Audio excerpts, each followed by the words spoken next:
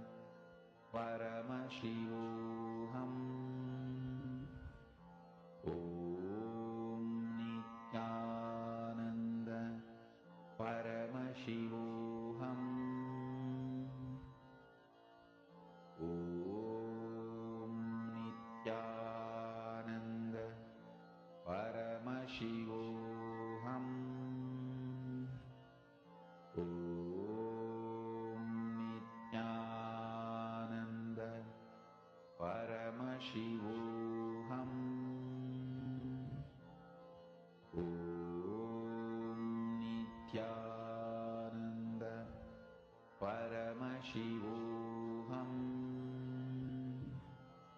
Om Nithyananda Paramashivoham.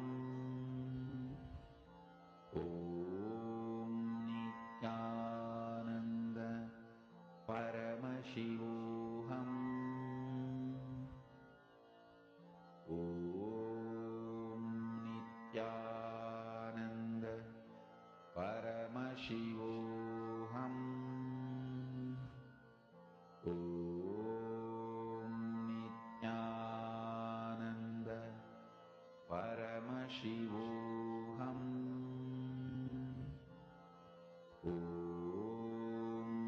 Nithyananda, I apologize to all the participants that we have been having continuous interruptions today during the Nithyananda Yoga. We have been facing some technical glitches which have been solved now, and we will be continuing with the sequence of the Nithyananda Yoga from the Kurakatasana. So sit in a seated position with your knees pointed upwards. Bring your hands underneath your legs and clasp the opposite elbows. Kurakatasana. कुरकट आसन दो हाथ पग बाहर लियावे गोड़ा नीचे late हरावे आम्हा साम्हा ऐसे करे आपस मात को हनी पकड़े. The next asana is Sumati asana.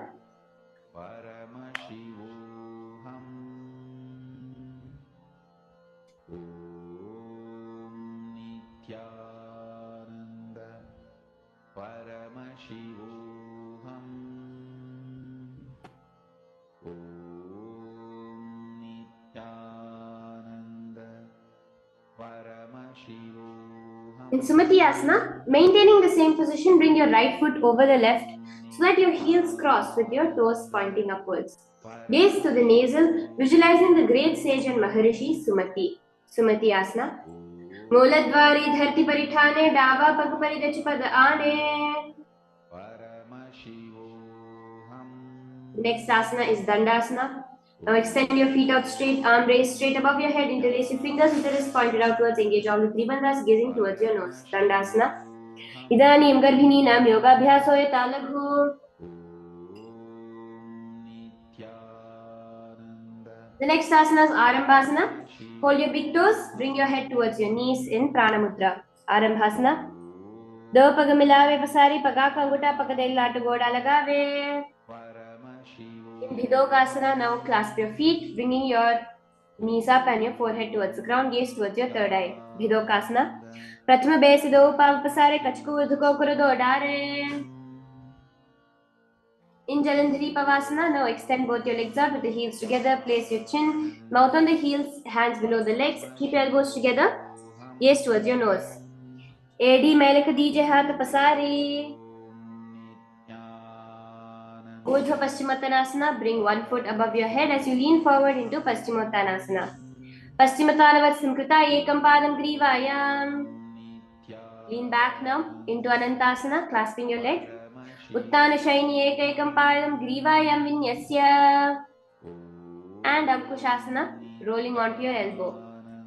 Uttana Shaite Ekam Padam Grivayam Kurvan. Let's move into Drishasana. Bring both your knees towards your chest, clasp your hands around your knees and roll between the left to the right. Uttana Shainam Januni Hridaya Vastamba. Doing Urdhva Paschimottanasana now on the other side. Paschimottanavad Samkrita Ekam Padam Grivayam. Anantasana on the other side. Lean back. Uttana Shaini Ekam Pai Grivayam Vinyasya. And from there rolling into Ankushasana on the other side. Uttana Shaita Ekam Padam Grivayam Kurvan. Now bring both your legs behind your head into Yoga Nidrasana, gazing towards your nose, clasp your hands behind your back. Padabhyam Veshyet Kantham Hastabhyam Prishta Bandhanam. Bring your hands behind your head in Atmarambasana, gazing towards your nose. Atmarambasana Prathama Sudha Sove. Into Kochikasana, bring your knees towards your chest, legs facing upwards. Dau Hati Chida Sakare, Trisobila Sapakare. Now into Jatara Parivriti 1, 2 and 3. Lay on your back, knees towards your chest. Arms reach side of the shoulder level, one knee bent and other leg extended straight in 1. Number 2, keep both your knees bent to one side, and 3, keep both your legs straight to one side, head in the opposite direction. Tatara parivritti 1, 2 and 3. Parivritti kukshi bhage tridahi parikirtitah. Repeat this on the other side. परिवृत्ति कुक्षि भागे त्रिदाहि परिकीर्तितः बद्धकोणं सुप्तकोणं ऊर्ध्वकोणम् अथापि च Paramashivoham. Now into Dvipada Pitham, lay down in the middle of your mat. Keep your knees up facing upwards. Hold your ankles, lift your hips up, gazing towards your nose. Visualize yourself as sturdy as a bridge. Dvipada Pitham. Pratikriyayutam Dvandva Pitham Sarvabalappradam. The next asana is Paryankasana. Bring your hands over your head and raise yourself up, raising your hips high. Uttana Shayanam Hastatalabhyam Bhumamashtabhya. Uttanasana. Bring your knees towards your chest. Your hands behind your back. Visualize yourself as a dog. Shavavachariram samsthapya. Janani samnilyana bhavamniya. The next is Viparita Karani. Now lift your legs up into the sky, stretching your arms on the mat behind you. Bhutale sashiro datva khenaye charanadvayam. And Viparita Karani 2. Stop the rotation movement of your legs. Karani Viparitakya Sarvadhivyadhinashini. Next asana is Langalasana. Now take your feet over the shoulders, hands stretched out behind in Langalasana. Visualize yourself as a plow. Griva Kanthena Bhumim Vishtamba Padagra Dvayam. And Shaita Paschimottanasana. Now clasping your feet. Tanam Shaita Kurvita Shaita Paschimottanakam. Stretch your legs out apart from each other in Supta Konasana. Parivritti kukshi bhage tridahi parikirtitah baddhakonam suptakonam urdhvakonam athapi cha. The next asana is Chakrasana, clasping your ankles, visualizing yourself as a wheel. Shavasana Padau Kuryan Mastakatah Parau. Now lay onto your back in Supta Prasarita Padangushtasana, clasp your toes, legs stretched wide apart from each other. Uttana Padam Krauncham Cha Maricham Veera Bhadrakam. The next asana is Padangushtasana, Prasarita Padangushtasana, Supta Padangushtasana. Sorry, keep your feet together and you're clasping your toes. Uttana Padam Krauncham Cha Maricham Veera Bhadrakam. The next asana is Matsyasana. Cross your legs into the Padmasana position and lay flat on your back, gazing towards your nose. Mukta Padmasanam Kritva Uttana Shayanam Charet. Keeping one hand over the other in Parashuramasana, visualize Lord Rama in your inner space. Prathama Kare Padmasana Ache Sudho Sove Bhuparipache. Raise your hips up into Sarvangasana. Support tucking your chin to your chest, gaze towards your nose. Athava Kshetra Sankshepat Sarvangasana Uttamam. The next asana is Vrishchikasana. Lay on your back, bringing one foot to the opposite thigh. Raise your arms above your head as you gaze towards your third eye. Visualize yourself as a scorpion. Vrishchikasana. Prathama Shayana Sudha Sija Keshaki Sandhi Sudhake. Repeat Vrishchikasana on the other side. Prathama Shayana Sudha Sija Keshaki Sandhi Sudhake. And now lay on your back, flat into Vrishapada Kshepasana. Extend your legs and bring one towards your ear while you switch around. Uttanam Shayanam Kritva Anulobhi Kandharam Badhva Kurparam Liktva. Next asana is Marottanasana. Bringing one foot towards your ears, switching your knees around. Shotanavat Samsthiti Kritva Janadvayam Paryayena Karnayo Samsprishet Marottanam Bhavati. Moving into Vrikshasana. Vrikasana, visualizing yourself as a wolf. Get up into a standing position and lay back down. Repeating this again and again. Ata uttanam shayanam kritva padatalabhyam bhumam kritva uttishtet vrikasanam bhavati. The next is Luthasana. Quickly throw your legs above your head. Completely roll over, finishing in a prone position. Repeat again and again. Uttana shayanam padau shiralangya bhumo sthapayitva. Next is Sarathasana. Lay on your belly with the toes extended, hands on the ground by the shoulders. Make a whistling flute sound while inhaling. Nibjam shayanam kritva nabhim bhumo nidhaya. Next asana is Dehalyulanghanasana. Now place your palms, bringing your body into a plank position. Jump your legs forward and backward between your arms. Feel yourself go beyond the body and mind. हस्तद्वयं बद्ध्वा तन्मध्याचरणद्वयम्. The next asana is Jatyasana. Now bend forward, place your hands on your mat walking back and forth. This asana has the power to give you the memories of your past life. Visualize yourself as a wise 60-year-old elephant. अथ जात्यासनं वक्ष्ये येन जातिस्वरो भवेत्. The next asana is Lolitika Karana. It's actually a Karana which we are going to be doing here. Now stand straight, bring yourself into the Aramandi position. Bring your hands opposite parallel to the ground, and now swiftly moving your hands out and in, move your head back and rotate it in all the directions. Lolitika Karana.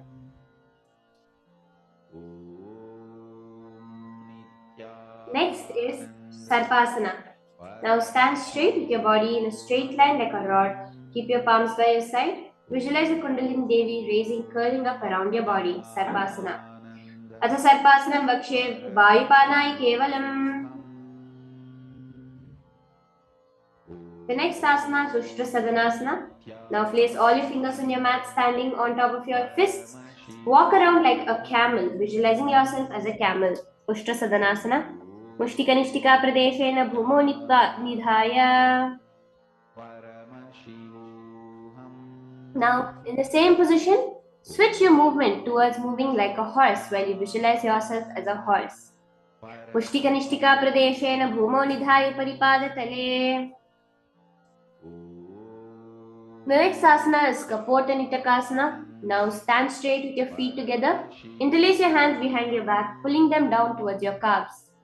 Open up your chest, hands in the Parashumudra. Visualize yourself as a diving bird. Padatale bhumau nidhaya prishtabhagyena hastau jangha paryantam nitva kapota nitakam bhavati. The next asana is Talapushpakutam Karana. Now stand in the Aramandi position and gently bend your knees, keep your toes pointing outwards, simultaneously open the palms, raising one heel off the ground, slightly lowering the waist and shoulder of the respective heel. Visualize you're offering a bouquet of flowers to Paramashiva and repeat this on the other side.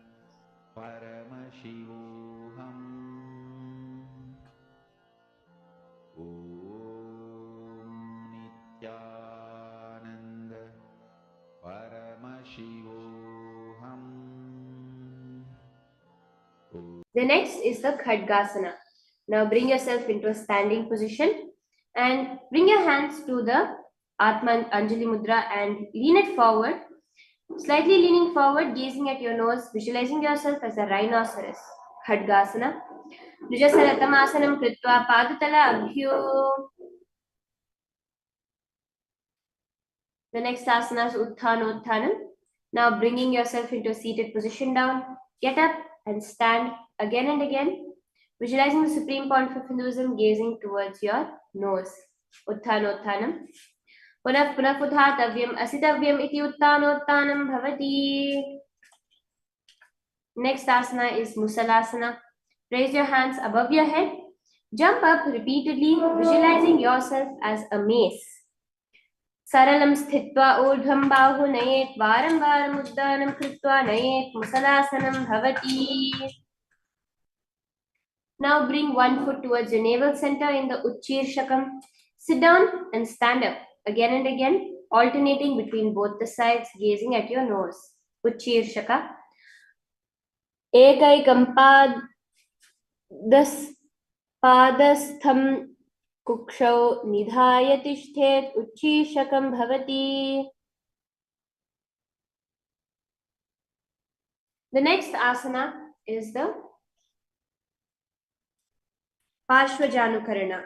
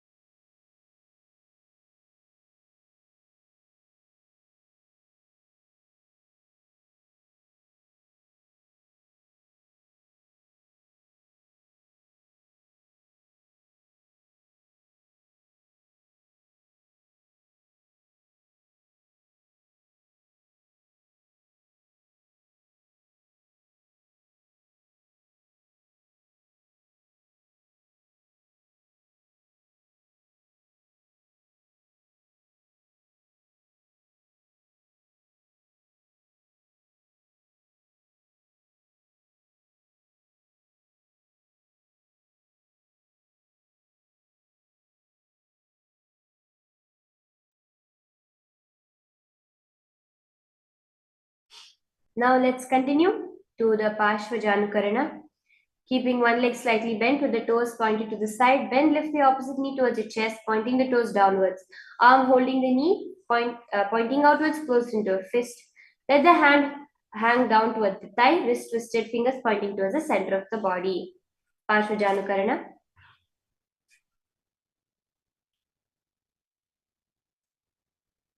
The next asana is Tandavasana. Now, on one leg, lower your body towards the mat, standing up straight, lifting the leg to the opposite thigh. Visualize yourself fiercely dancing as Lord Paramashiva. Tandavasana. Ekena padena sthatavyam Tandavasanam bhavati. Now bring one leg towards your inner thigh. In Brahmanasana, hands by your side, visualize Lord Brahma blessing you. Brahmanasana vakshe yat kritva brahmano bhavet ekapadmro datva tishte dandakrutir. The next asana is Garudasana 3. Wrap your left leg around the right knee. Cross the left arm below the right, bringing the palms together. Visualize yourself as Lord Garuda. Garudasana 3. Uttana Kurmapitham cha Saimam Garudam eva cha Vatayanam Gomukham cha Bharadwajam Trivikramam. Next is Garudasana 3. Is Ekapadasana. Now in Ekapadasana, bring one foot towards the opposite thigh. Visualize the supreme point of Hinduism, keeping your body completely straight. Dakshandhrim Padasya Jangho Parinidhaya cha. Now clasp your big toe in the with the Prana Mudra, straightening your leg out, rotating, visualizing yourself as a pole star. Dhruvasana. Ekena Astera Dandarupa Sekasya Padasyagram Dhritva. The next asana is Trivikramasana. Now bring one foot over the back of your head. Sit, alternate between sitting and standing. Visualize Lord Vishnu in your inner space. Trivikramasana. Ekena padena sthatavyam utatavyam Tandavasanam bhavati. The next asana now. Next we'll be repeating the Parshvajanukarana on the other side.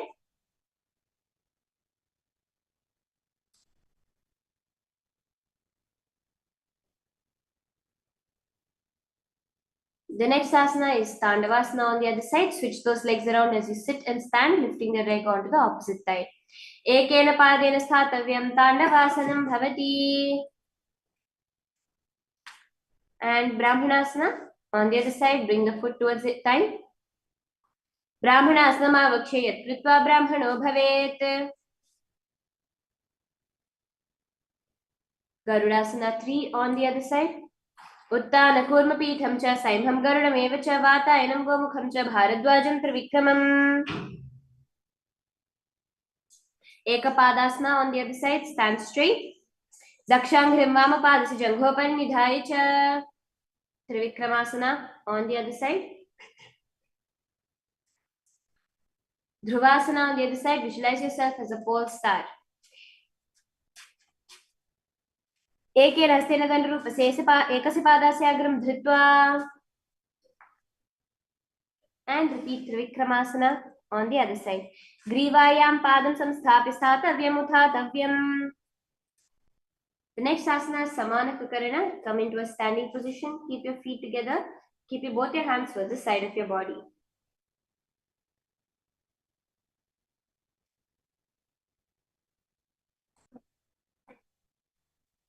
Next asana is Ghorakanjali asana. Now stand erect, bend forward, bring both your hands underneath your knees, making a finger lock. Sit in a squatting position that your finger lock touch the navel, hands in the Parashmudra. Visualize Rishi Gorakhnatha in your inner space. Ghorakanjali asana. Pratami ube hoye, bahuri niche puni hove. Now from there, moving into Kanchyasana. Wrap your hands around your butt, squat down, and keep your chest upright. Urumadhyathastav nivesha nitambam dhritva. Next is Bhairvasana. Now bring your feet together in a squatting position. Keep your hands behind your back in the Parashamudra. Gaze at your navel. Visualize Bhagavan Kalabhairava. Dopagaki talyanki mahili kauramilai pranapani kodamadavese. The next asana is Varaha Asana. Now visualize a boat, one of the 10 forms of Mahavishnu, as you bring your hands into the Anjali Mudra behind your back. Gaze towards your nose. In a squatting position. Varahasana. Pagatalaki tamahili kor milai phanapani kodabese. The next asana is Tripitasana.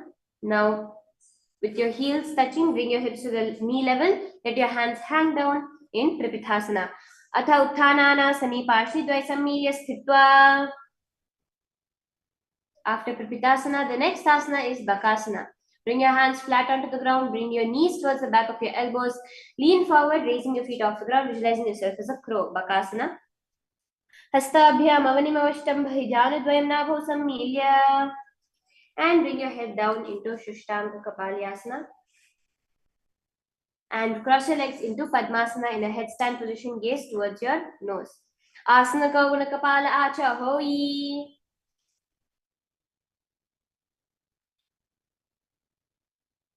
The next asana is Guptasana. Bring yourself into a kneeling position. Let your heels come outside your hips, hands on the knees, sit straight, gazing towards your nose. Visualize Paramashivoham in your inner space. Janurva Orantare Padau Kritva Padau Cha Gopayet.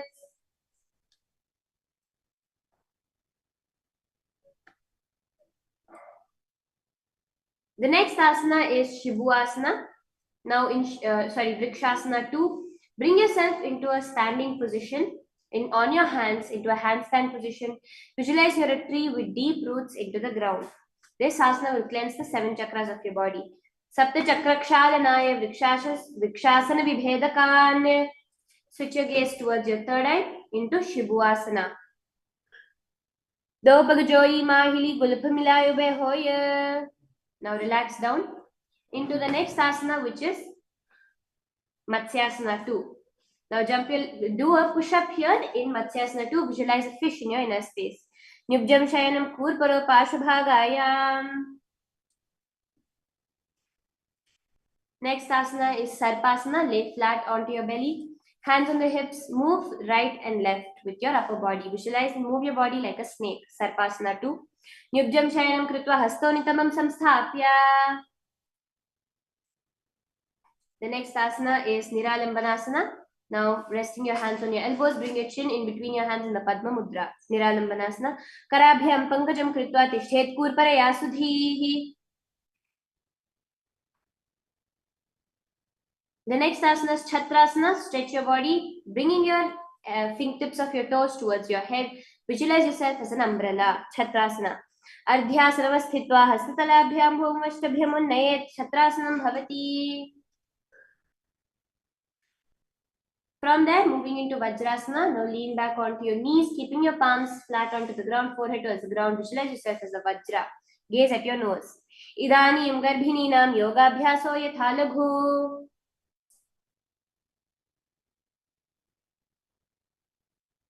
From there, moving into Meshasana. Place your feet flat onto the ground. Alternate striking the ground with your hands from the Gajasana position. Meshasana, visualize yourself as a ram. Gajasana samsto ekaikam bahum bhumau tadayet. Meshasanam bhavati. Relax the movement. Now kick your feet off the ground, bringing your forehead slowly towards the ground in Ajasana. Visualize yourself unborn. Gajasana samsto padadvayam antarale kritva mastakena bhumam sprishet ajasanam bhavati. Now bring yourself seated on your knees in Dhanantara Asana. Spine straight. Put your hands on your knees, gazing towards your nose. Pura bhibiti paye khata ki kakasi syaupanashara modi. Now,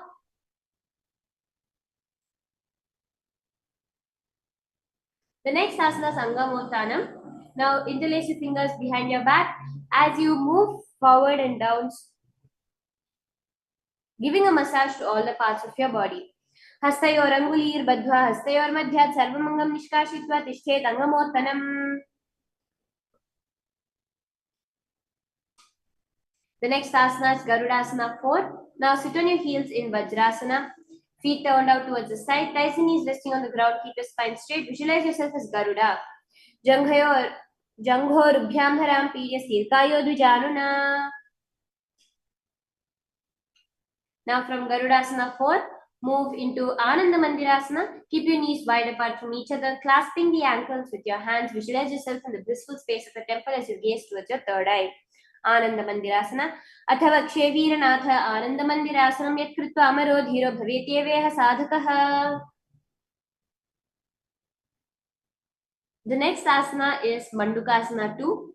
Now sit on your ankles, hands under the knees, gazing towards your nose as you visualize yourself as a frog. Pishtam sampide gulpabhyam janvange savalayakritihi. Next is Narasimhasana. Now sit on top of your heels. Place your perineum on your heels, palms on the ground, fingers spread wide apart. Visualize Narasimha, one of the 10 avatars of Lord Vishnu, as you exhale, sticking your tongue out. Gaze at your nose. Do phana pani hoye vese, edi mel irugudani vese. The next asana is Bhishrakasana. Now in Bhishrakasana, separate your knees sideways, place it on the ground. Make a hollow of palms, place it on your mouth. Gaze towards your nose. Inhale through your left nostril and exhale through your mouth, gazing at your nose as you visualize yourself as Devi. Do paganki edi joy goda pranavamo puni hoi. The next asana is Makadasana. Now remaining your knees on the ground, start to scratch. Imitate as of a monkey scratching.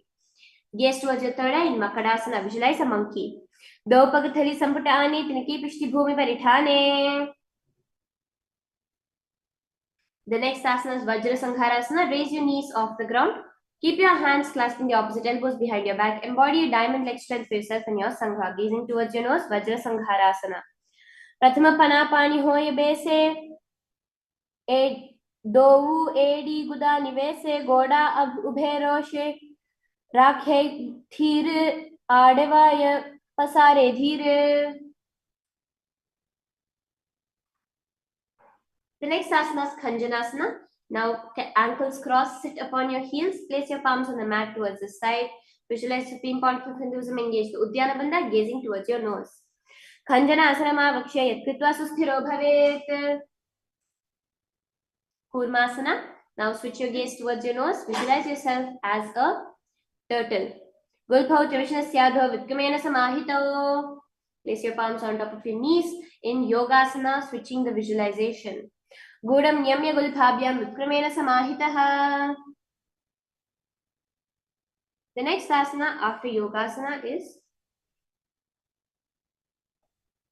Vijogasana. Now crossing your ankles behind your body. Hold your calves with your fingers inside, the thumbs inside, fingers out. Gaze towards your third eye, Vijogasana. Godam Vamno Obehe Goda Adarakhe Doi. From Vijogasana, moving into Ushtrasana. Now in Ushtrasana, lean back in a kneeling position. Hold your ankles with your hands. Keep your arms straight, pushing your hips forward. Tilt your head back, visualizing yourself as a camel. Ushtrasana. Merudanta Granthidadya Sampidya Ishufpuman. The next asana is Jatyasana, to lay back onto your back with your elbows on the ground. And gaze towards your nasal, experiencing yourself as a lotus blooming. Jatyasana 2. Doye edi samputikare sole mula dwarita dihere. The next asana is Viratasana. In the same position, get up and lean back down. Sit up and lean back down, gazing towards your nose in Viratasana. Janga pratibhumo nidhaya janghadare uruni samsthapya.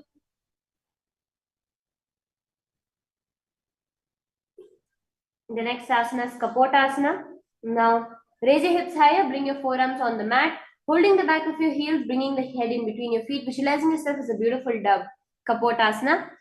Merudanta Granthidadya Samipadya Shufpuman.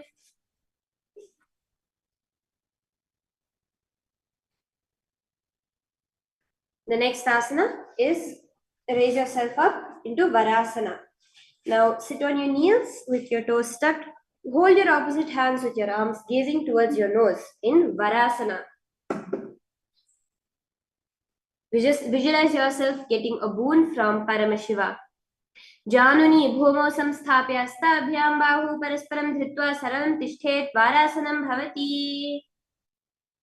Now leaning onto your knees, sitting on top of your toes, bring your forehead to the ground in Varaha Asana, visualizing yourself as a boar, as a Varaha avatar of Mahavishnu.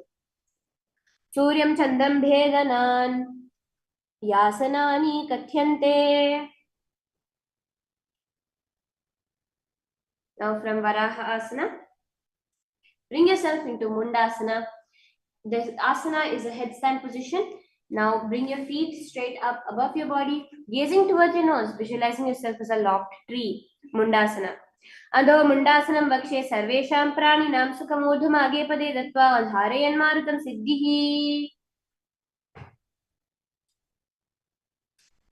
Next asana is Andhasana.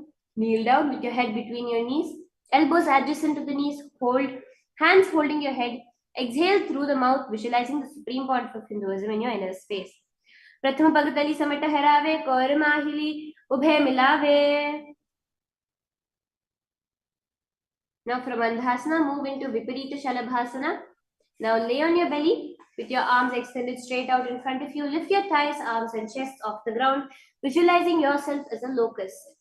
Shalabhasana bhedaschana tabherunda namake gandaverunda sahite shishadandhasanam tatha.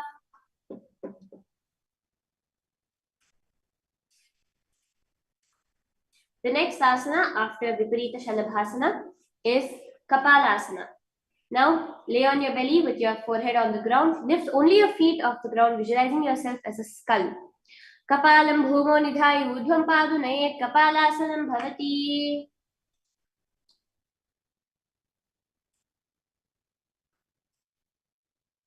From here now, kick your feet over your head and place your feet in front of your head, keeping the palms flat on the mat behind. Visualize yourself as a free and open dove. Akasha Kapotasana.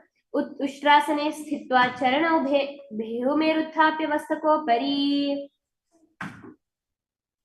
The next asana is Chatakasana. Now bringing yourself onto your knees. Keep your hands flat on the ground, flat on the mat with your forearms on the ground. Be sturdy, visualizing yourself as a sparrow. Chatakasana. कूर्परपर्यन्तौ हस्तौ धारां वष्टं भजानुरी नाभौ सङ्कुचितिष्ठेतं चतकासनं भवति.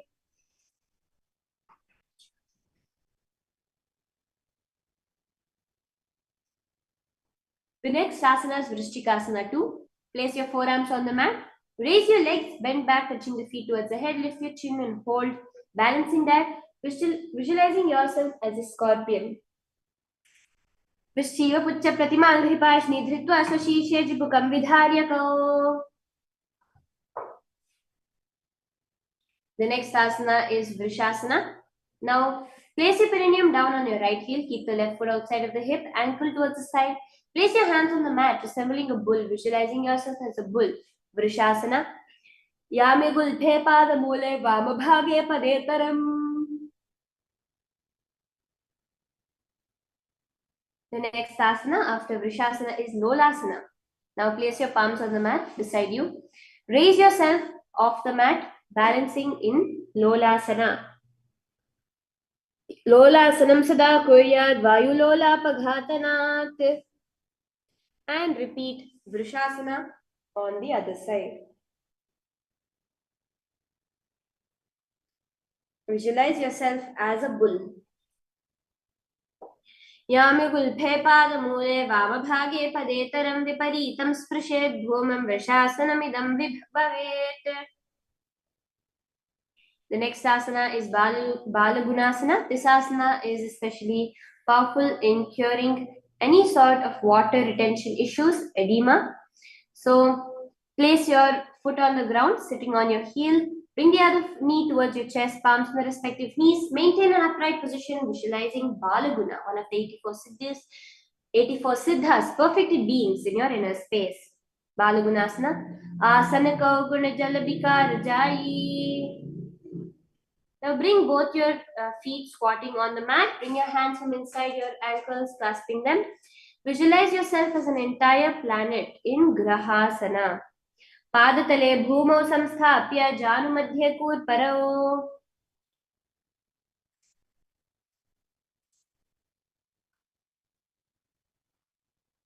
The next asana is Balagunasana on the other side. Asana kau gunak jalabika rajai. The next asana is Utkatasana. Now raising yourself onto your heels. Place your knees facing forward and your palms flat on top of your knees. Visualize Swamiji in your inner space. in Utkatasana. Yujasthiyata udhujani yatrasane.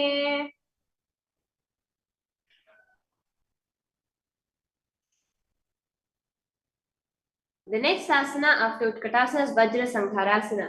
Now spread your knees wide apart and clasp the opposite elbows behind your back. Vajra Sangharasana. प्रथम फणापानी होए जैसे दो एड़ी गुदा निवेसे गोड़ा उभा राखे धीर आड़े वाय पसारे धीर.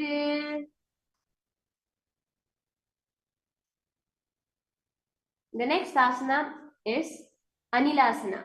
Place both your feet flat onto the ground and keep your hands under the soles of your feet, palms facing downwards. Arms straight, elbows together at the navel, gaze towards your nose. Visualize you're able to consume and lift off air alone. Anilasana. दो हाथ भूमि पर ठाने कहूनी जाड़ी नाभ लाग आने. The next asana is Padukasana.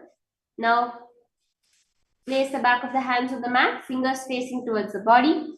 Step your feet on top of your hands, hands wrapped around the feet like a shoe. Walk around, visualizing you're wearing the padukas, walking across India.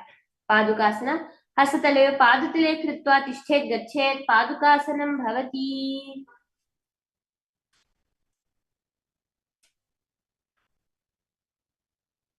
The next asana is Kukutodana. Place your palms flat on the mat and raise both the feet upwards into the air, let them fall back down. Again and again, visualizing yourself as a rooster. Kukutodana. हस्ततले भूमौ कृत्वा पादतले च ऊर्ध्वमुड्डानं कृत्वा भूमौ पतेत् इत्थं पुनः पुनः कुर्यात् कुक्कुटोदनं भवति.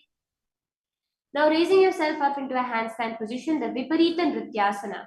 Now in the handstand position, start to move around like a dancing. Viparita Nrityasana. हस्ततलाभ्यां भूमवष्टभ्य ऊर्ध्वपादाग्र कुर्वन् हस्ततलाभ्यां नर्तनं कर्तव्यं विपरीत नृत्यं भवति. The next asana is Kunjarasana. Now in a standing position, keep your feet together. Keep your feet together and the knees bent as you bring one hand towards the ground and one hand towards your ear. Now this is the Kunjarasana. Athava Kshemaha Deva Kunjarasanam Uttamam. Now repeat, switching your hands around. Repeat Kunjarasana on the other side. अथवा क्षेमः देव कुञ्जारासनमुत्तमं करेण एकपादाभ्यां भूमौ तिष्ठेत् शिरःकरः. Now sit on the ground with your feet flat, heels close to the body. Hold your respective ankles, lifting your feet off the ground in Kadambasana. Visualize the Kadamba tree. पार्ष्णिभ्यां भूमिम् अवष्टभ्य हस्तद्वयेन गुल्फौ धृत्वा तिष्ठेत् कदम्बं भवति. Now relax, sitting on the ground in Pavanamuktasana.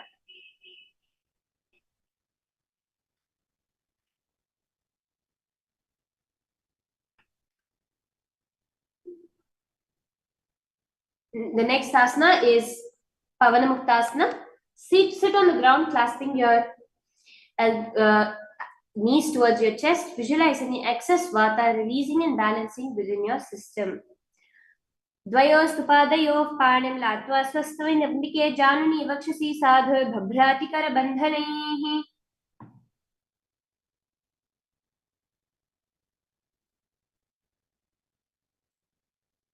Next asana is Chakorasana.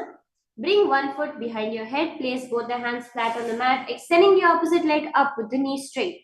Lift your entire body off the ground, keeping your chin up, gazing towards the third eye. Chakorasana. पूर्वतानां चतुष्पादं पीठं वज्रासनं तथा. After Chakorasana, now bring yourself into Dhanurasana, clasping the toes with the respective fingers, pulling one towards your ear and the other extended out. Visualize yourself as a bow in Dhanurasana. Padangushthau tu panibhyam grihitva shravanavadhi. Now crossing your ankles over each other, your hands in between. Raise yourself up into a balancing position, Ashtavakrasana. वासिष्ठमतकौण्डिन्यमूर्धकुक्कुटमेव च अष्टावक्रमथोत्तानं मयूरं सेतुबन्धनम्. Now from Ashtavakrasana, bring yourself into Pranasana.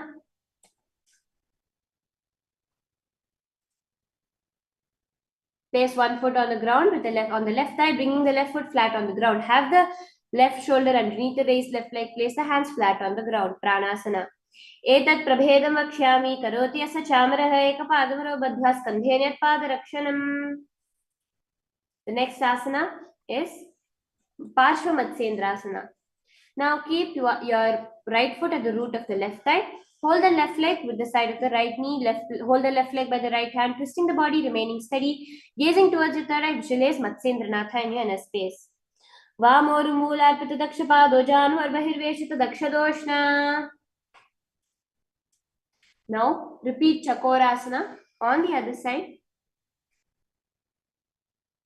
Purvatanam chatushpadam pitham vajrasanam tatha. Repeat Dhanurasana with the other leg. पादाङ्गुष्ठौ तु पाणिभ्यां गृहीत्वा श्रवणावधि. The next asana is Ashtavakrasana. Repeat Ashtavakrasana on the other side. Vasishmata Kaundinyam Odhukukkutameva cha Ashtavakramathotthanam Mayuram Setubandhanam. Repeat Pranasana on the other side. Visualize yourself living off prana alone. एतत् प्रभेदं वक्ष्यामि करोति अस्य चामरः एकपादमरो बद्ध्वा स्कन्धेनत्पादरक्षणम्. And repeat Parshvamatsendrasana on the other side. Twist yourself. Vamolu moolarpita dakshapado janvorbahirveshita dakshadoshna.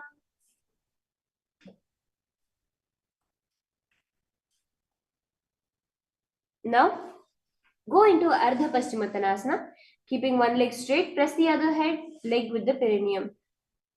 Chest forward and down, hold your toes, bringing your head towards your knees in Ardha Paschimottanasana. Ekam padam prasari ekam padasya pashnina. Now moving into Kraunchasana. Now bring the foot outside of the hip. Hold the sole of the right foot, lift your leg up towards your forehead, keep your knees straight, gaze towards your nose. Visualize yourself as a crane. Vasishtamata Kaundinyam Odhukukkutameva cha Ashtavakramathotthanam Mayuram Setubandhanam. And repeat Ardha Paschimottanasana on the other side. Ekam padam prasari ekam padasya pashnina sivani sampidya. Repeat Kraunchasana on the other side now. Vasishtamata Kaundinyam Odhukukkutameva cha Ashtavakramathotthanam Mayuram Setubandhanam. From there, moving into Swastikasana. Visualize the swastika in your inner space as you sit with your soles between your thighs and the calves, spine straight, palms on the knees, gazing at your nose. Janurva orantare samyak kritva padatale ubhe. From Swastikasana, moving into Ghorakshasana. Cover your ankles, cover your heels with your spread out fingers in palm. Do the Jalandhara Bandha, gazing towards your nose. Janurva orantare pada uttano vyakti samsthito. The next is Bhagasana 2. Now bring your hands into the Shanmukhi Mudra. Index fingers with your closing your eyes, nose to the middle fingers, ears with the thumbs. Gaze at your third eye, meditate on the Arihanta. Bhagasana 2. Vamapa Ashnau Gura Samsthapya Dakshinanghi Vama Janghane. Into Yogasana now. Yogasana 2. Place your feet on the opposite knees in Padmasana. Place the hands on the ground, palms facing upwards, gaze towards your nose. Uttana Ucharanam Kritva Samsthapya Parijanunoh. From Yogasana 2, let's move into Urdhva Kukkutasana. Place your palms on the ground flat beside you and raise your Padmasana into the air, visualizing yourself as a rooster. Vasishtamata Kaundinyam Urdhva Kukkutameva cha Ashtavakramathotthanam Mayuram Setubandhanam. The next asana is Siddharatiliasana. Place your hands in between the gap between your thighs and calf muscles. Do not raise yourself off the ground, just resting there as you gaze towards your nose. Prathamam Padmasana Kokare Hastado Goda Sandhidhire. Now raise yourself up onto your hands, bringing your knees towards your elbows in Hamsasana. Visualize yourself as an elegant swan. Kukkutasana sthitva skandhaparyantam urunitva tishthet Hamsasanam bhavati. The next asana is Karmukasana. Now place your hands between the thighs and calves. Reach your hands behind your body, interlacing your fingers. Bring your forehead to the floor. Gaze towards your nose in Karmukasana. प्रथम पद्मासन को करे, घोड़ा सिंधी माही करे धीरे. Now bring your hands towards the back of your neck into Kurmasana 2. Visualize yourself as a turtle in a seated position. Visualize a turtle. Bami jangh pari dachina pave, dahini jangh pari bamilyave. Tuck in your chin now towards your knees in Granthi Bedasana. Rejoice knowing you're in Paramashiva's secret knot posture. Athavakshye Neelakantha Granthi Bedasanam Shubham Nyatva Rudrabhavet Kshiptam Sukshmavayuni Sevanat. From there, entering into Uttana Kurmasana, roll onto your back, continuing to clasp your neck with your hands. Kukutasana Bandhastam Karabhyam Dhrita Kandaram Peetham Kurmavuduttanam Etuduttanam Kurmakam. Raise yourself now into a seated position as you do Pangu Kukutasana, balancing upon one hand from the gap of your thighs, the other hand holding the opposite wrist. Kukutasana Vasthitva Ekena Hastena Anyasya. Repeat Kukutasana on the other side, switching your hands around. Kukutasana Vasthitva Ekena Hastena Anyasya. From there, let's enter into Gridhrasana. Now interlace your fingers. Place your elbows on your toes and rest your chin on your knuckles, pressing the thumbs to the throat. Visualize yourself going beyond all sorts of greed and covetousness in Gridhrasana. Janurvo Arantare Pada Vuttano Vyakta Samsthito. The next asana is Padmasana 3. Now sit in the Padmasana position. Bring both your hands facing upwards at your navel center. Engage all the three bandhas. Uttana Ucharano Vidhaya Vidhivat Sakti Tishtho Yogirat. Padmasana 4. Bring your hands towards your knees, visualizing Paramashiva in your inner space. Etat Padmasanam Kuryat Pranavayu Prasiddhaye. Dridhasana. Next is Karmukasana 2. From Padmasana, hook the right hand, index and middle finger around the right toes. Lift your elbow as pulling back a bow and move your big toe around. Place your left hand on the opposite knee, keep straight. Repeat this on the opposite side. Visualize yourself as Paramashiva's bow. Athanya asanama vakshe yoga pura karaksharat kritva padmasanam pada angushta janghayo sthitam. The next asana is Karmukasana. Next asana is Karmukasana 3. Now, sitting in Padmasana, bring your hands behind your back, clasping the opposite toes in Prana Mudra as you gaze towards your nose. Karmukasana 2. Karmukasana udare pura yetsukam tada vayudvasho yati kalena sukshma vayuna. The next asana is Dridhasana. Now relax the three bandhas, only engaging the Mula bandha. Visualize that you are the action of Paramashiva's third eye. Anything you come across, you destroy as you gaze at your third eye. Urubhyam upari sthapya padayukmam prayatnatah. Now lean back onto the ground into Nagrasana, keeping your legs in Padmasana. Visualize yourself as a snake gazing at your nose. Prathama Padma Asana Kothane Dau Hatha Pachane Amne. Next is Kandukasana. In Kandukasana, now lay on your back, bend your knees with your feet on the ground, embrace your knees to your chest, head touching the knees. In Kandukasana, visualizing yourself as a ball. Vetrasane Sva Hastapada Nishkushya Murdham Nayet. The next asana is Urdhva Pavanasana. Now lay on your back with your knees pointing upwards. Bring your hands behind your head, gazing at your nose. Urdhva Pavanasana. Prathame Sudasena Karave, Goda Ubharashi Milave. The next asana is Marakata Pithasana. Now lay on your back, bend your knees, keep your feet flat on the mat. Place your upturned palms underneath the heels. Lift your hips up in Marakati Pithasana, visualizing yourself as a powerful alpha ape. Uttana Shayanam Padate Uttana Hastayoho Sthapayet. Now from Marakata Pithasana, bring yourself into Uttana Shiki Pithakasana as you rest your hips on your palm.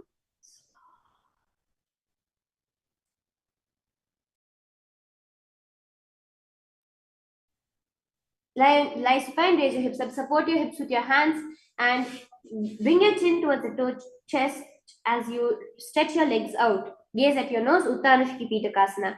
Janghor Bhanahi Nasted Uttanashiki Pitakam. The next asana is Narakasana. Now raise your feet up into the sky, straight body, and visualize yourself traveling through hell unscathed. Griva Kanthena Bhuvam Vishtamapada Dvayam.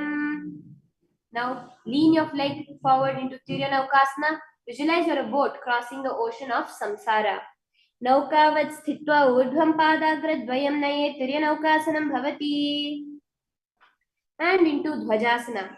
Keep your legs up straight above you and keep your hands flat onto the ground behind, visualizing yourself as a flag in Dhvajasana.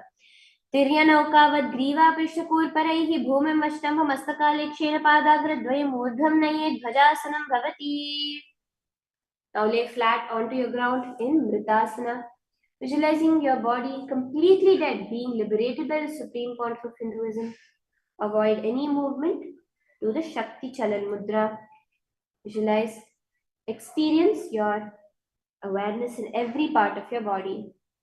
Uttanam Shavavad Bhumau Shayanam Tushavasanam Shavasanam Shramaharam Chitta Vishranti Karakam.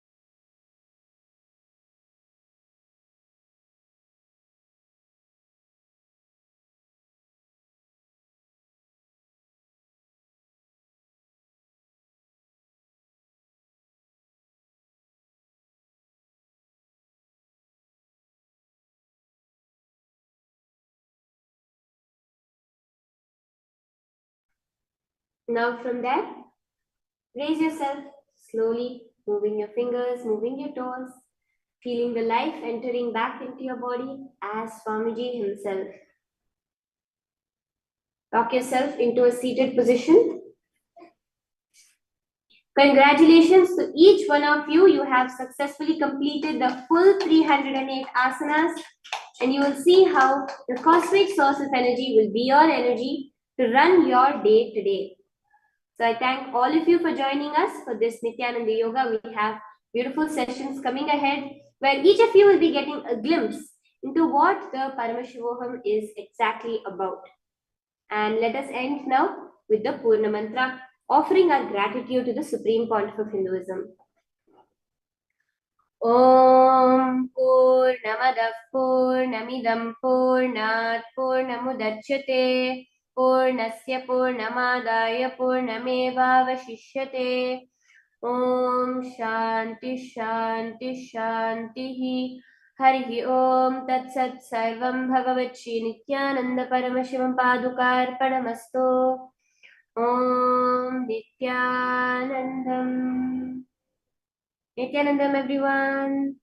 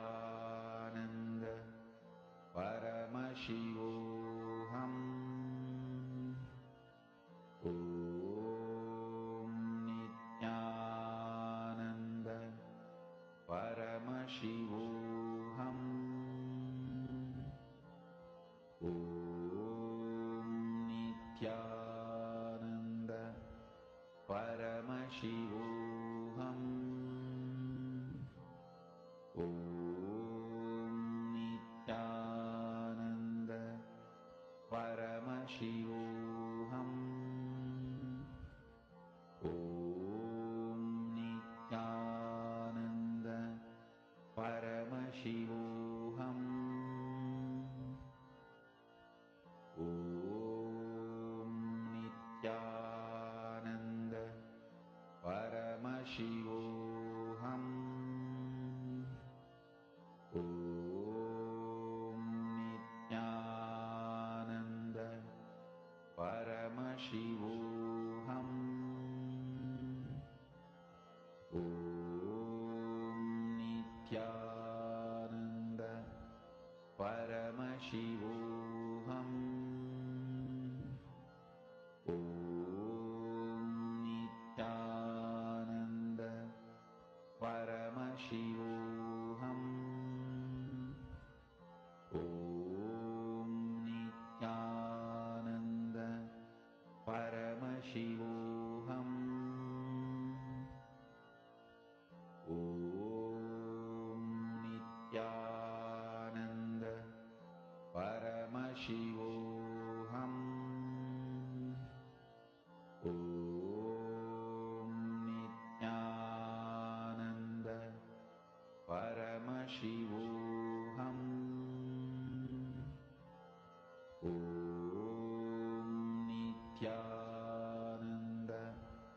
परमशिवोऽहम्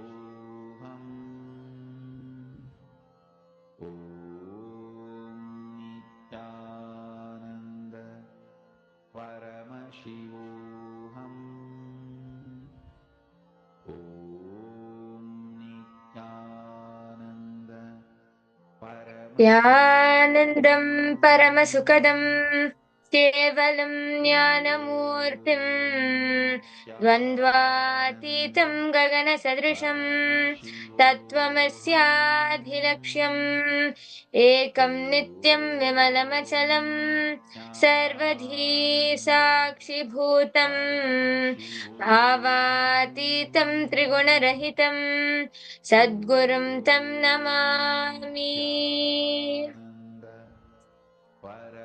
Nithyanandam, I welcome all of you here and I thank each and every one of you who are sitting with us here right now and who have taken time off of your very busy schedule to come and be here. So I thank each and every one of you and welcome you to this program where you are going to be having a glimpse of what Paramashivoham is going to be. We are going to be having the next season of Paramashivoham starting in just another few days. So meanwhile, in these few days, you all are going to be having a glimpse of what Paramashivoham is going to be, how Paramashivoham is going to be, and what is the experience, what is the breakthrough which you can experience in this amazing 21-day journey of Paramashivoham. So, before we go ahead and get started, if any of you are new or if any of you are watching this program for the first time, can you please put a message in the comment section below? If any of you are new, if you're watching this for the first time, please go ahead and put a put a message in the comment section below. And I once again welcome each and every one of you sitting with us here today to this program. Nityanand परमशिवोऽहम् ॐ Nityanand Okay. परमशिवोऽहम् After this wonderful yoga session, which we just had now, we successfully completed the sequence of the 308 asanas, the Dvitiya Vinyasa Krama. So, after this powerful and intense yoga, let us get started with our day. In the first session today, you are going to be manifesting this power of third eye. Now, many of you might be wondering what is this power of third eye? So, let's now learn a little bit more about this power of third eye and then enter into the power manifestation directly. First, let us listen to the Shastra Pramana. See, each and every one of these powers which Swamiji has gifted to us is authenticated with four evidences. In Sanskrit, these four evidences are called Pramanas. So the first is the Shastra Pramana. The Shastra Pramana is the scriptural reference for each of these powers. The scriptural reference, how Paramashiva has revealed in our scriptures, the Vedas and the Agamas, about these extraordinary Shaktis. So, the Shastra Pramana for this power of third eye comes from the Vijnana Bhairava Tantra, Sutra 34, Dharana 8, where Paramashiva says, कपालान्तर्मनोऽन्यस तिष्ठन्मीलितलोचनः रमेण मनसो दार्ढ्यात् लक्ष्ये लक्ष्यमुत्तमम्. Bhagavan Paramashiva says, by fixing the mind on the inner space within the crown center and sitting stably without any movement, having the eyes closed in succession, by that stability of the mind and inner space, through the power of third eye, one directly sees the ultimate goal, Laksham, by having the vision beyond the sight that reveals any object or place, attaining the space of oneness with the source, Paramashiva. The next is the Apta Pramana. The Apta Pramana is the time tested, foolproof experiences of our ancestors, the Rishis, Siddhas, Munis, all those great beings who not only manifested these extraordinary Shaktis, but it was a part of their day to day lifestyle. So, this Apta Pramana for the power of third eye goes back to the time of the Mahabharata.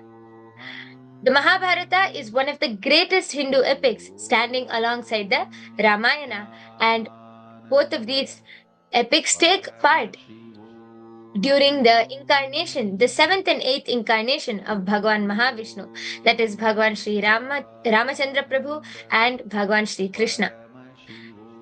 So, just before the 18 days of Mahabharata war started, Arjuna fell into a dilemma and turned towards Bhagwan Sri Krishna for help. Sri Krishna, the ever compassionate, the Paramavatara, the Purnavatara, then initiated Arjuna into the power of third eye while revealing the Srimad Bhagavad Gita, which consists of the 18 chapters. In the 11th chapter, 8th verse, Bhagwan Sri Krishna says, Natumam shakyase drashtum anenaiva swachakshisha divyam dadami te chakshuhu pashyame yogamaishuram. He says, you cannot see my cosmic form with these physical eyes of yours.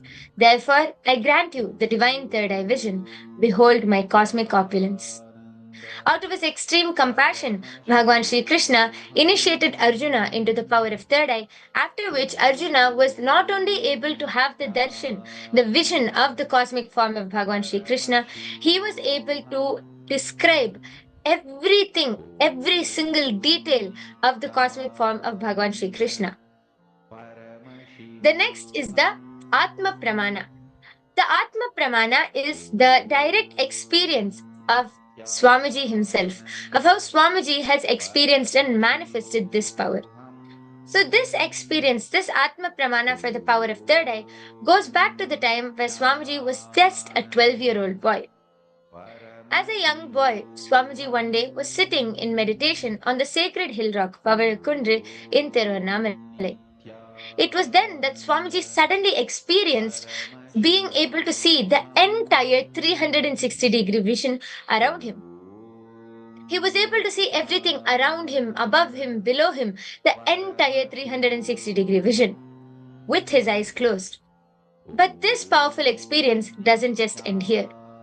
Swamiji goes on to describe, saying that he not only was able to see everything around him, he was able to feel and experience everything around him as a part of him. Swamiji says in his own words, I realized not only I was able to see, I was able to feel and experience everything around me as a part of me. I felt that the skin of the stone on which I'm sitting and the skin of this body both carry me equally. In both, I exist equally.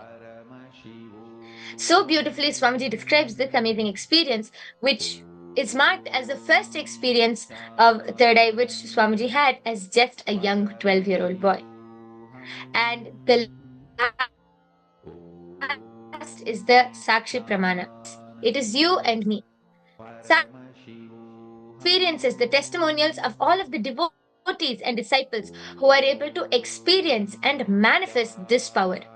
And each and every one of you sitting here today are the initiated disciples of Swamiji and will be able to manifest this extraordinary Shakti of third eye reading. and all of you are going to be experiencing it now. So, if all of you are ready and excited to experience this power for the first time, please let me know in the chat section. Now, for manifesting this power of third eye, you will require a mindfold, a blindfold, or a eye band. If you do not have any eye band or mindfold, that's fine. You can get any opaque shawl with which you can tie your eyes. So I'll give all of you 2 minutes. Can you all quickly go grab this and come? Grab your eye bands, any shawl with which you can cover your eyes. Then we can get started.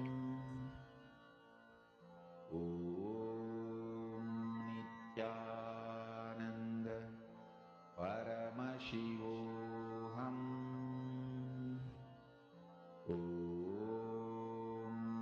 Nityananda Paramashivoham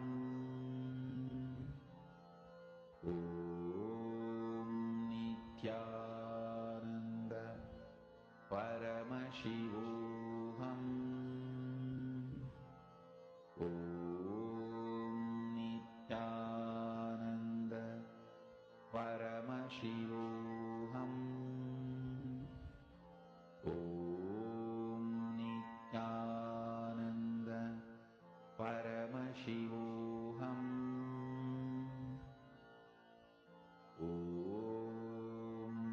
Nityananda Paramashivoham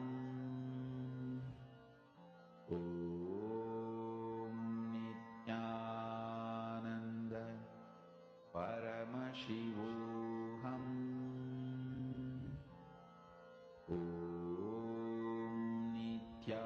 Nityananda Paramashivoham Nityananda Paramashivoham Nityananda Paramashivoham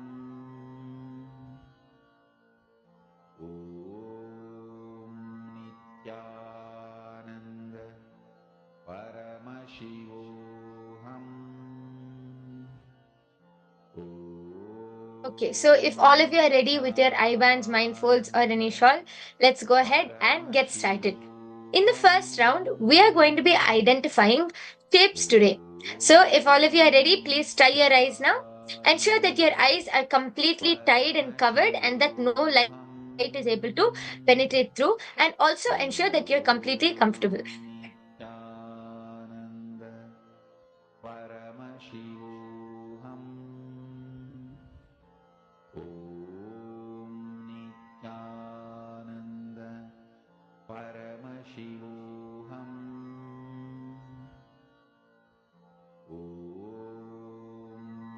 Nityananda Paramashivoham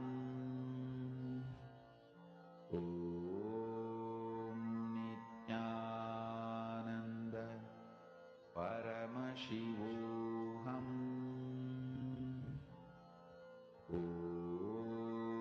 Nityananda I am now going to be projecting the shape in front of all of you. Okay. And all you have to do is connect to Swamiji, connect to the form of Swamiji, and unleash any thoughts which are like, oh, I won't be able to manifest. It will be too hard to manifest. Any of these thoughts, just surrender and drop them at Swamiji's feet. And from the space of oneness, just visualize Swamiji in your third eye. The amount of joy, happiness you get when you see Swamiji. Visualize that Swamiji in your third eye, and from that same space of joy and oneness, ask Swamiji to show you what is the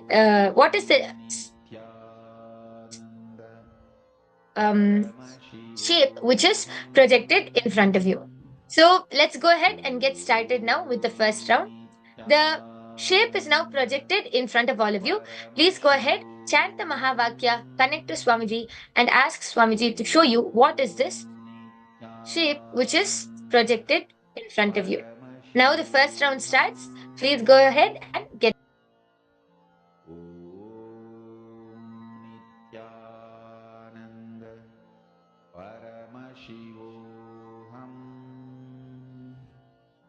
Om Nithyananda Paramashivoham. Om Nithyananda Paramashivoham. Om Nithyananda Paramashivoham. Om Nithyananda Paramashivoham. Om Nithyananda Paramashivoham. Om Nithyananda Paramashivoham. Om Nithyananda Paramashivoham. Om Nithyananda Paramashivoham. Om Nithyananda Paramashivoham. Om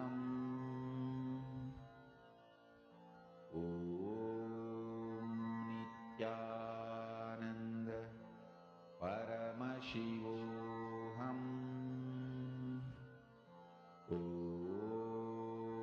Nithyananda Paramashivoham. Om Nithyananda Paramashivoham.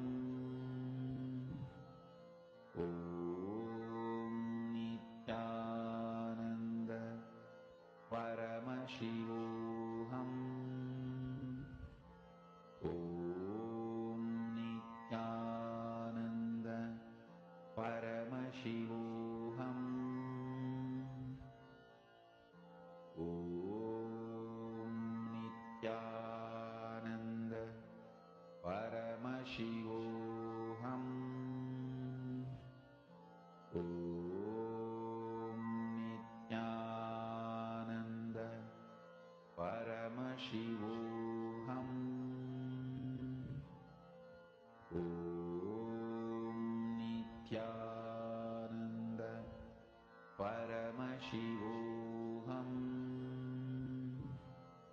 Om Nithyananda Yes, please relax.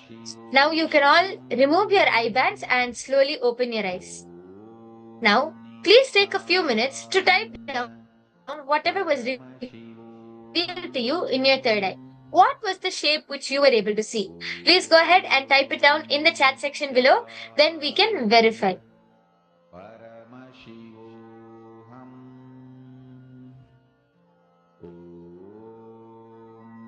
Nithyananda Paramashivoham. Om Nithyananda Paramashivoham. Om Nithyananda Paramashivoham. Om Nithyananda Paramashivoham. Om Nithyananda Paramashivoham.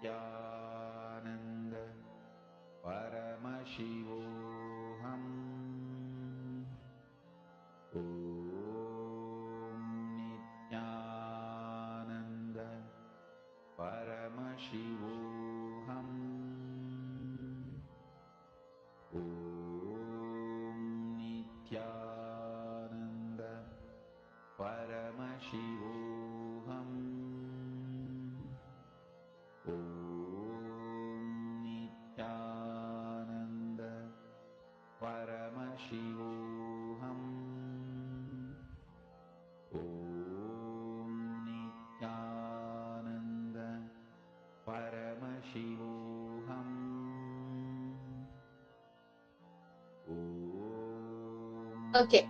So sorry for the technical glitch. I sincerely complete with everyone for this technical glitch.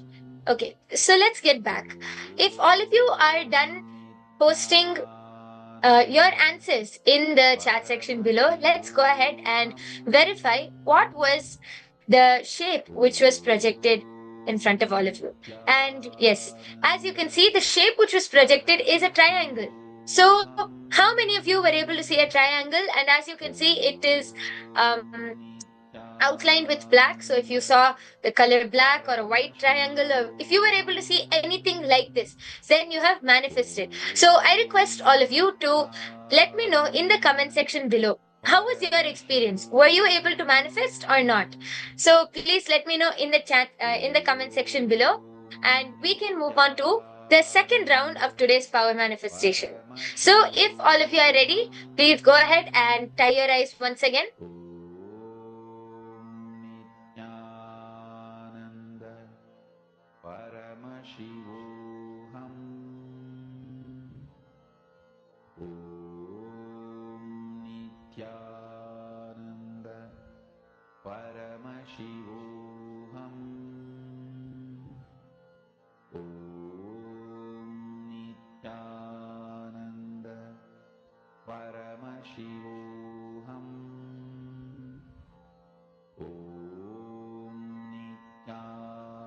Okay. So if all of you have tied your eyes now, let's move on to the second round. In this second round, you are going to be identifying a letter which I'm going to be projecting in the screen. So if all of you are ready, let's go ahead and get started. The letter is now projected in front of all of you. Chant the Mahavakya, connect to Swamiji, and ask Swamiji to reveal what is the letter which is projected. Please go ahead and start.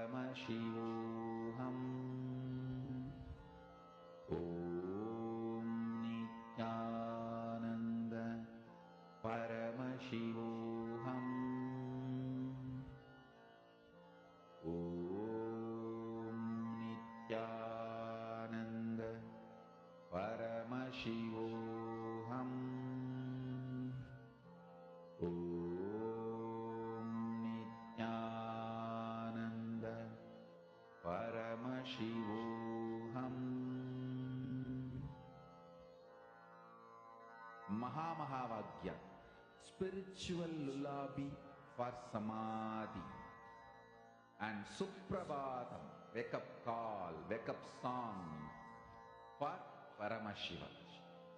This Mahamahavagya is spiritual lullaby for you to fall into samadhi. Suprabhatam, wake up song for Paramashiva to wake up in you. Just remember this one powerful cognition. This Mahamahavagya puts me in samadhi. This is spiritual lullaby for samadhi, and Suprabhatam, wake up song for Paramashiva in me. For Paramashiva to manifest. Yes. Please relax. Now you can remove your eye bands and slowly open your eyes. Now, please take a few minutes to type down whatever was revealed to you in your third eye.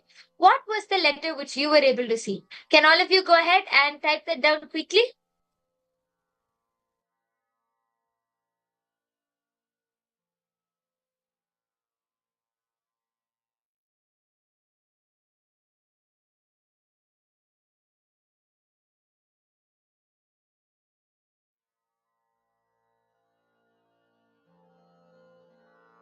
Mahamahavagya, spiritual lullaby for Samadhi.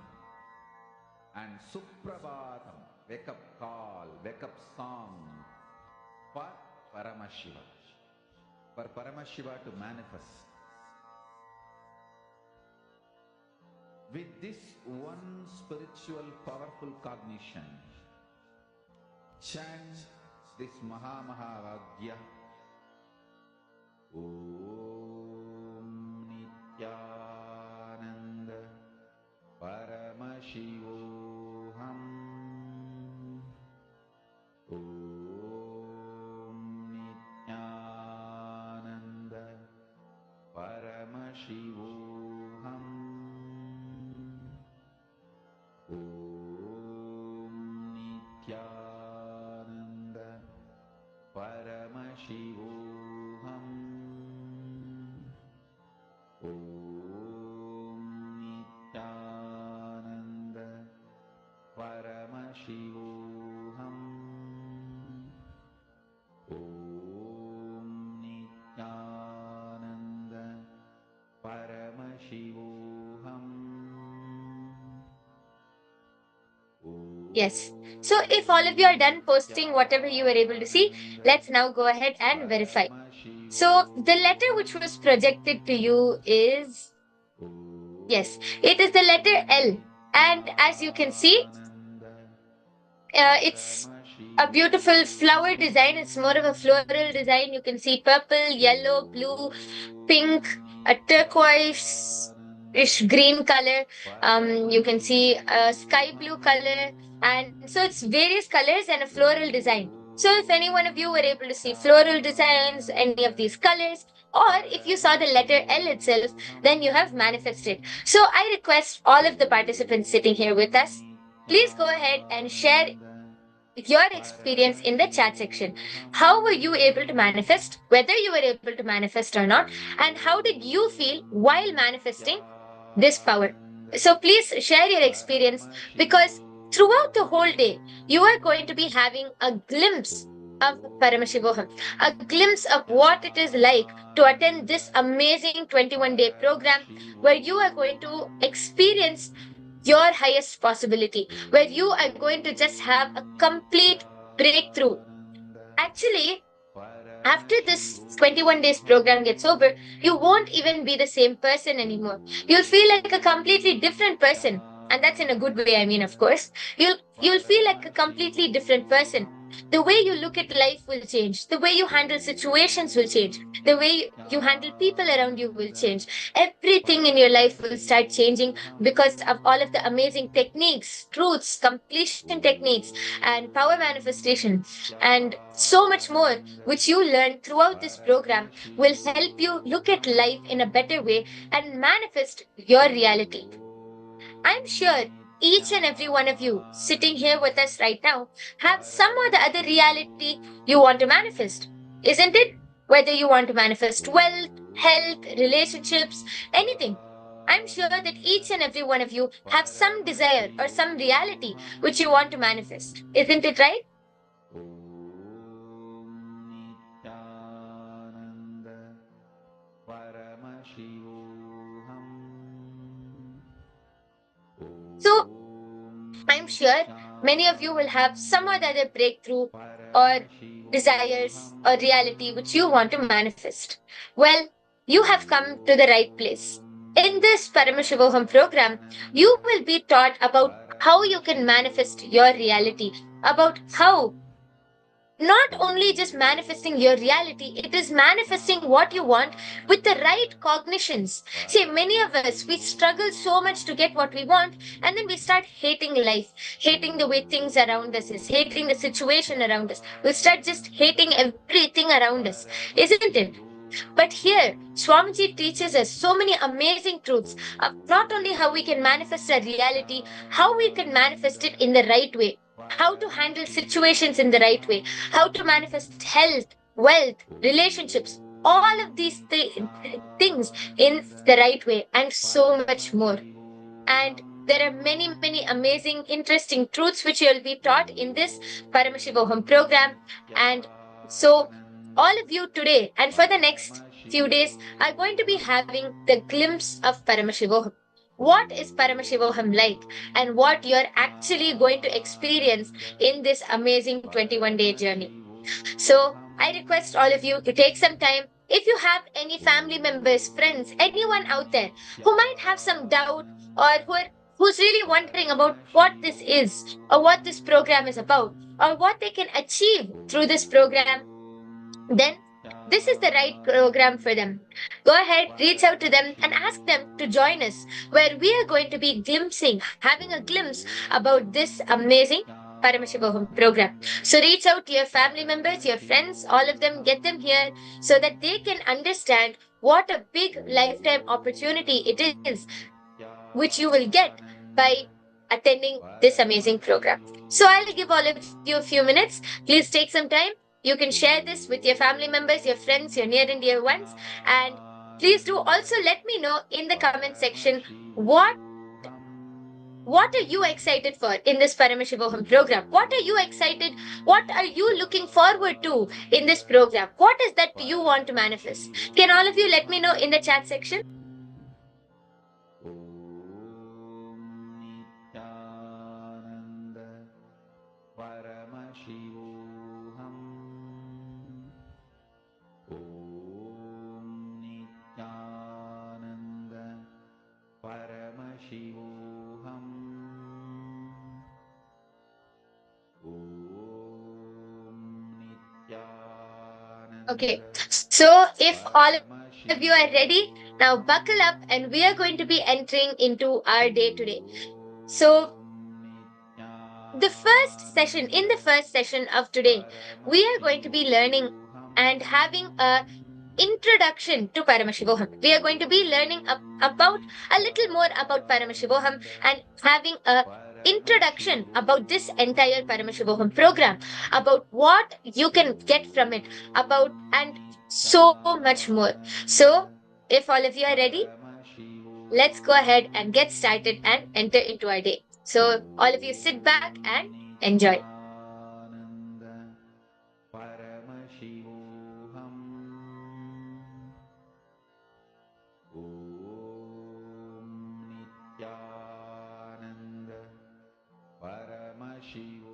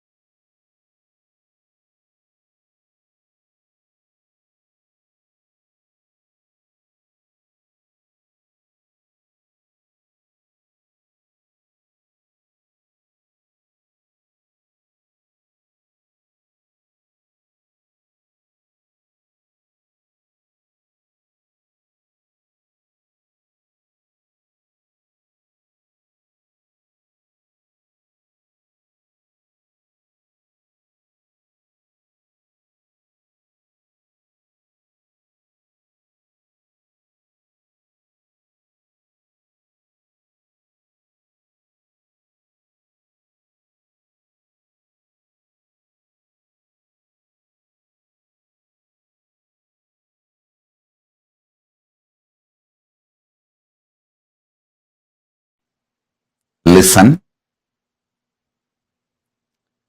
Listen to the simple truths I am sharing with you as the introduction.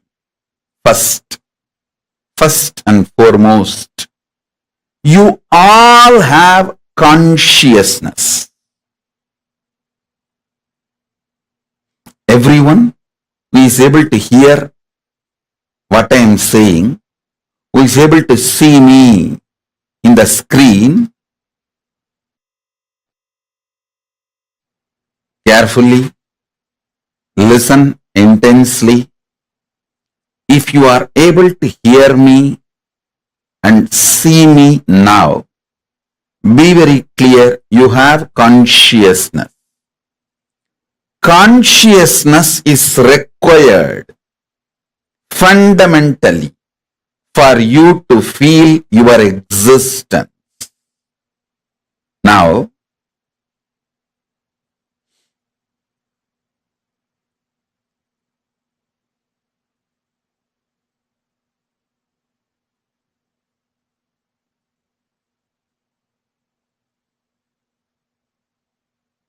through various programs in the past, I helped all of you to manifest various possibilities and powers of your consciousness. Listen. Now listen carefully. Let me repeat. You all have consciousness, and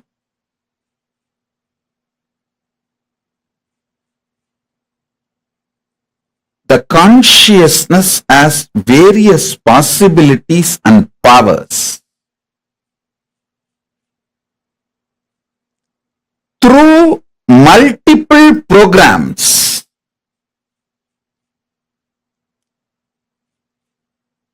last 28-29 years, from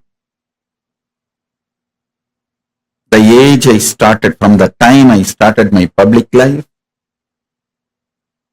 till now, I have given various programs to help you, support you, initiating you to manifest various possibilities and powers of your consciousness.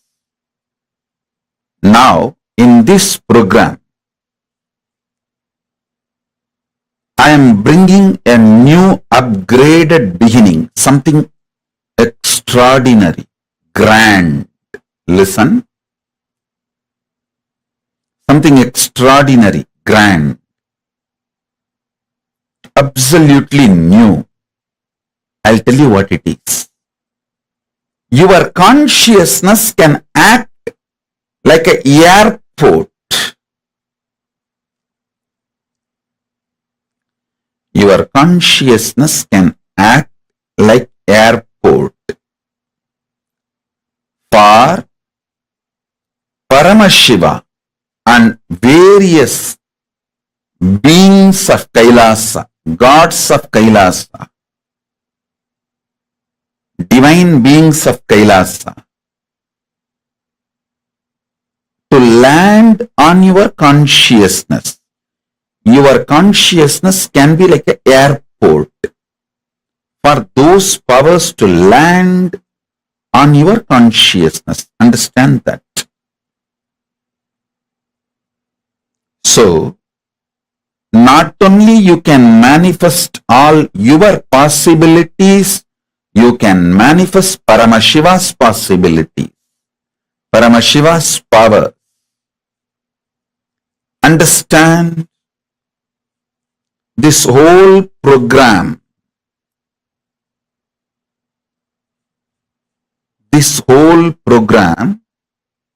is an upgraded new beginning. It's not going to be stopping with you manifesting the powers and possibilities of your consciousness. It is going to be letting Paramashiva land in you, and manifest the powers and possibilities of Paramashiva himself.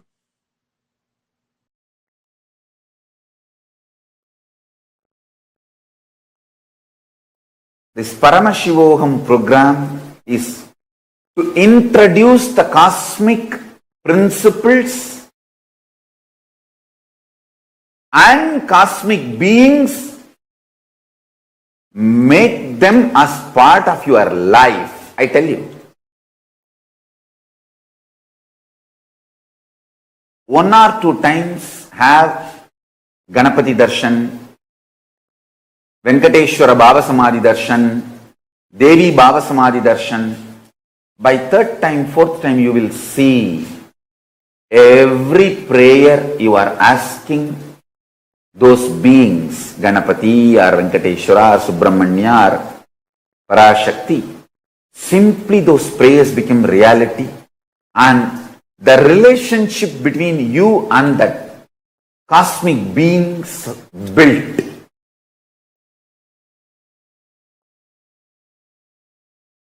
See, during the Baba Samadhi Darshan, literally those cosmic beings manifest through this body. Just like how they manifest in Archavatara, deity, they manifest in Nijavatara, Pratyakshavatara, and give Pratyaksha Darshan. And give you all the boons you ask, bless you, make you experience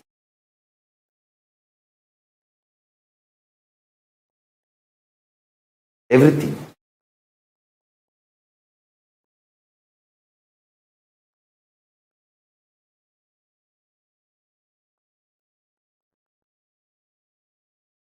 Enjoy Paramashivoham, which is introducing and making you cognize the cosmic principles and cosmic beings.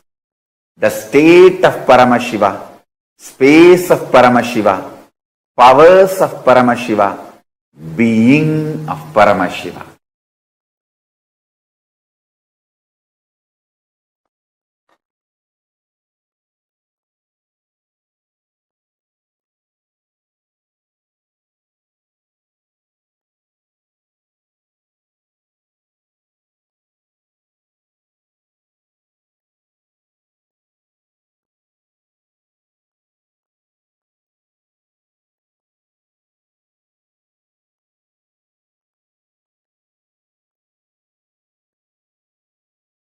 See, already all of you are established in feeling connection with me.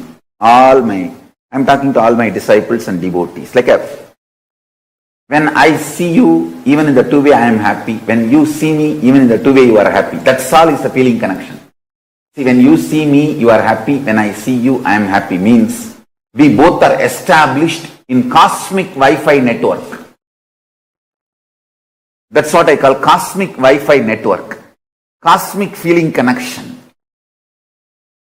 Wherever you are, I am with you. Wherever I am, you are with me. I tell you, when this happens, you are connected to me, I am connected to you. And because already our relationship is established, when Paramashiva manifests through this being, literally you enjoy the same intimacy you have with Paramashiva. So you don't have to spend separate time, energy to build your relationship with Paramashiva. In this one relationship, Ganapati manifests, and how you react to me, I react to you. Same way you react to Ganapati, Ganapati reacts to you. It's like one channel established and all gods appear because all gods are in oneness. That is the importance of Bhava Samadhi Darshan. Understand? Once you connect with Guru, you are connected to all gods. That is why we worship Sarva Deva Devi Swarupaya Sadgurave. We worship Guru as a Sarva Deva Devi Swarupa. Because once we have feeling connection. How you respond to me, I respond to you. When Ganapati Bhavadarshan happens, same way, Ganapati responds to you and you respond to Ganapati. How? The same relationship you will manifest now with Ganapati. The same relationship now you will manifest with Subramanya. When Paramashiva manifests, you will experience the same relationship. He will respond to you exactly as I am responding. You will respond to him exactly as you are responding to me. You will respond to him as you respond to me. And he will respond to you as I respond to you. In one relationship, all relationships are complete. To all human beings, superconscious breakthrough, the greatest way to exist within you and with others. The principles of relationship with you, with the cosmos, with the universe, with the nature and the cosmic beings whom we call in Hindu tradition Devas.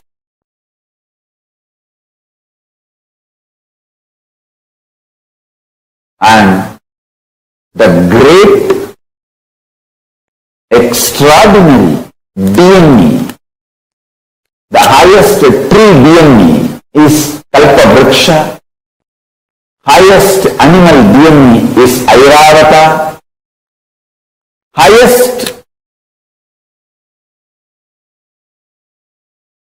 human possible DNA is Paramashiva himself manifesting as Arunagiri Yogeshwara. I am here to gift all this to human beings.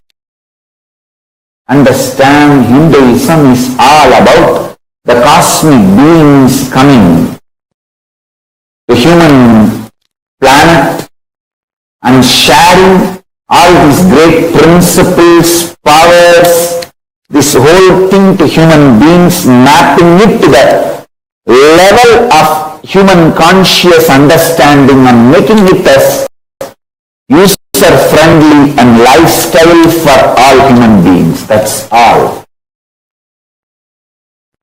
I think I have put Hinduism and my mission in nutshell form.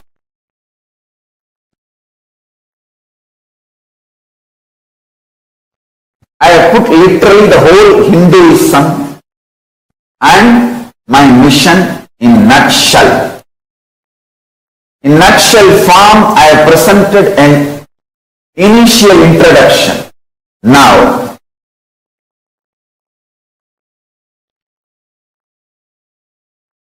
what will be the result of the program? One thing I can be sure, you will not exist end of the program. I can guarantee that. Only Paramashiva will be there. So how will you even measure what is the result of the program? The person who is supposed to measure will not even be there end of the program. You will all be manifesting Paramashiva, being of Paramashiva. This will be the most life positive happening on planet Earth. The most powerful life positive happening on planet Earth. So now, I really want all of you to start sending the email, cleaning up your calendar. I am going to reveal all the sciences of Paramashiva. Whether planting your future, everything which I was giving trailer till now, I am going to reveal the full movie. I am going to release the full movie, the full being of Paramashivoham. Understand? Intangible but definitive experience and sciences of the cosmos is Vedas and Agamas. And Paramashiva is now going to manifest his very being in all of us. Whatever I am talking is not new to you. It is all already programmed in your DNA as cosmic truths. The truths I am revealing, this is the program based on which cosmos functions. This is the program based on which your DNA is functioning. I am just going to spiritually electrocute your DNA. I am going to plug my being with your being and spiritually electrocuting you to manifest all these cosmic truths which is already there in your DNA as your very DNA program. So understand, you don't even need to worry, you don't need to be afraid, you don't need to feel sad. Will you be able to realize all these truths or not? I commit with you. I am awakening all these cosmic truths which is already in your DNA to reality by spiritually electrocuting you with my being. I will be a strong nuclear force, spiritual strong nuclear force on your being from now. Through this initiation, I will manifest absolute, pure, ultimate superconsciousness, being of Paramashiva, state of Paramashiva, space of Paramashiva, powers of Paramashiva, being of Paramashiva, superconsciousness of Paramashiva, Sri Kailasa of Paramashiva, in all of you from now.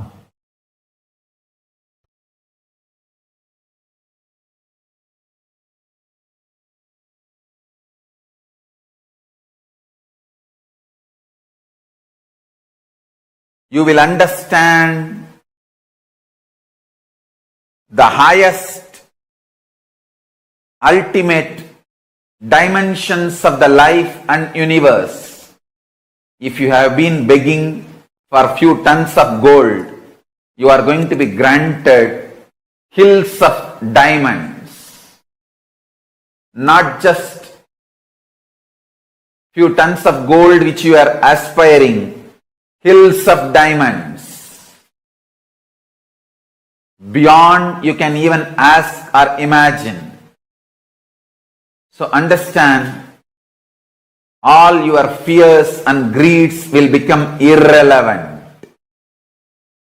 The first thing Paramashiva's being, me, going to do in you all, manifest my state, space, powers intensely. Make yourself available for every session. Nothing else is needed. Just make yourself available.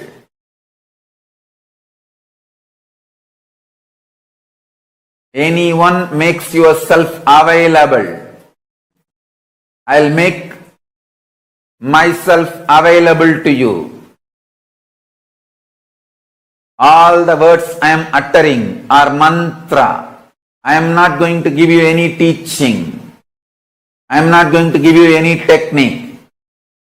I am just directly uttering every word which is mantra to manifest in your being. I am manifesting Paramashiva, myself completely. So your brain can mirror these neuron activities. Understand?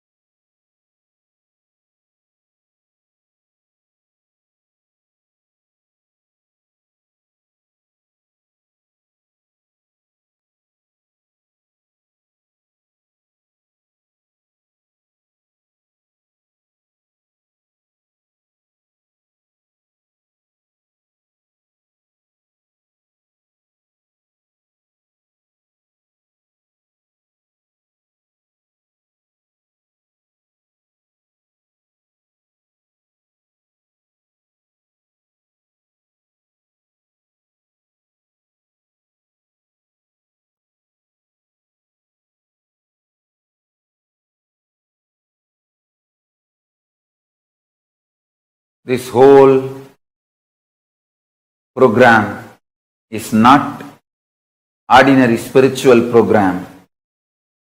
It is Paramashiva, me, directly making myself available to all of you through this body, using this body and memory, muscle memory, biomemory and bioenergy.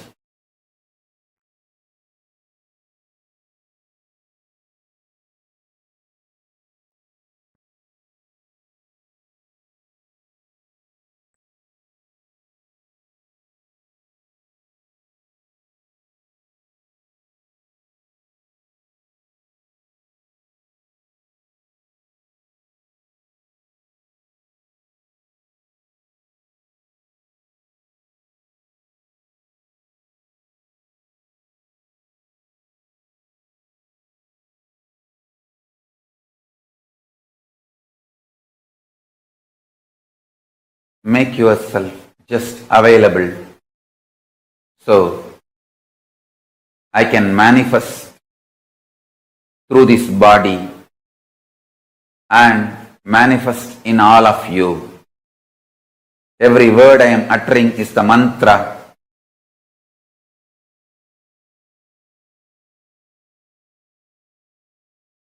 I am manifesting in this system, in this body completely, so you can all just mirror the neuron activities of this system and manifest the being of Paramashiva.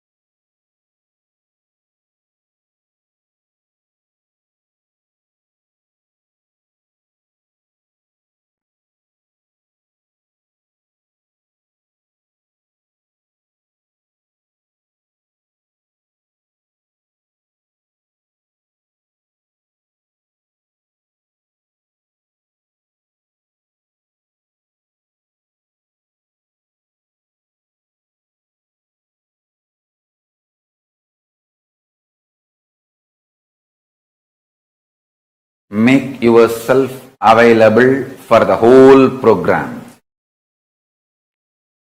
Whether morning yoga or pada puja, all that matters. All that prepares you, detoxes you to mirror my neuron activities, to hold my being, to manifest me, morning yoga, puja, everything prepares you.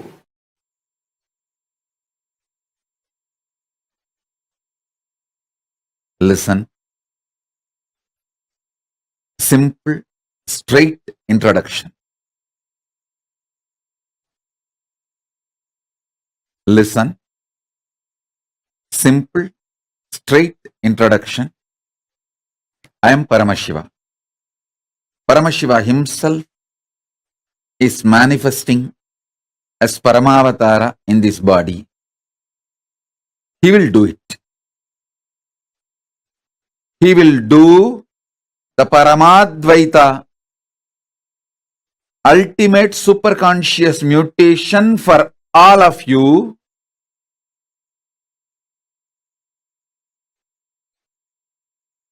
irrespective of what state space you are now. Forget about what state space you are now. All that does not matter. You may be overflowing with gratitude, love, devotion,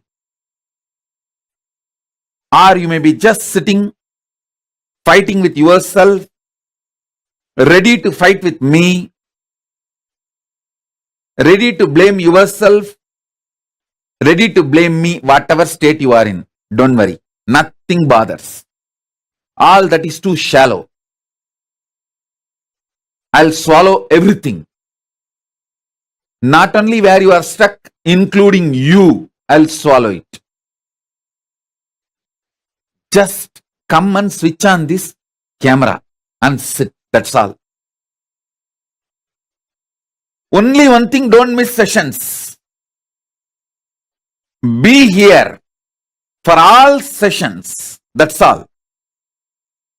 This 21 days, put everything away. Be here for all sessions.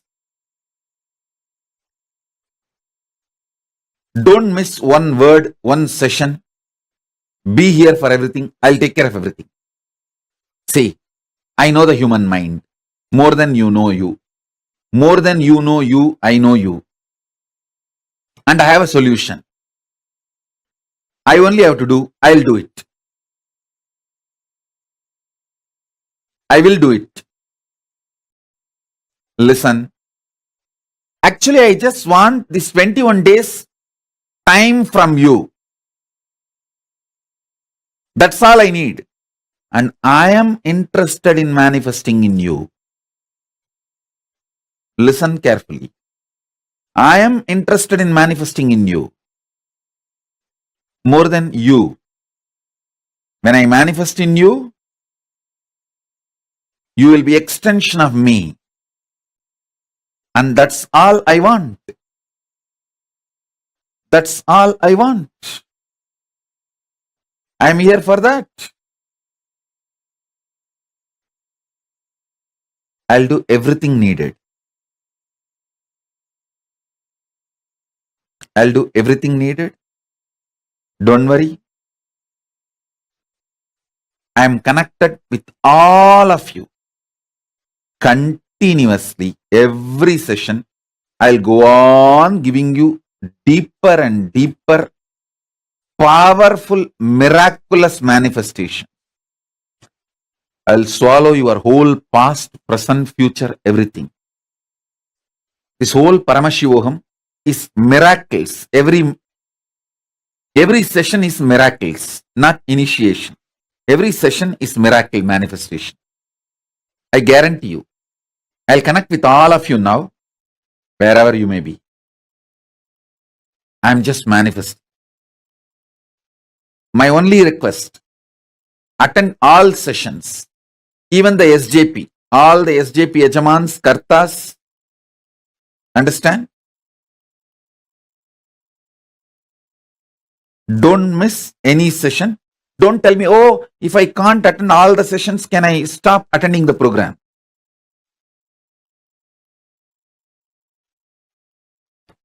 Attend all sessions. Everything will align. Your life, your work, your job, everything will align. Every session, I'll cause miracles. Every session is not just teaching or initiation. Every session is a miracle. This first session is a completion miracle. When I'm expanding, this is the way I'm programming to connect and land on you. You should know I'm landing on you. And I'm just swallowing you. By sitting in front of the camera, you give me the authority to manifest in you, to do the superconscious mutation in you. You can be relaxed way, stretching your leg, no problem. All that is okay. Just be in front of camera.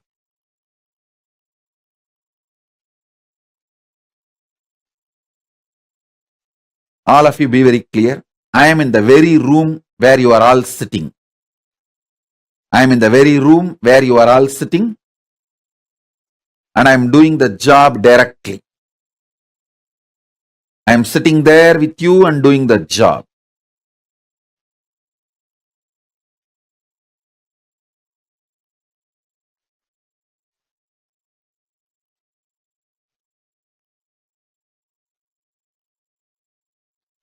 Listen, all your past,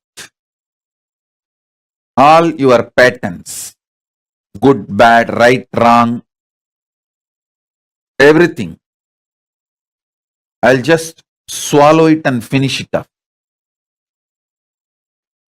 I'll just burn it away. This session, I'm going to focus on bringing completion to you so that I can start doing the superconscious mutation process.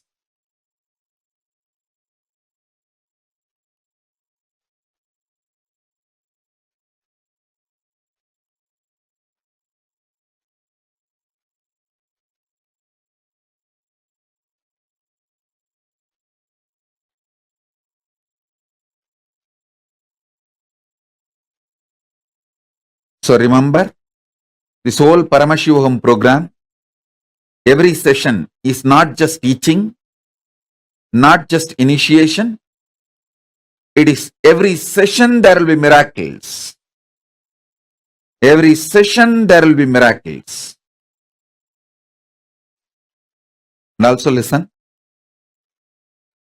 whole these 21 days, almost whole day I'll be with you guys, attending to the program, attending to the initiations. Almost whole day I will be available. So don't miss sessions. Don't miss even one word. What session? Even one word, don't miss it. I'm going to be in my full form.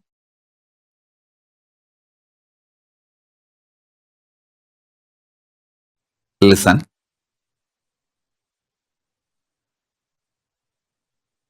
End of the day, just understand these three things.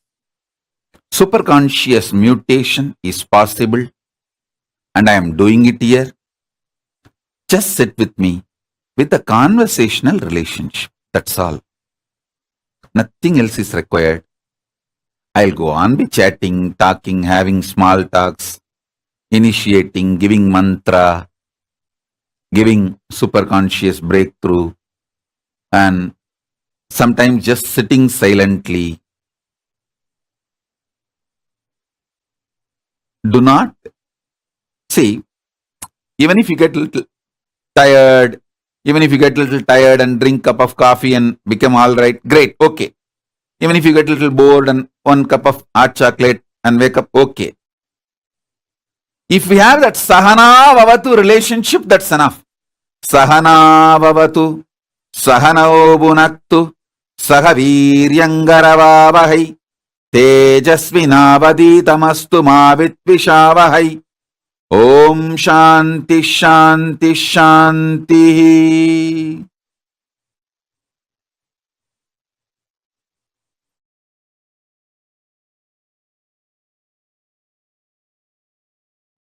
Listen.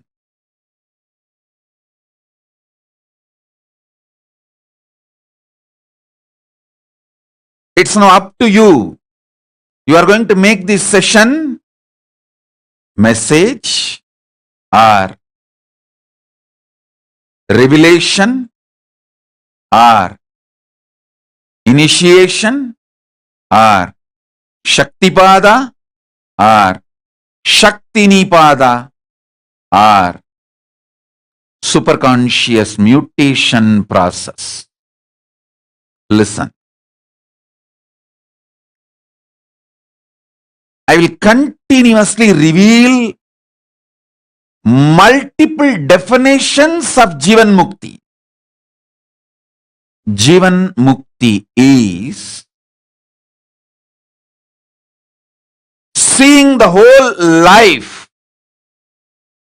happens inside your Jivan. Your Jivan, your life is the canvas, and everything is just a painting on the canvas, and no painting hurts the canvas forever. You, your life, your consciousness, your aliveness is the canvas on which everything you know as life is painted, written, formed, and no painting hurts the canvas ever. Onlooker may become happy or get hurt or have various emotions, responses, but the canvas sheet on which the painting is done neither gets hurt nor enjoys. It doesn't get hurt by anything painted on it. Listen. Your consciousness,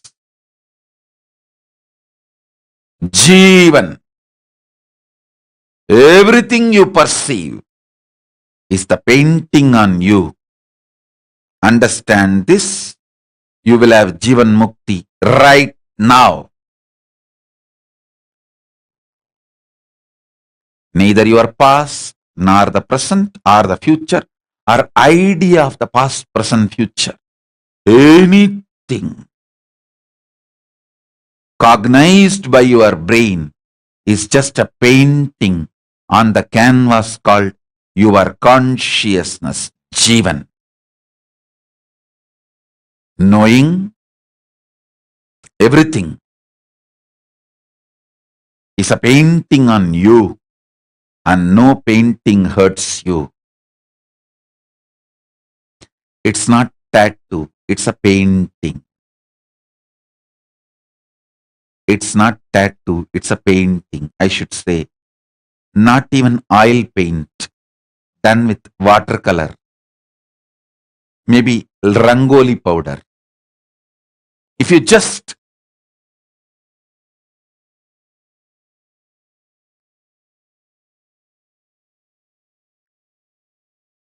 move the canvas, you don't even need to clean it up. Just move the canvas, the painting will melt down because it's more like a rangoli.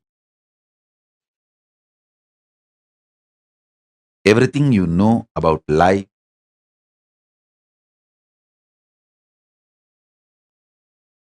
is just a rangoli on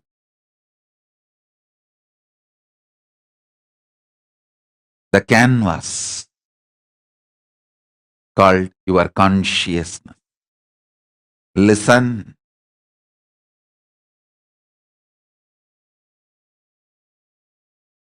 All you call as artha, meaning of life, dharmartha kama moksha and more, wildest imagination, expectation you have about life as the benefit of life, result of life, juice of life. It may be absolute fascinating feeling about you being dharmic, good, and multiple people realizing that you are good. Multi-dimensions of dharma are multi-dimensions of artha. Like you are the wealthiest person who have everything, every resource possible. are the multi-dimensions of karma, every pleasure possible, are multiple aspects and dimensions of moksha, all the liberation, freedom, and all the powers associated with freedom, anything and more you consider as the result or the essence or the juice of the life can be manifested just by understanding this one truth. This whole life is a loose rangoli, not tattoo or oil painting, loose rangoli done on the curtain canvas called your life, Jeevan. Jeevan. Your life, Jeevan, is the canvas.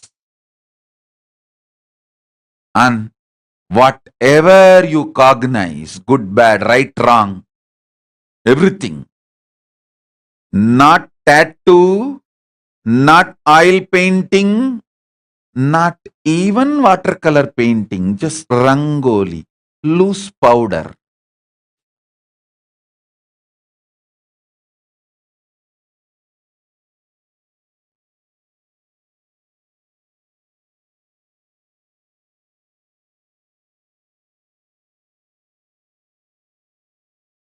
The other day I was seeing a video.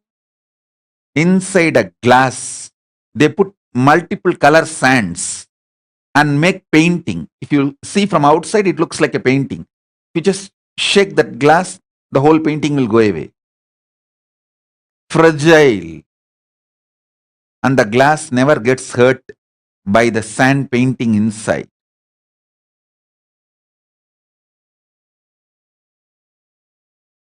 Sand art inside. I tell you, this whole thing is a rangoli on the life called you. Jivan, consciousness called you.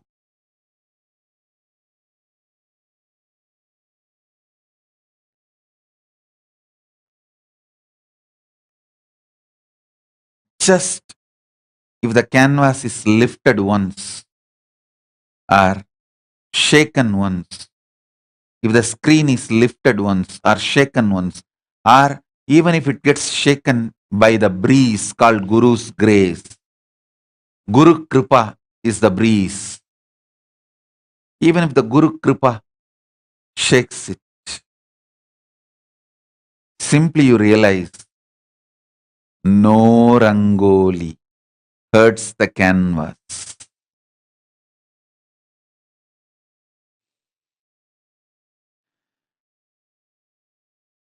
Even if you draw the wild fire as a rangoli, forest fire as the rangoli on the canvas doesn't get burnt.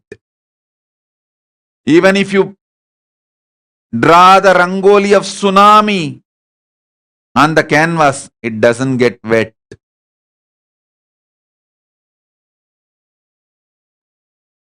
Nothing described in rangoli can hurt the canvas. You are the life on which this rangoli happens. The seed of superconscious mutation is Jivan Mukti. The seed of superconscious mutation is Jivan Mukti.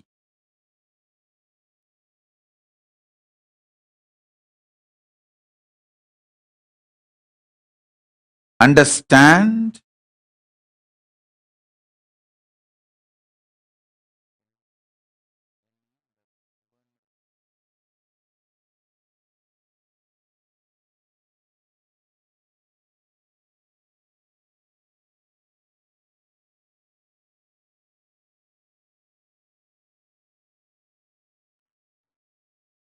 Listen.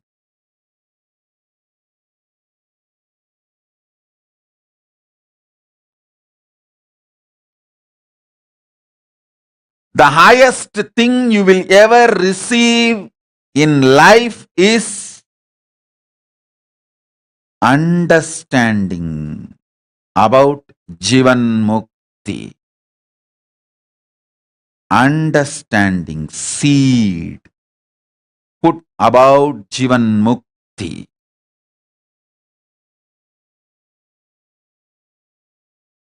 Grows as a tree with every rangoli made, erased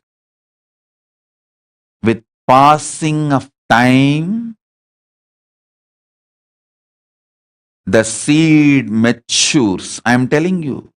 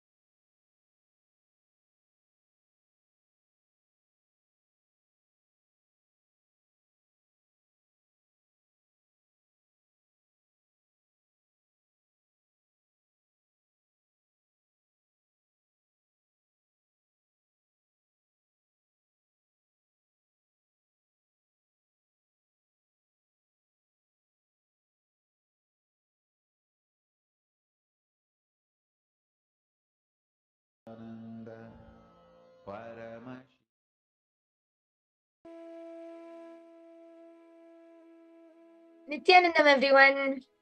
Yes, after a very beautiful introduction to this Paramashivoham program, let us now do a quick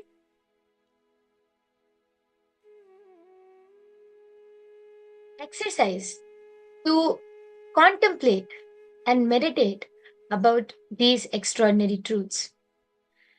So now, dig deep, contemplate and meditate, and write this exercise elaborately.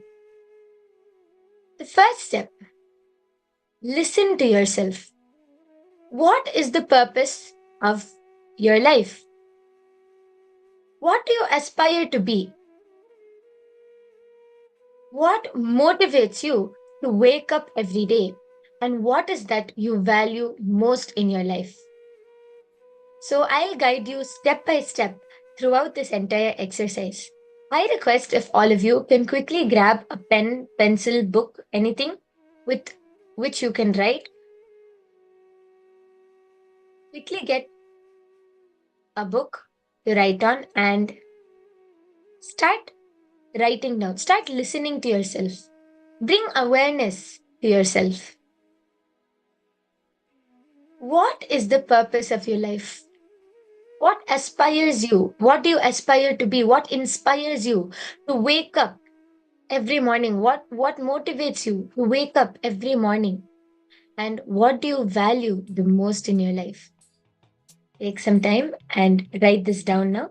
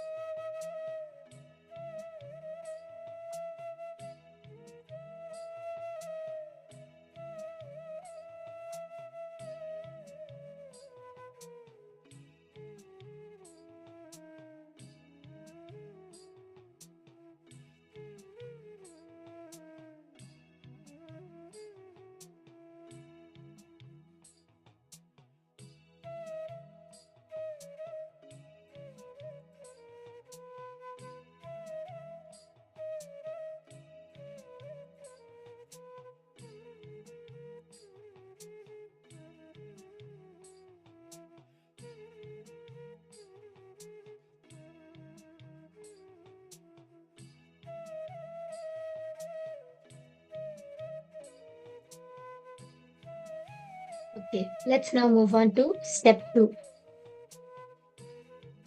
Now, your journey to Paramashivoham.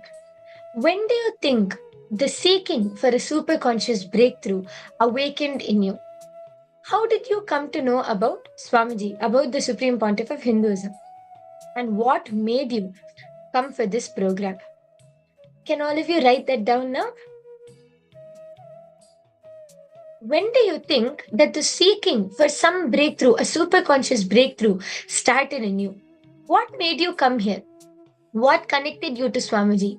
Can you please go ahead and write that down? Take another 5 minutes and write this down.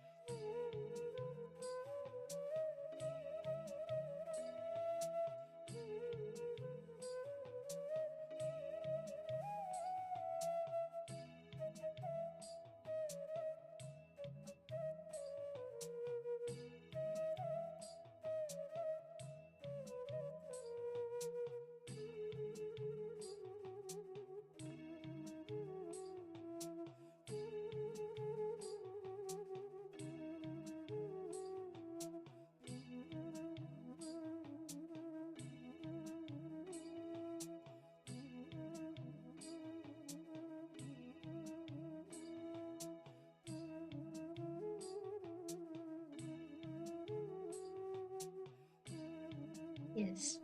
Let's now move on to the next step of this process. What are you seeking from life? Start writing down what are you seeking from life? How do you plan to achieve what you aspire? And are all your actions which you are taking in your life aligned to this? For example, let's say, I don't know, maybe you want to become a great, renowned doctor. If you're really aspiring that, if you're really desiring that, are all your actions which you are taking in your life aligned to that? Can you all write this down now and just take a moment and contemplate? Are all of the actions which you are taking in your life aligned to what you aspire to be? Can all of you please write that down now? Take a few minutes.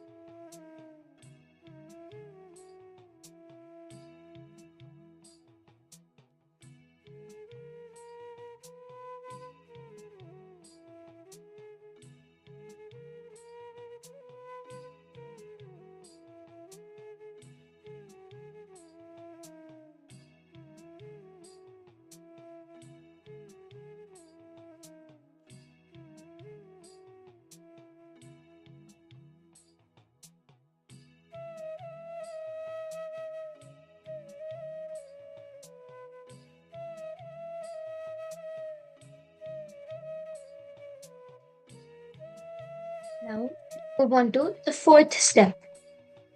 After writing down what you're seeking from life and understanding whether all your actions are aligned to that, now go ahead and write down what are you seeking from this Paramashivoham program? What are you really looking for or seeking? And what is the reason for which you joined this program? What do you expect?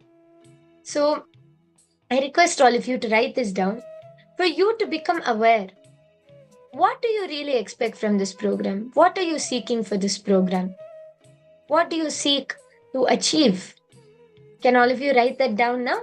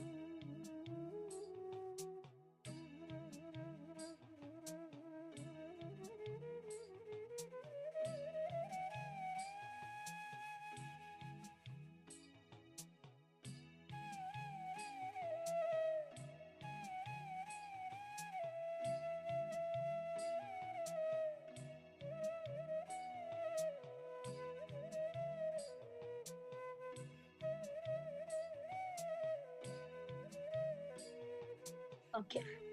I request all of you to relax now. If all of you are done writing this, I request all of you to settle down, relax. Now we are going to be entering into the power manifestation session. We are now going to be manifesting the power of third eye. So I request all of you, I hope all of you already have your eye bands, mind folds, and everything ready. If you do, please go ahead and tie your eyes. We are going to be entering into the first round where you are going to be we are going to be entering into the first round where all of you are going to be identifying various shapes. So, if you all are ready, please go ahead and tie your eyes now. Ensure that your eyes are completely closed and that there is no light which is able to penetrate through, and also ensure that you're comfortable.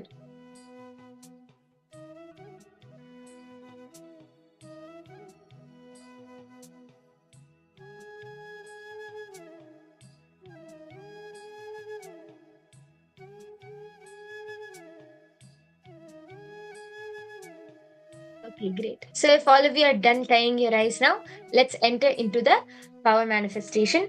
I have now projected a shape in front of all of you. Just connect to Swamiji, start chanting the Mahavakya, and request Swamiji to show you what is this shape which is in front of you. Please go ahead and scan now.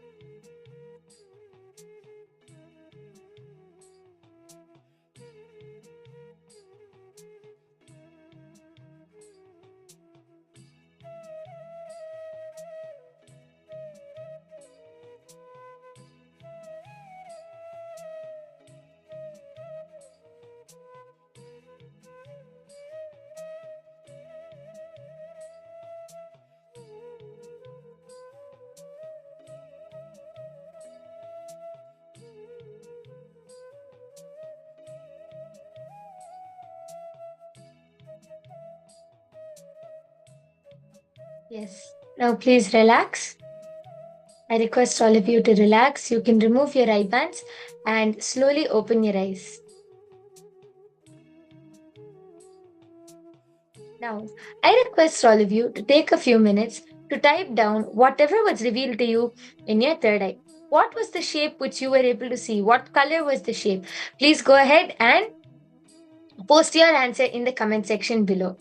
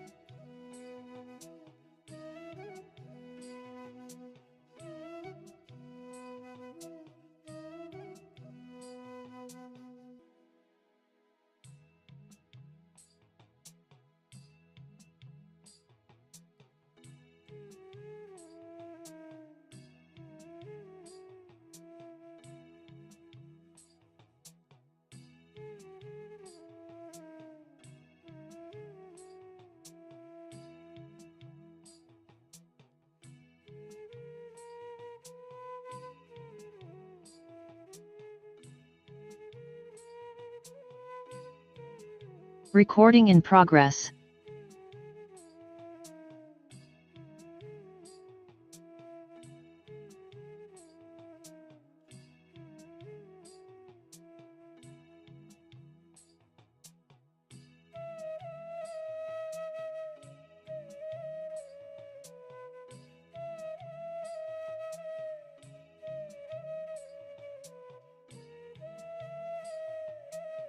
Yes. So if all of you are now done posting whatever you were able to see through your third eye, let's go ahead and verify what was the letter which was what was the shape which was projected to you in the first round. So if all of you are ready, yes. So as you can see, the shape which was projected is an octagon, and as you can see, it has all 8 sides and it is purple in color. So if any one of you were able to see the shape or see the shape in this color, please let me know in the comment section below, and please also do share your experience with us. How were you able to manifest? How did you feel while manifesting? What was the experience you had while manifesting? Please take a few minutes to share that, and then we can move on to round 2.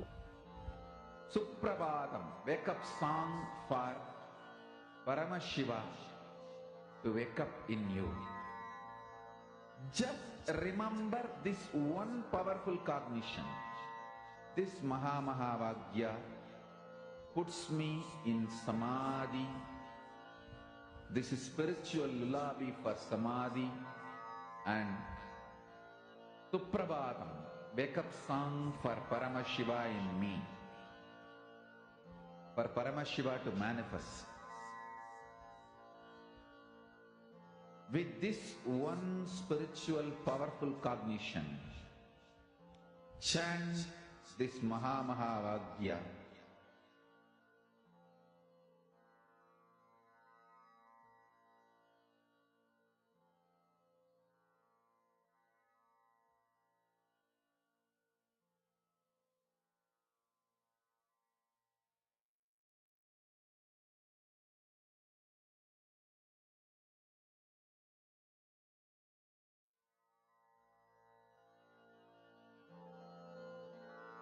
Mahamahavagya. Okay, so if all of you have tied your eyes now, let's move on to the next round. I'm going to be projecting another shape in front of all of you. I request all of you to chant the Mahavakya now and quickly scan and see what is the shape which is projected in front of you. So if all of you are ready, yes, the shape is now projected in front of you. Please take a few minutes and start scanning through your third eye. Om Nithyananda Paramashivoham. Om Nithyananda Paramashivoham. Om Nithyananda Paramashivoham. Om Nithyananda Paramashivoham. Om Nithyananda Paramashivoham. Om Nithyananda Paramashivoham.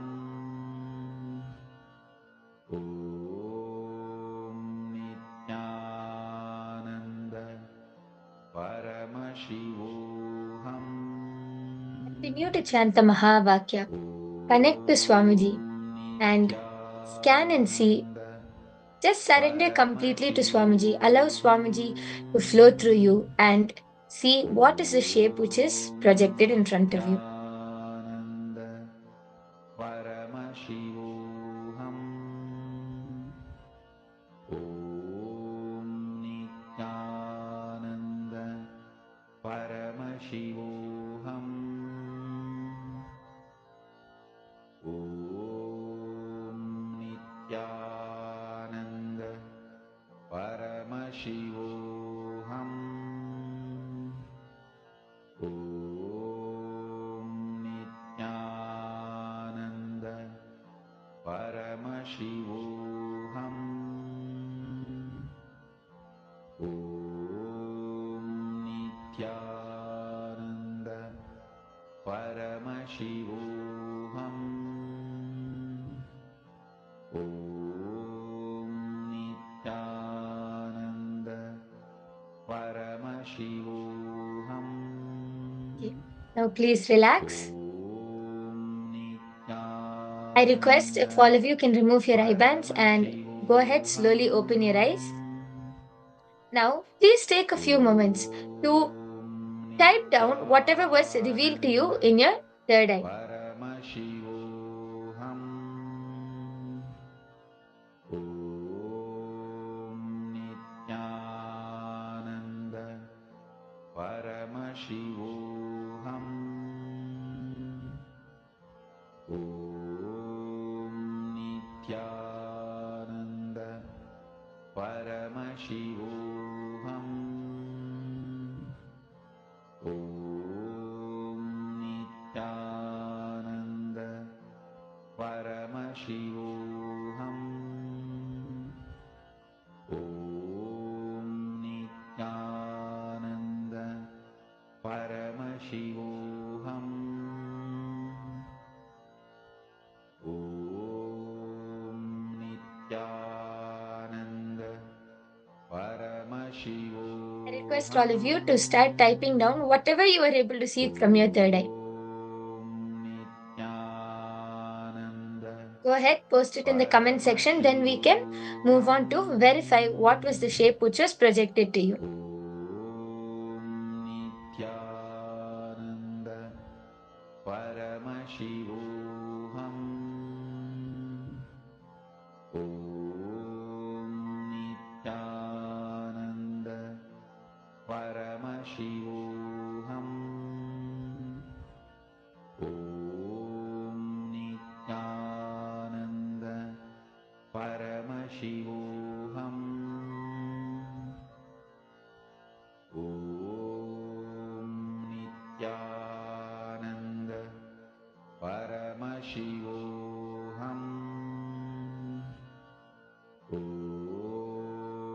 Nithyananda Paramashivoham.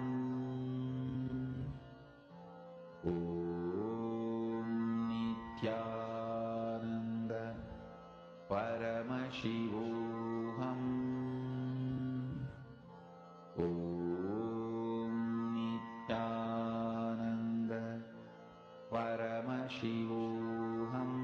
Okay, so if all of you are done posting whatever you were able to see, let's now move on to verify what was the shape which was projected in front of all of you.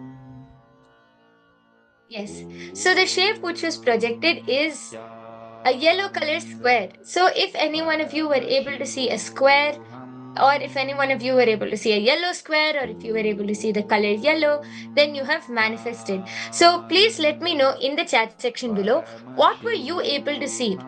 And are you able to, what was your experience while manifesting? Were you able to connect to Swamiji in the space of oneness? How did you feel while manifesting this power?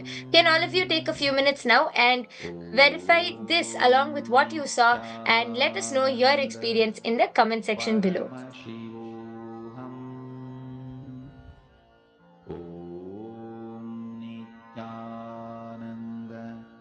Paramashivoham. Om Nithyananda Paramashivoham. Om Nithyananda Paramashivoham. Om Nithyananda Paramashivoham. Om Nithyananda Paramashivoham. Om Nithyananda Paramashivoham. Om Nithyananda Paramashivoham. Om Nithyananda Paramashivoham Om Nithyananda Paramashivoham. Yes. So I'm sure many of you, just before this, we did a very powerful exercise where we deeply sat, contemplated, understood what we really aspire to be and whether our actions are aligned to that. What connected you to Swamiji to come for this program and how you can manifest your reality. So everything which you have written down now, don't worry because you will be learning the science behind being able to manifest your own reality. Whatever you have written down, whatever you have written down, you will be learning about how you can manifest your reality, how you can manifest what you really want, and the right way to manifest it. And not only this, so much more throughout the Paramashivoham program. And what you are going to experience throughout the whole day today is just a glimpse of what you are going to experience throughout the 21 days of the Paramashivoham journey.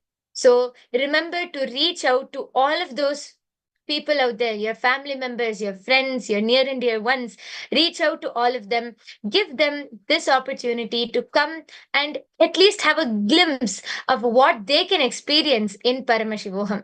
I'm sure there are many people out there waiting, and you can be one of those people to reach out to them and get them here and manifest their reality. And when you enrich another person, the more you enrich people around you, the more you enrich yourself, the more you can manifest your own reality. So, with this, we come to the conclusion of this power manifestation session. I thank all of you for participating. And in the next session, we are going to be learning about the science of initiation, the science of Diksha. So, please sit back and enjoy.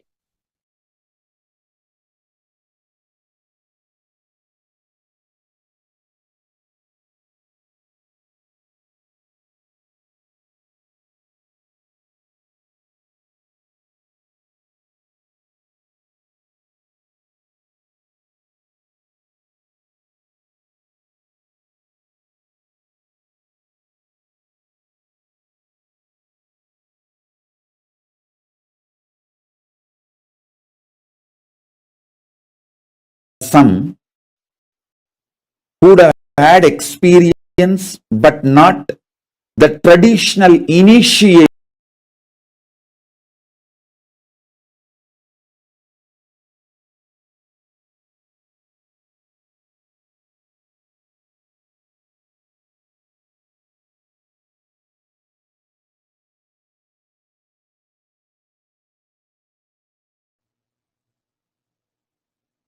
I welcome you all with my love and blessing.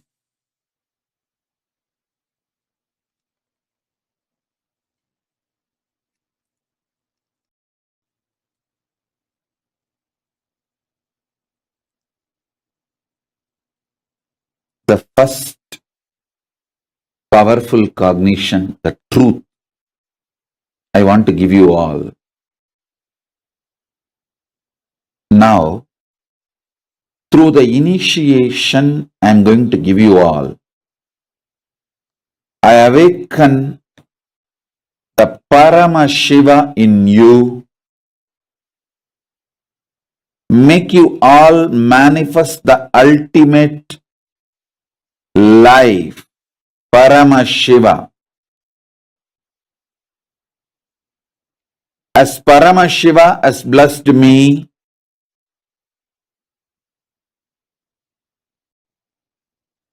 he himself has manifested in me, I will make him manifest in you all now because he has authorized me to manifest him in all of you. Listen, listen intensely. I'll give you some of the most guarded secrets of the spiritual world. In the spiritual world, there may be some gurus who experienced ultimate within them, but they will not know how to teach. There are some, even if they know to teach, they do not know how to transmit the experience. There are some who would have had experience, but not the traditional initiation. There are some who would have had experience and initiation, but may not know how to transmit. There are some who would have had initiation and experience and even know how to transmit, but they may not have received initiation, the right to transmit. That's called Ajayam. Even if you know the method to transmit to others, you should be ritualistically initiated, authorized by the Guru Parampara through Acharya Abhishekam. Means the right to initiate others should be given to you ritualistically by the right authorities. There are some who may have capacity to transmit the initiation, can in turn initiate others. In every level, he gave me everything just by making one right decision, making this body happen in Tiruvannamalai. That ecosystem gave all the 16 things needed for an ultimate guru. Intellectual knowledge, enlightenment experience, right to transmit the intellectual knowledge, right to transmit the experience, proper initiation into intellectual knowledge, proper initiation into enlightenment experience, proper initiation to initiate others into intellectual knowledge, proper initiation into initiate others into enlightenment, proper initiation to initiate my disciples, to authorize them to initiate others into intellectual knowledge, proper capability to initiate my disciples to teach others the intellectual knowledge, rightful initiation to authorize my disciples to empower others with enlightenment experience, proper initiation to initiate my disciples to empower others with enlightenment experience, initiating my disciples enlightenment and initiating them to transmit enlightenment in every level, totally 16 level. All 16 he showered on me. All 16 he blessed me. So with his grace, compassion, and the authority,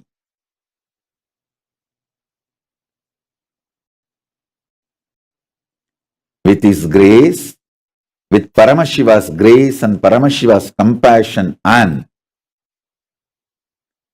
the authority Paramashiva showered on me directly and through the unbroken Guru Parampara, chain of Guru Parampara, I initiate all of you into Paramashiva Jnana, Paramashivadvaita, intellectually, experientially,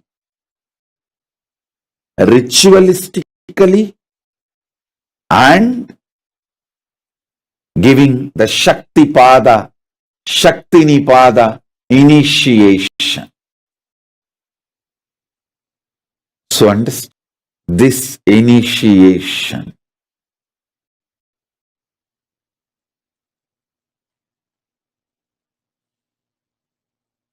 connects you with Paramashiva directly through a proper, unbroken, avichinna, unbroken, authentic Guru Parampara. Avichinna Guru Parampara, which is a fundamental requirement along with enlightenment experience. Please understand, just because of enlightenment experience, somebody is not authorized to initiate. Avichinna Guru Parampara Diksha is required. So this introduction I gave now, listen again and again, then you will understand.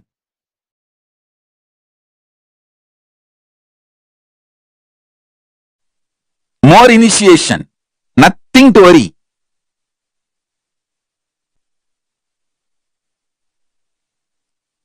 There is no good bad.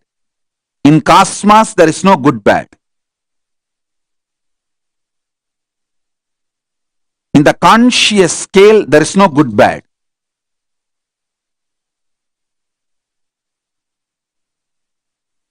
There is only integrity. It's just integrity is the key to understand who gets what in the life. If you want to manifest consciousness in your life, integrity is all you need.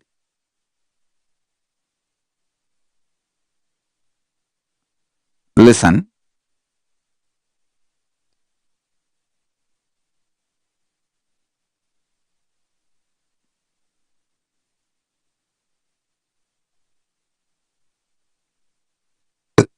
The next truth I am going to reveal. Your brain has a capacity to generate and manifest the most intense light on the planet Earth, which can be 100 times more than the sun you see. Or I should say, even 1,000 times more than the sun you see every day morning. Your brain has the capacity to visualize, grasp, manifest that kind of a light.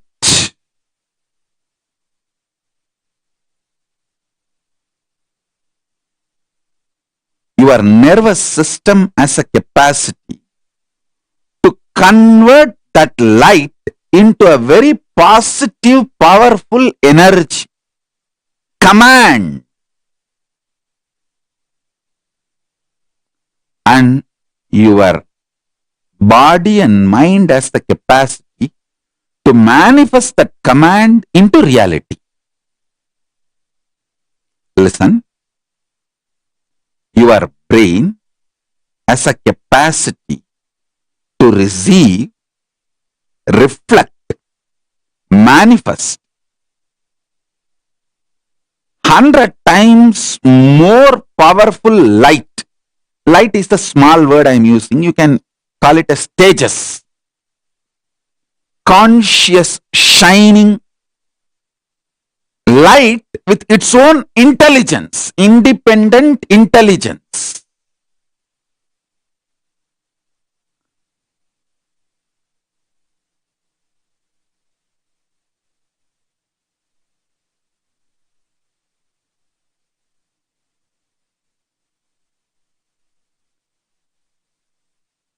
Your brain,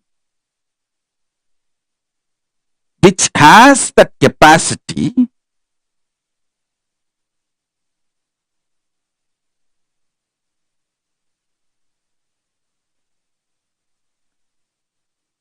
to grasp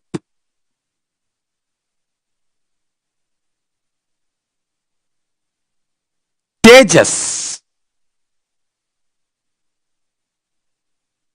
I think I'll explain the word Tejas for the newcomers. See, Prana, Tejas, Ojas. These are all the different level words for the energy of the consciousness in Sanskrit. You understand the word Tejas with the definition I am giving. It is like a Paramashiva is made of consciousness, Tejas. He just takes his Tejas and pours it on you. He just takes his consciousness and pours it on you. How it will be? That is exactly. He just puts himself in you. He can just put himself in your brain. He putting himself in your brain is initiation. Understand? He putting himself in your brain is initiation. And don't worry, don't think, oh, I got initiation, 10 days I felt so high, then I came down. Don't worry, after 10 days I will come back again and pour you more with more energy. I am young, you are young. We have a long life and future together happily till you become Paramashiva.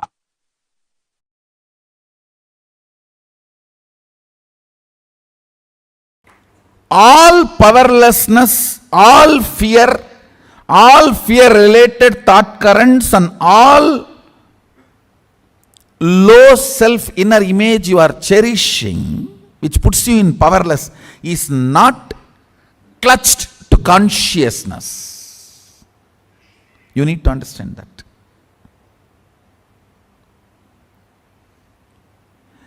They are all there indirectly receiving or sucking the energy from consciousness, but they are not supported by consciousness. That is why the asuras, how much ever powers they may get, finally they do not exist. Only with consciously what you clutch, you empower, exists. So what I am trying to convey with these few statements, every idea, thought current you cherish in your brain creates certain map. If that map can be taken out and inserted on somebody, it is called circuit. If you cannot take it out, it just dies within you, it is map. If it can be taken out and inserted on somebody's head, it is circuit. For example, you cherish a thought current. Let the whole world be blissful. Let Sadashivatva happen. These thought currents create certain electric signals in your brain, certain map.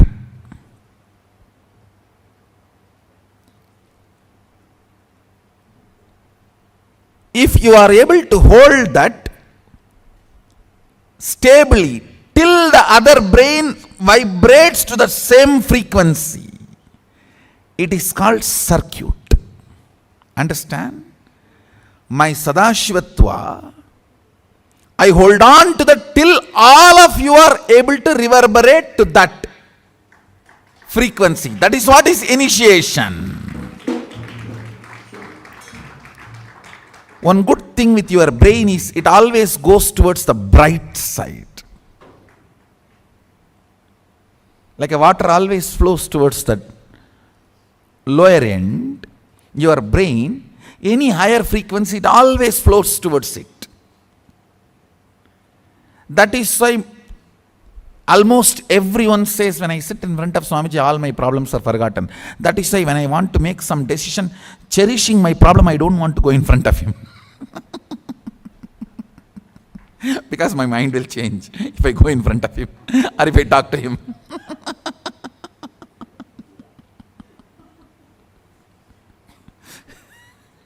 Secret.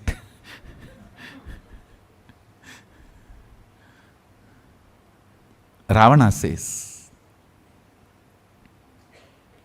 Ravana's sister, Shurpanaka, she gives idea to Ravana.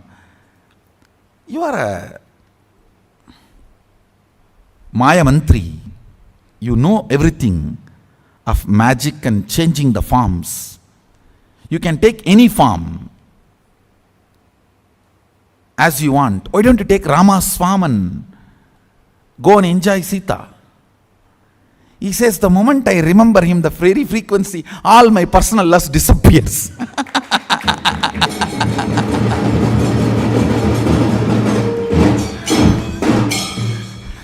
How can he take his form? The moment my brain mirrors Rama's neurons, there's no more lust. Where can I assume his form and go on? Understand the power and intensity of the Rama's existence.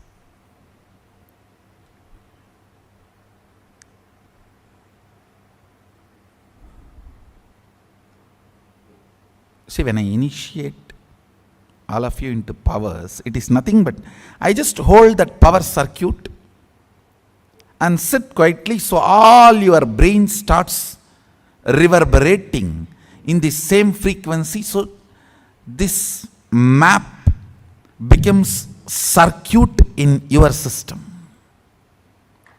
See, if it is only in your brain, it is called map.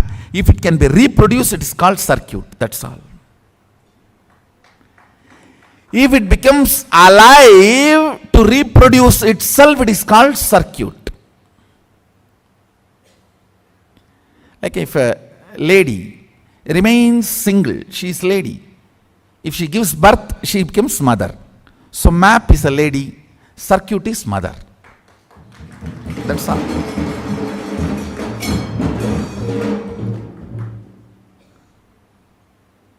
Actually, I am telling you, first 10-20 powers only, you need to, what to say, that kind of a little catching up will be like a little work. Once your brain starts catching up even 10 circuits of these powers, after that initiating all the powers manifestation is just like that. It's like a sipping cup of coffee, that's all. I can just have, you can have coffee with Swamiji and have 20 powers and go. It's nothing more than that.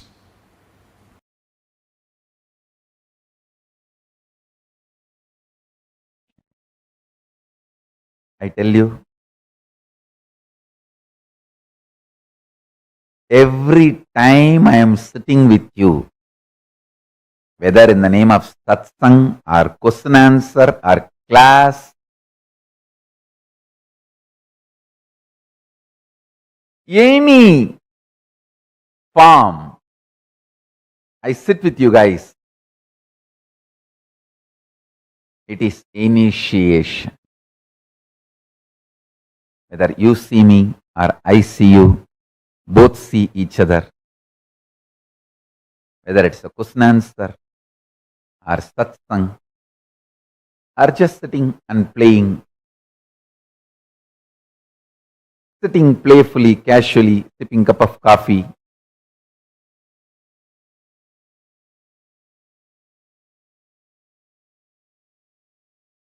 I always visualize myself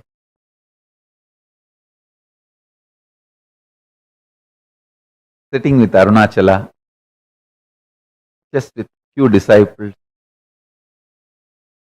who are literally my extension. I am their extension, they are my extension. And sipping cup of coffee or tea. Same way, sitting with Ganga,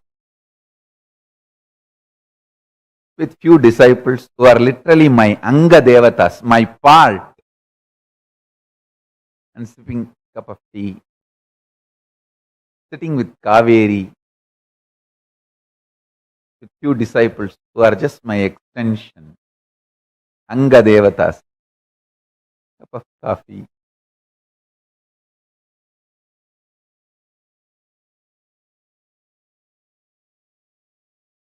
Whether it's a satsang or sitting with a cup of coffee, it is initiation. It cannot be killed. It cannot be killed. Everything happens between you and me is initiation. It cannot be killed.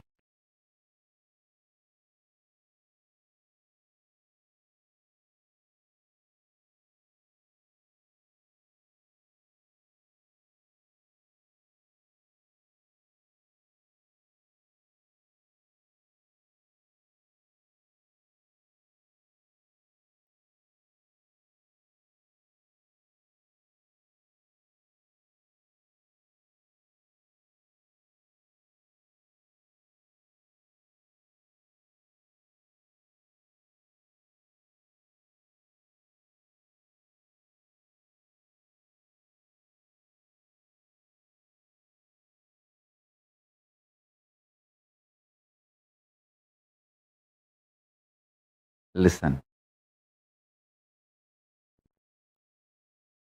Tadadi divyadam tavat shinuyat pabasandadi tena dikshedi vikyada munibi tantraparagaihi. Diksha is the one which bestows divinity and destroys the continuity of restrictive karmic bondage.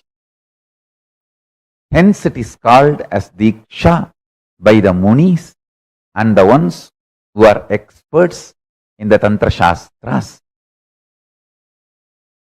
This is Gautamiya Tantra, 7th chapter, 2nd sloka. Let me repeat.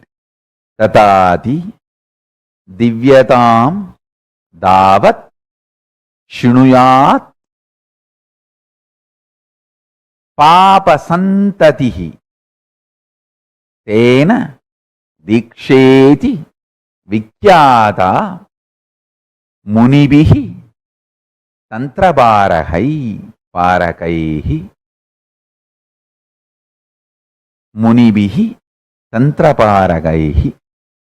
When it joins munibis tantraparagaihi, it becomes. Understand?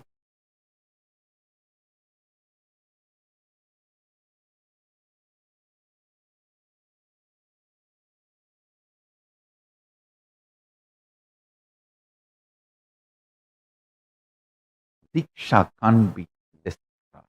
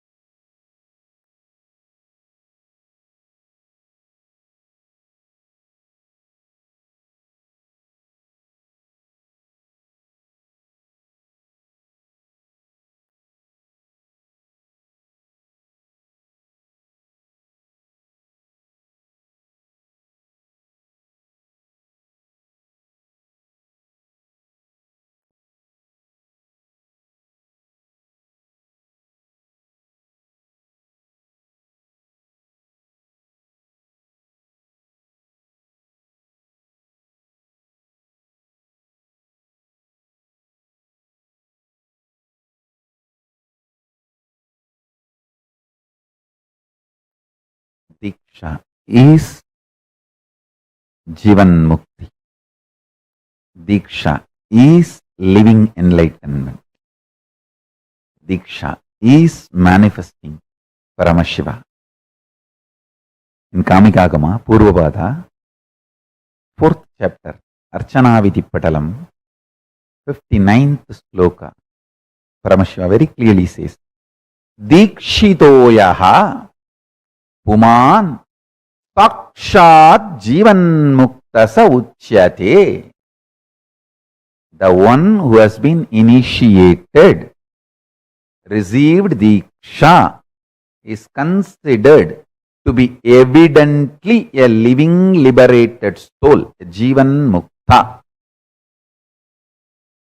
I don't even want to say considered. Uchyate means declared, defined. Uchyate is not considered. The wrong translation.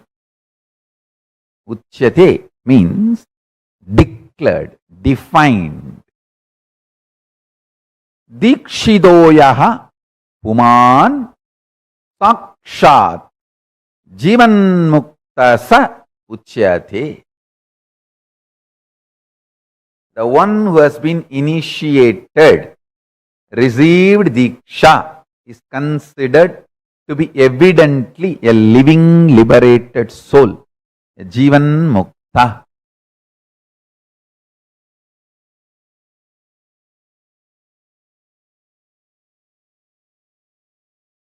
Make this as a homework so you can easily internalize every word I am uttering.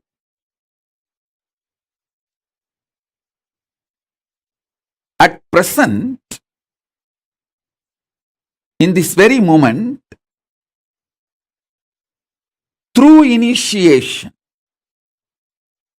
I can put you into eternity, Nityatva. In this present, three things are going on inside you. The identity default you cherish, and the identity you consciously want to manifest, and the struggle between these two identity, your doubts, hatred, denial. Listen intensely.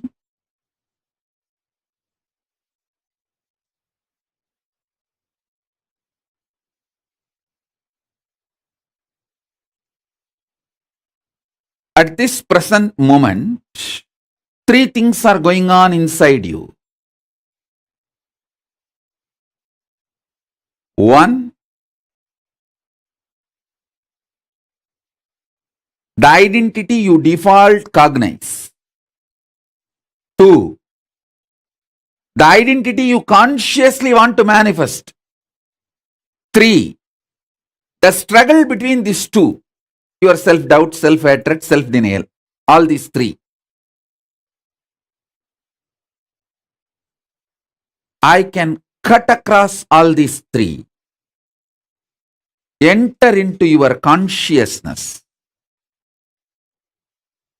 make your consciousness smell the beauty of Paramashiva, Nityatva. So you just wake up. You just get the taste. I tell you,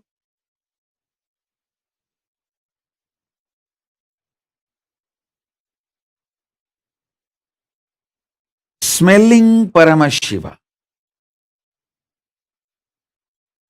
waking up to Paramashiva,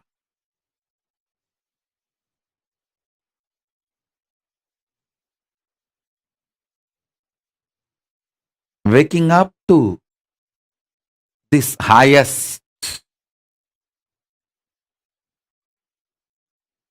In this moment present, it can be done through the initiation.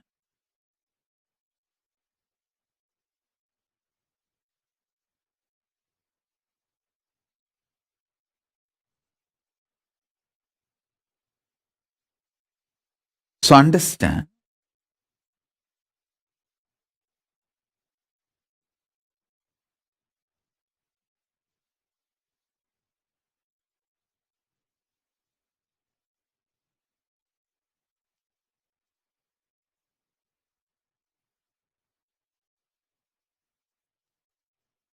That is why always the ultimate manifests through initiation.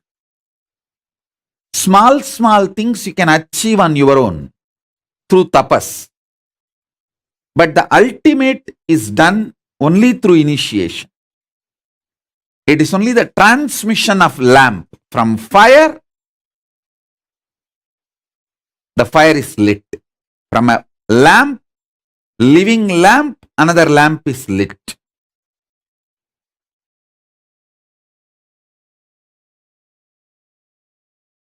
Listen carefully.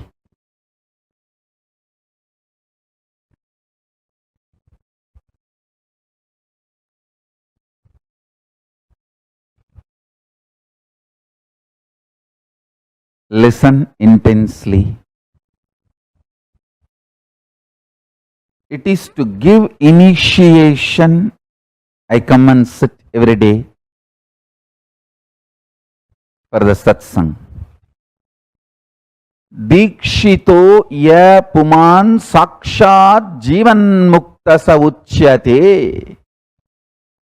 The one who has been initiated, received diksha, is considered to be evidently a living liberated soul, a jivan mukta. The word jivan mukti, I got it from Kamikagama, Archanaviti Padalam.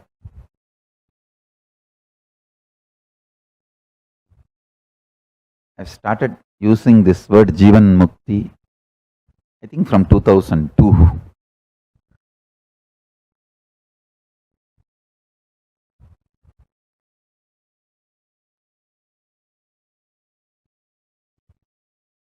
Listen. When I initiate, literally Kailasa enters in you. Kailasa is a intense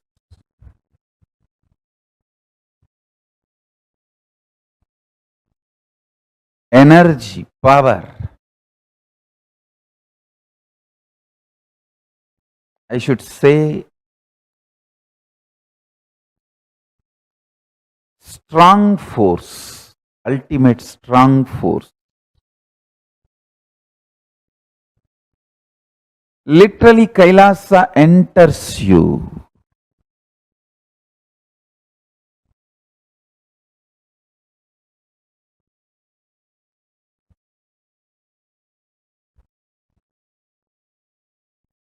Kailasa entering you and engulfing you and just imbibing you into itself is initiation. Paramashiva Gadi, Paramashiva Padam, Paramashivatvam,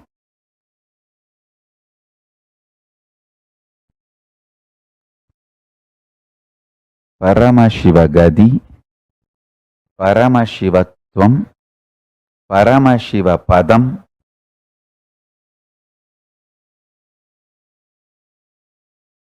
Paramashivanubhavam, Paramashivanubhudi, all this starts manifesting in you just by initiation. Listen. Paramashiva Padam, Paramashiva Gadi, Paramashiva Anubhudi, Paramashiva Shakti, Paramashivatva, all this starts manifesting in you just by initiation.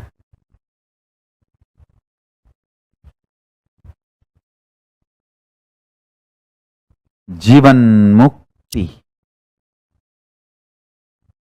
Manifesting Paramashiva while you are in the body is Jivan Mukti.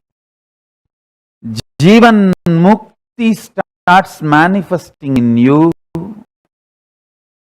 just by initiation.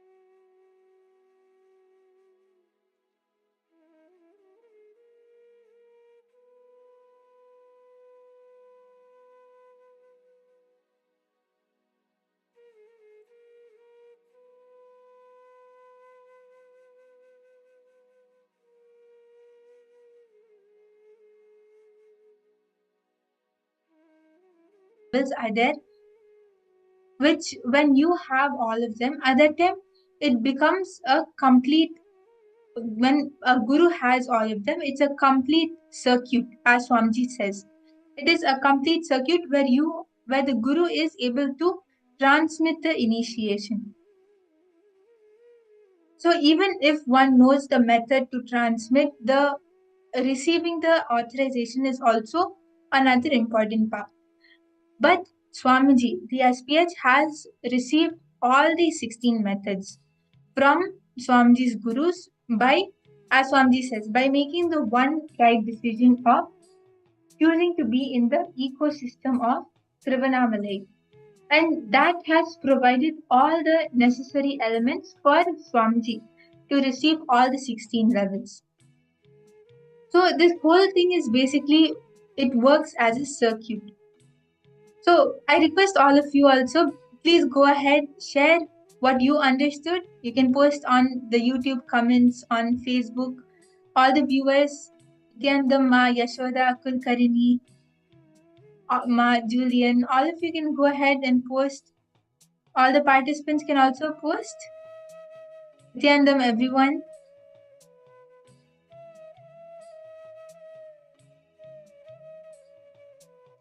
Ma, Sharmini, Ma, Iqbal, all of you can go ahead. Nithyanandam, Ma, Jillian, it's so nice to see you here, Ma. Why don't you share with us, Ma, Carolina? All of you can share. Yes, Nithyanandam, Ma, Jillian. What were you able to understand from this session? What were you able to click with? You can share in the chat, Ma.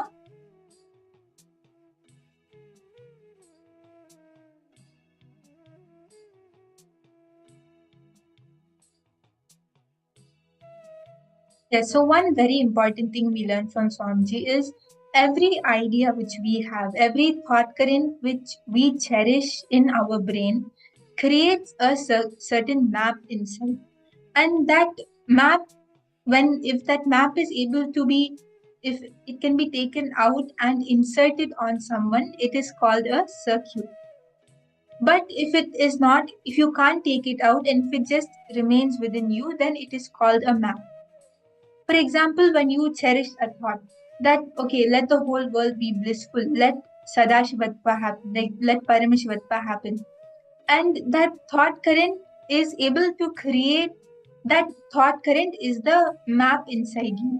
And when that thought current is able to create the certain electrical signals in your brain, when it is able to generate the map, and if you are able to hold that cognition stably inside you till the other brain is able to vibrate in that same frequency, it is called a circuit. And that is exactly what Swamiji is defining and explaining to all of us as initiation.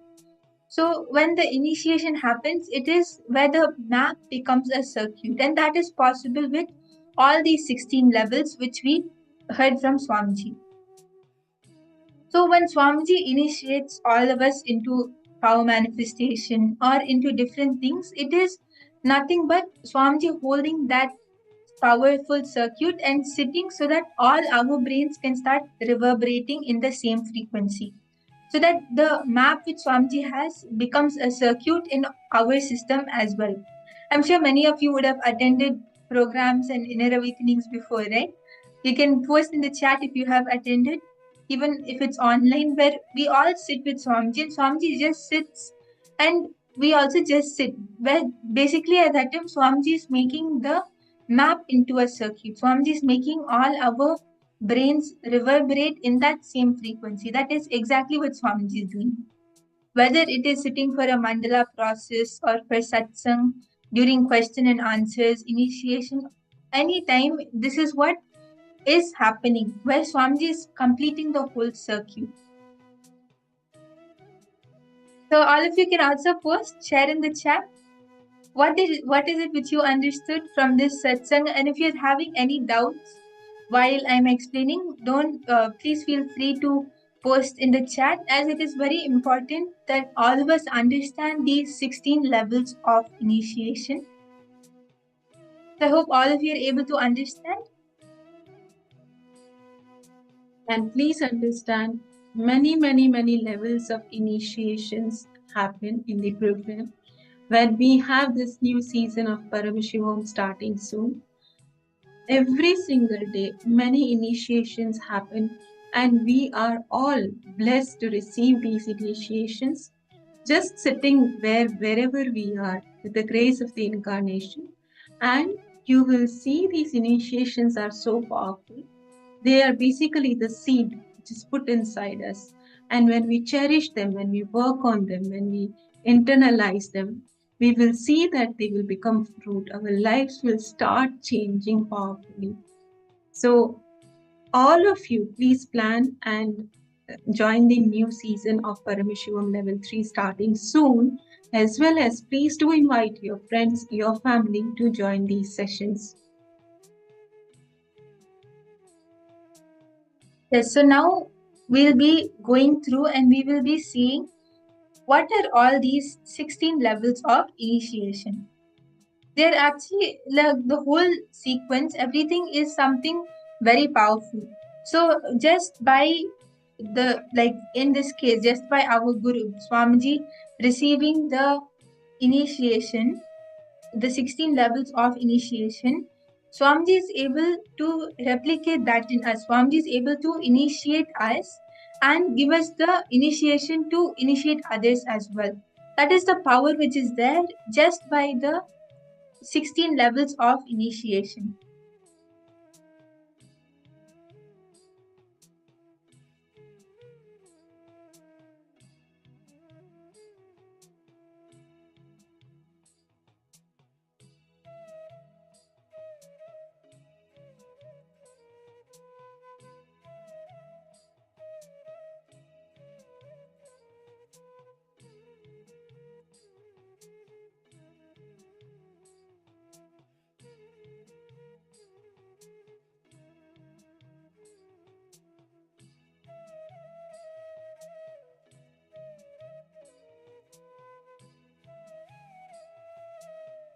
Yes, so there are three main things which occur within us.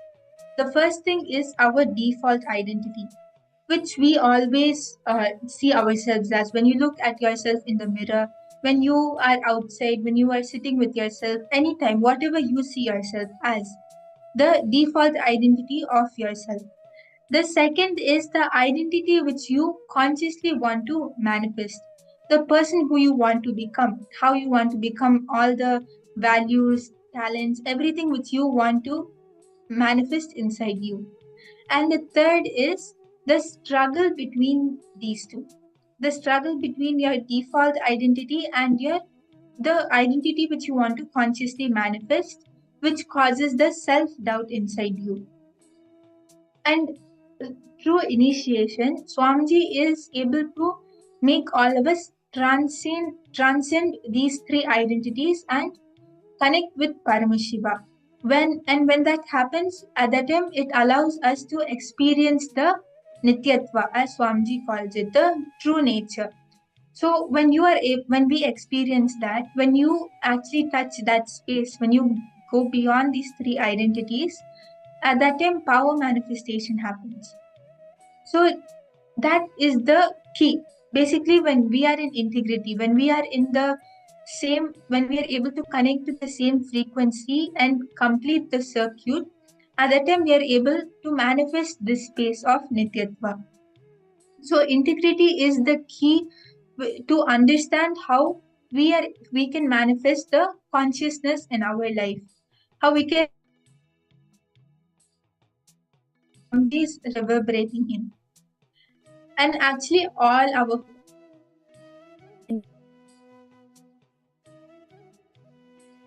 generate and manifest intense light, which is up to 100 and or 1,000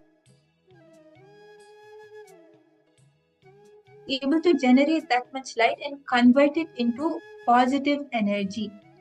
And the nervous system can manifest this light as a powerful and intelligent force which allows the body and mind to receive and reflect and manifest the commands into reality. This whole circuit is what is power manifestation. When the brain receives that light, the energy, and the nervous system converts it into the intelligent force, which allows the body to receive and manifest that command into a reality. This is made possible through integrity, which is the foundation for receiving initiation as well. So, all of us have to understand that integrity is one of the most important things.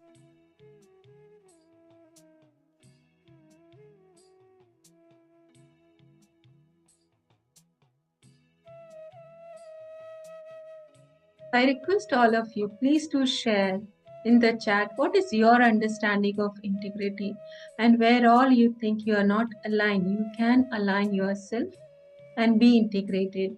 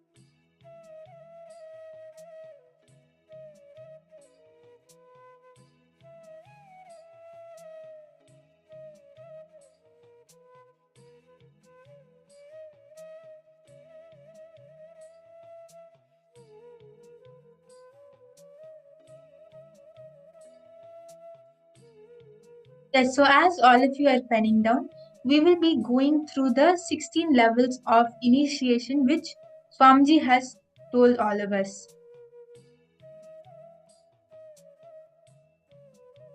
So the first level is having the intellectual knowledge, and the second is having the enlightenment experience, and the next one is having the right to transmit the intellectual knowledge, the capability to transfer it, and the right to transmit the enlightenment experience, having the capability to transmit it, and the proper initiation into the intellectual knowledge as well as the proper initiation into that enlightenment experience.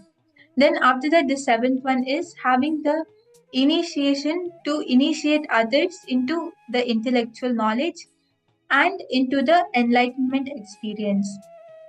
Then, having the capability to initiate the Guru's disciples to teach others the intellectual knowledge, and the rightful initiation to authorize the disciples to empower others into the intellectual knowledge, and the initiation to initiate the disciples to authorize them to initiate others into intellectual knowledge. And then the next is the capacity to teach the disciples to teach others the intellectual knowledge, and the capacity to teach the disciples to transmit the enlightenment experience. Then is the proper capability to initiate the disciples for transmitting that enlightenment experience which they receive, and the proper initiation to initiate the disciples to empower others with the enlightenment experience which they have received. Then the final 16th one is initiating the disciples into enlightenment and initiating them to transmit that enlightenment initiation with the whole power of initiation. So these are the various levels, the 16 levels of initiation which Swamiji has received through the Avichinna Guru Parampara, or the unbroken lineage of gurus. So all of you can, if you want, if you would like, you can pen this down. You can take a few moments to pen down. Otherwise, once you're done writing down where you can improve in integrity, you can post in the chat. If anyone has any doubts, please feel free to post.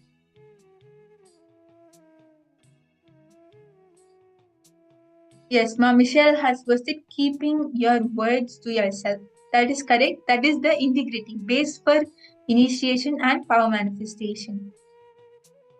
Yes, Ma, keeping the words to ourselves as well as to others, right? So every word we give to self and to others, we fulfill it. If at all we are not able to fulfill it, then complete with self and complete with others, that you will not be able to fulfill it. So when we are integrated, what the space we receive is the space of completion, right? Completion with self and completion with others. And that's the space of manifestation. And Ma Jillian has posted first being true to oneself, then allowing to maintain that same integrity to others. That's correct, Ma Jillian. It's very nice to hear your understanding.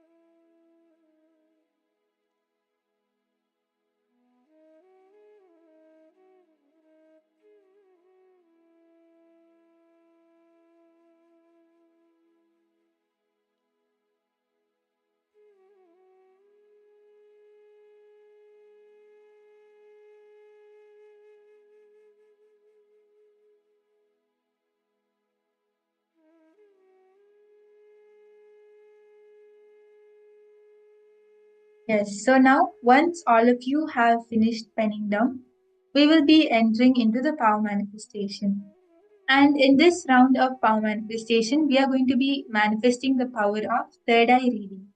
So, how all of you are going to be manifesting is you are going to be connecting to Swamiji and just holding that same space of integrity, knowing that, okay, integrity is the base which powers the initiation and which makes power manifestation happen within me.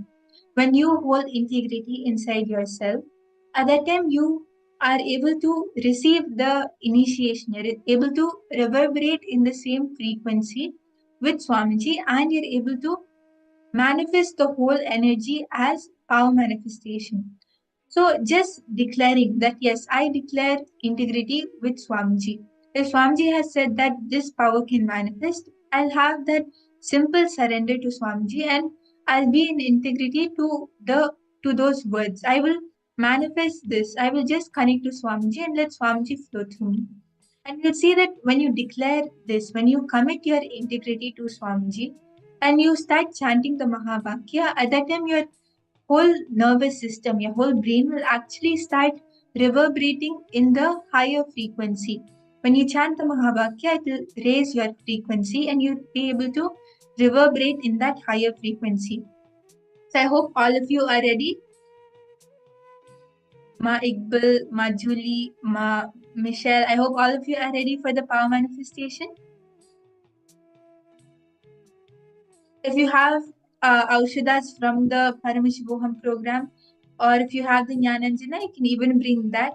And all the viewers watching us live on YouTube and Facebook, Mayushadan Kulkarini, and everyone who's watching, I hope all of you are also ready. You can bring your Aushadas if you have them with you.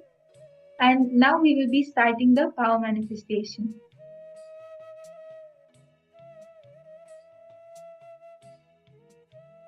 I request everyone to please sit straight with your head, neck, and spine in a straight line. Connect to Swamiji in your third eye. Visualize Swamiji's image, Swamiji's form in your third eye, and connect to that form of Swamiji.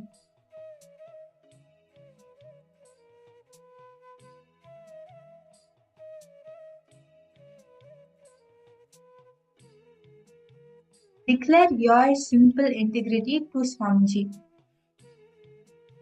Just have that surrender and start chanting the Mahavakya. Om Nithyananda Paramashivoham. Om Nithyananda Paramashivoham. Om Nithyananda Paramashivoham.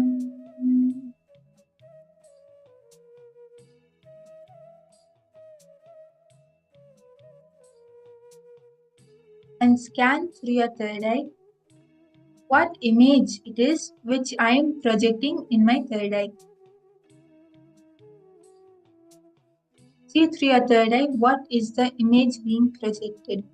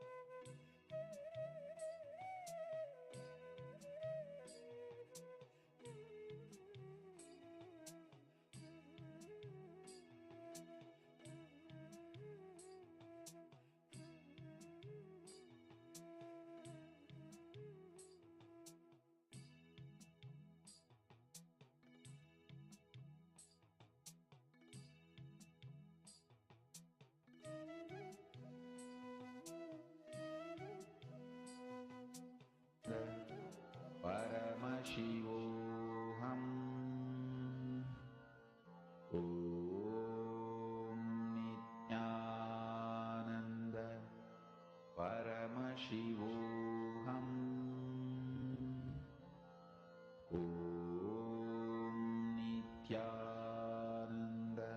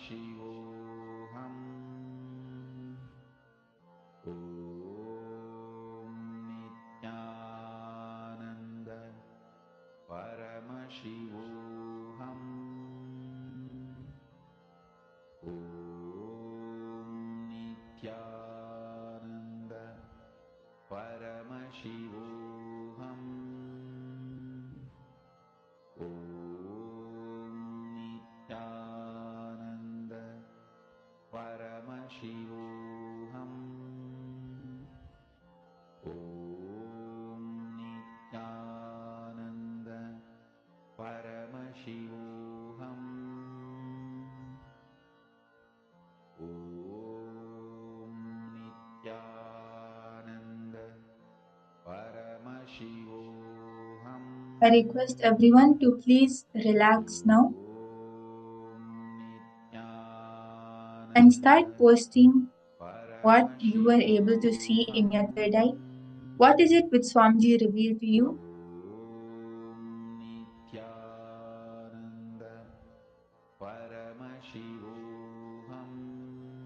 Okay, Jillian has asked, Nithyananda Jillian. Okay, yes, Ma Jillian, actually, there will be another session where you can you can make the Aushadha, which is basically the energized turmeric and chandan powder. And this will be happening in the next season of Paramashivoham, which is starting on February 17th. So you can attend the next season and you can make and you can receive the Aushadha. For Jnananjana specifically, right now we won't be having it, but you can receive the Aushadha. Even if you don't have the Aushadha, it is all right, ma. You can still do the power manifestation because initiation is what for you to be able to manifest. The Aushadha and the Jnananjana is like a conductor of the power manifestation energy. It helps you to manifest. But even without it, you can manifest as long as you have the initiation. Yes. Want to please go ahead and share what you were able to see in your third. What did Swamiji reveal to you?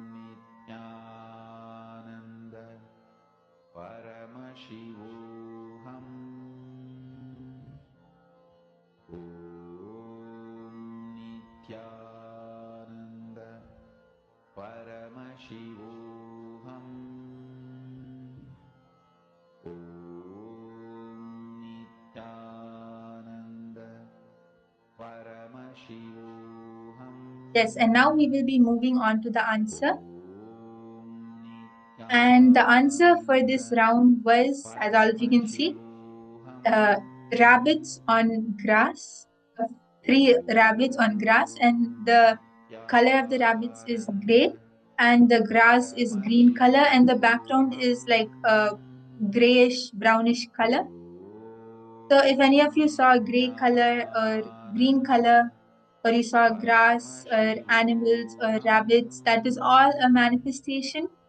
So you can go ahead and verify your manifestation.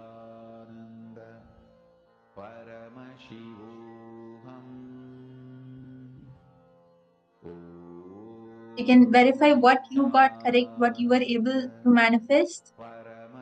And don't forget to share your experience of the manifestation and your manifestation on the chat or on the Facebook page, on Kailasa's Paramashivoham Facebook page.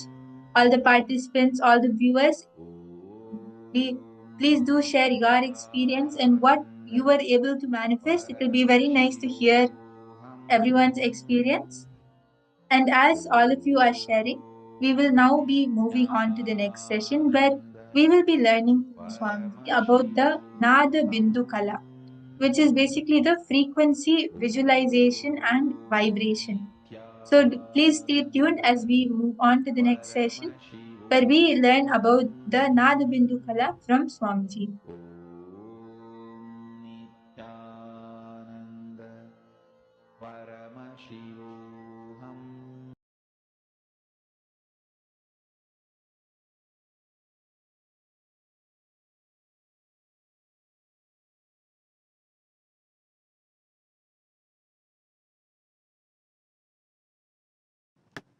Cosmos is made up of three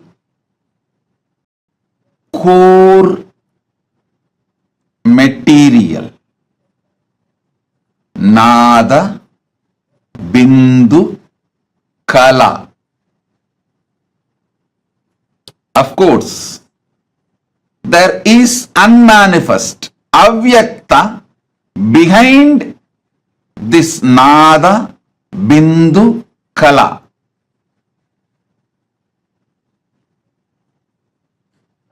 If you want to connect with cosmos, manifest cosmos in you, these three principles: Nada means frequency, Bindu means visualization, Kala means vibration. Listen, I'm giving you rough translation in English so you can start connecting with it. Nada means frequency, Bindu means visualization, Kala means vibration. Listen. Listen carefully. Think of the universe as Nada Bindu Kala. Think you can connect with the universe through Nada Bindu Kala. Nada means frequency, Bindu means visualization, Kala means vibration. You just need understanding about these three. You can connect with cosmos. You can manifest the best things of the cosmos. Not just health. Listen, if you think in a small scale within your small brain, you will think health is the best. But if you connect with cosmos, you will understand not just health, eternal life. Eternal life is the best thing. Even your understanding about what is the best you can achieve will get matured. When you understand about Nada, Bindu, Kala,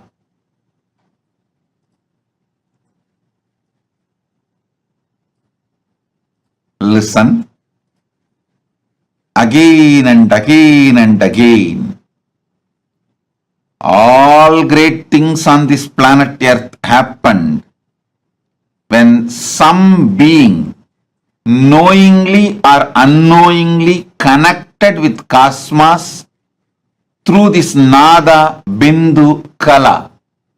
Whether it is the outer science or inner science, culture, arts, philosophy, spirituality, any field, the great breakthroughs happen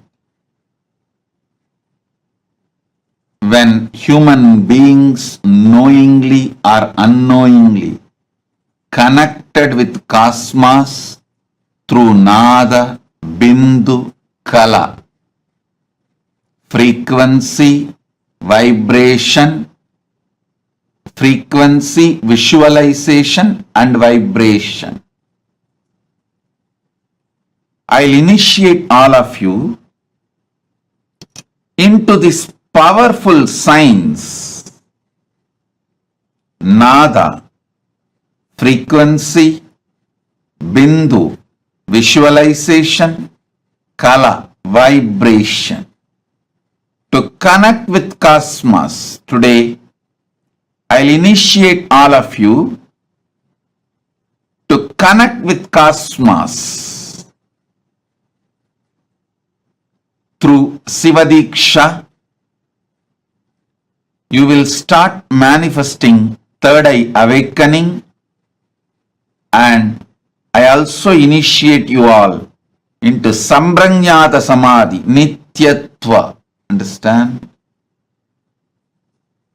Just if the one door is opened in you, if nada, frequency is opened in you, you will have third eye awakening.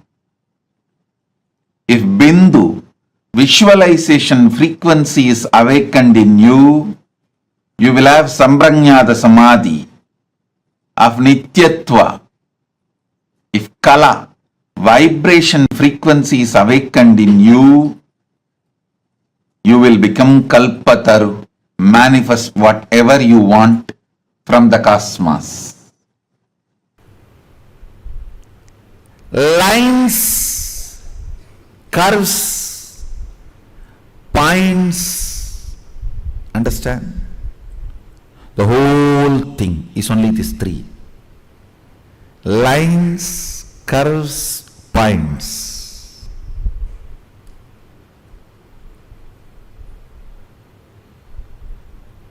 Nada bindu kala. Lines is nada, points is bindu, curves is kala, flow. Lines, points, curves, which is the source which forms the basic unit of this whole cosmos. Principle of sound, nada tattva. Nada tattva, principle of sound, nada kala, is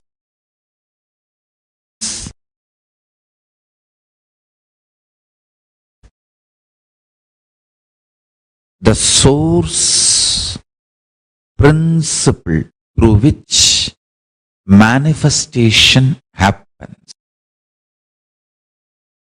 So listen, Kayakalpa Yoga is nothing but working on sound, nada kala, the principle of sound.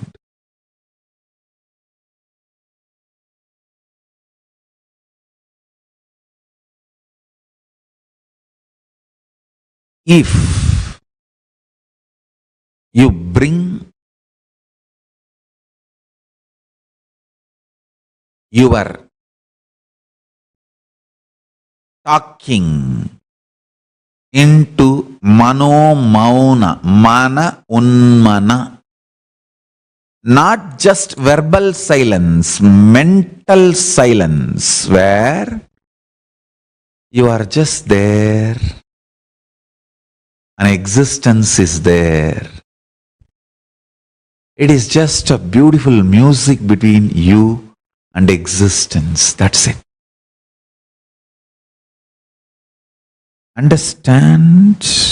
In mano mauna, mana unmana, you understand the difference between sound, music, words. The source of all this is called nada. Nada Kala. I tell you, if you can rest Nada Kala, not only you will understand all languages, you will know you can manifest anything you want just by creating the right sound. I have seen my gurus doing it.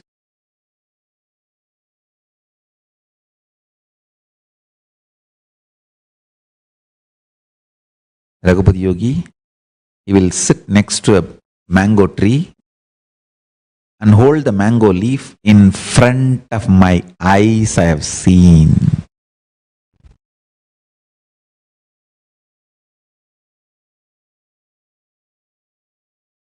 He will hold the mango leaf, the tree's branch on leaf, and create some sound. It'll be like in the night time when the rats come in the house and run around and like this, some sound he will create in the tongue. In front of my eyes, I have seen that mango tree flowering, and that flower becoming mango, and the mango becoming ripe mango, and fully ripe mango will be there, hanging. Maybe it takes half an hour for manifestation, and he'll say, take it and eat.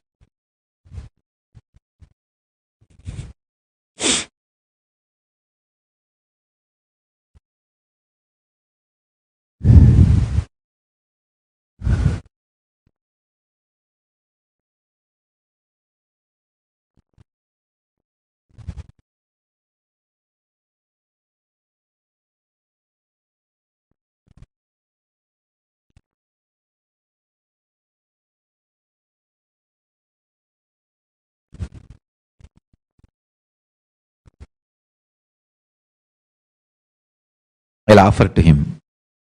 He will eat little and then give the remaining share to me. Not once, I can say at least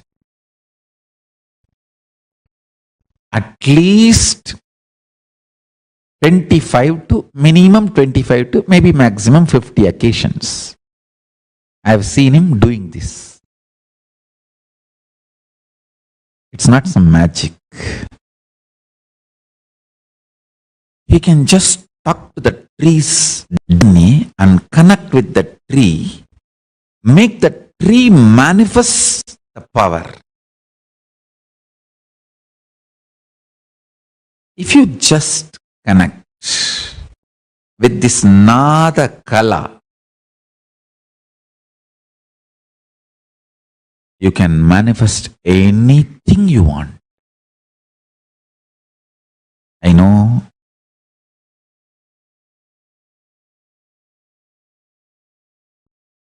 all your doubts, denial. I am sympathetic towards that. But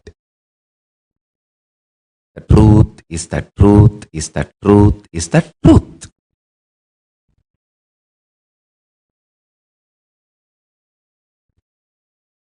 Ultimate completion with Paramashiva. This 5,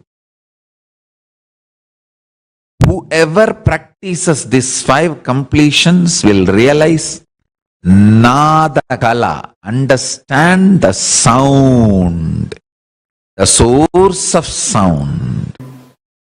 Even the so-called worst sufferings are because you are taught it is a suffering, not because it is a reality. That's first lesson. Second,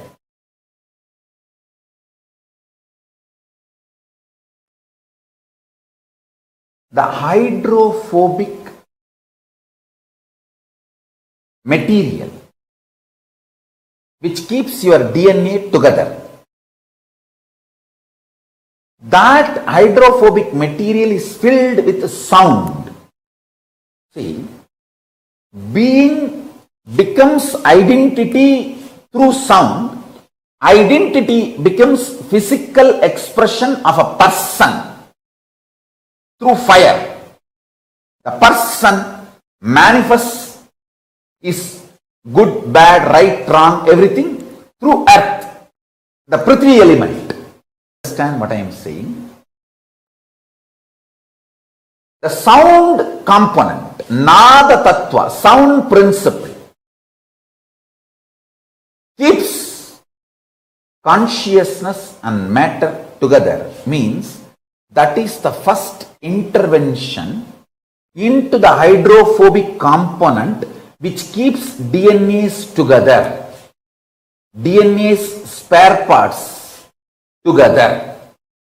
The sounds I am creating and infusing into you purifies the hydrophobic component which keeps your DNA material together, which is the bridge for being to become identity, identity to become personality. The purification happens in your core level.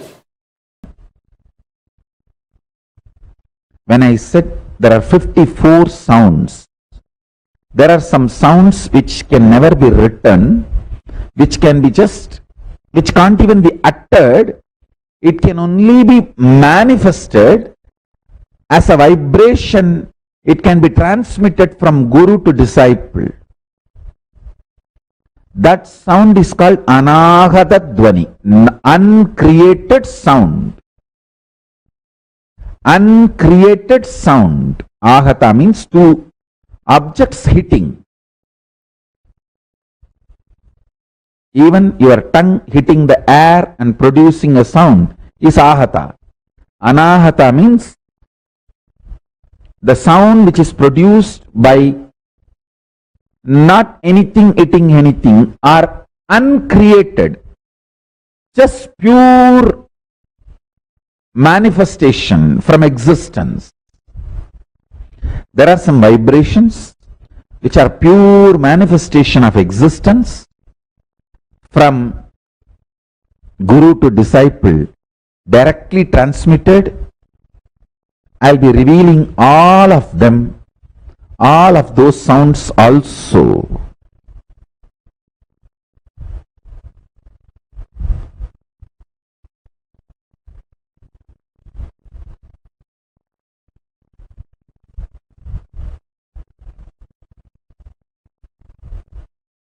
So the source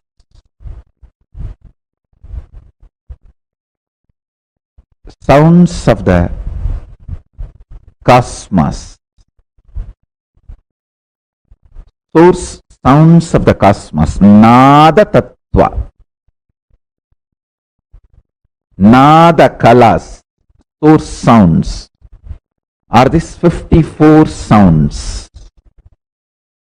In Kailasa, Paramashiva Jnana, the knowledge of Paramashiva exists as pure frequency, Nada and Bindu, means sound and visualization. I map that down into Sanskrit, then it becomes concepts and principles. Breath without sacrificing the depth. Depth without compromising on breadth. That is the uniqueness of multidimensional logic. X, Y, Z in all three and then few more axes. In all uncompromising. Depth and breadth and length and intensity.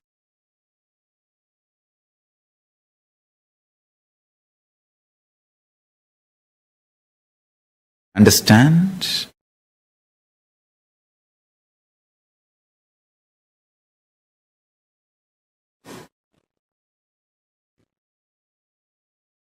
I was talking about an article, some of the Chinese scientists discovering a huge black hole, which is not matching with all the known theories, including Einstein's E equal to mc square. I'm telling you, I'll give you the most important sacred secret.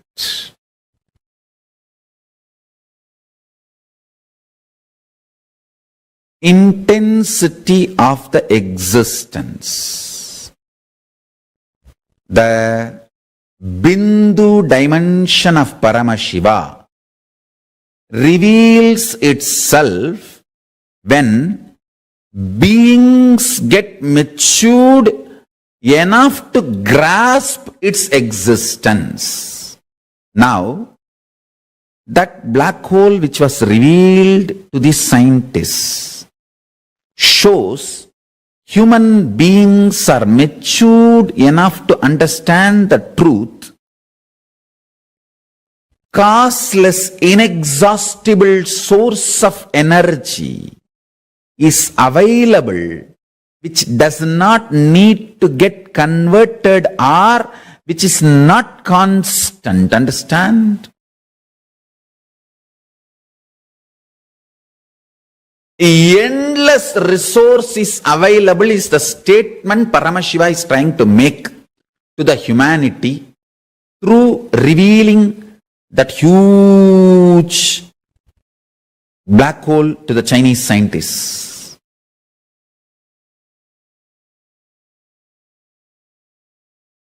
Listen with Shraddha.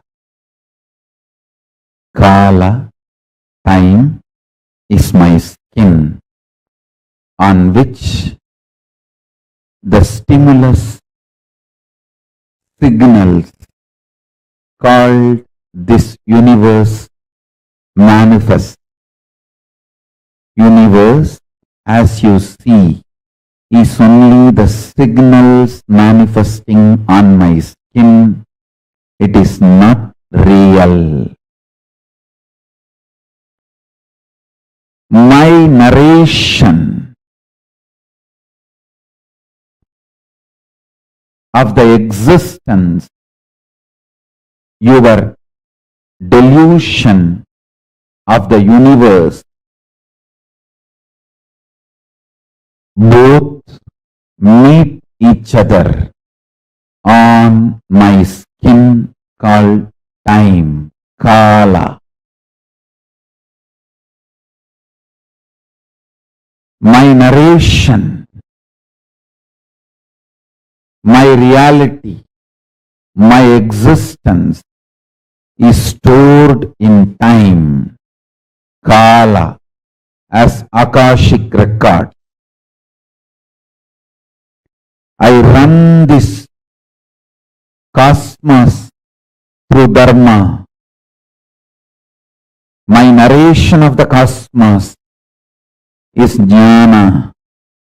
My narration of this universe is knowledge. My will to run this universe is Parameshwara. O human beings, listen. Your deluded narratives are instigated by the signals you perceive, which is neither permanent nor eternal, or leads you to the ultimate state. Listen intensely.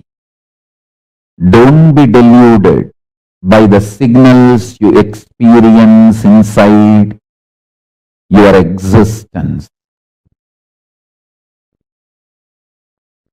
Don't be deluded by the collective narratives you all create.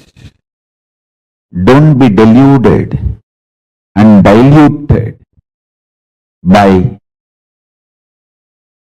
more and more deluded narrations of yourself, universe, life. Live on the reality, truth of the Akashic records, Veda Agamas. Let the universe reveal its grand narrative in the form of Veda Agamas to raise the quality of your existence, to give you all superconscious breakthrough. Kala, time, is my skin on which these signals raise. The signals you perceive is not the reality of the universe. The reality of the universe is consciousness. The length, breadth, depth. In the fourth phase only sound even starts. Understand? The science says any particle's movement creates sound. Sadashiva says very clearly, if the particle moves only in the length, breadth, depth, sound is generated. If it moves only from length to length, no sound is generated. That is nada, sound. And sound cannot come just in y-axis travel or x-axis travel. All sound is generated only in z-axis travel. Any particle, pure movement of x-axis and y-axis. I don't know whether I showed properly. I think this is x-axis, this is y-axis. Above the third head, which is the side effect of 1, 2, 3, is sitting, which is sound, nada. Above the fourth head, plates are sitting. Listen.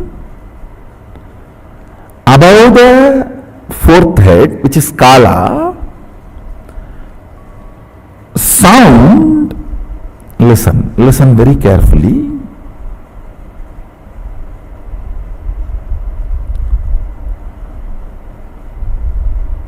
Sound and nada and bindu. Bindu means longevity, life. Only when the time is introduced, longevity concept gets introduced. Till the time is introduced, there is no life, longevity. How many of you are grasping? So the head sitting on the fourth one is time, nada, bindu, above, which is this. See, the fourth, nada, bindu. That is life. Only the time dimension in, see, the depth dimension introduces sound in the cosmos. Time dimension introduces sound and life, longevity. Kala is kala kala. Kala is life and death. Am I able to make you all understand? The fifth head, listen. The fifth head is what is connected to the body. Body is the universe. Like all your identities put together is your consciousness. Identity is used as a unit to measure your consciousness. If you are entertaining more unit of father identity, that will be the lifestyle of your consciousness. If you are entertaining the beloved identity more units. That will be major aspect of your life. When the time is brought into the scene, Nada and Bindu both are added. That is Nada and Bindu. Yes. You may say, why Nada should be added to depth and time? When the Bindu is added, Nada is no more an ordinary Nada. Sound which is not created never dies. Sound which is created dies. Sound which happens only with the association of length, breadth, depth can die, but the sound which happens with the association of length, breadth, depth, time and space does not die. So the sound associated just length, breadth, depth is different, and the sound associated to length, breadth, depth, time and space is different.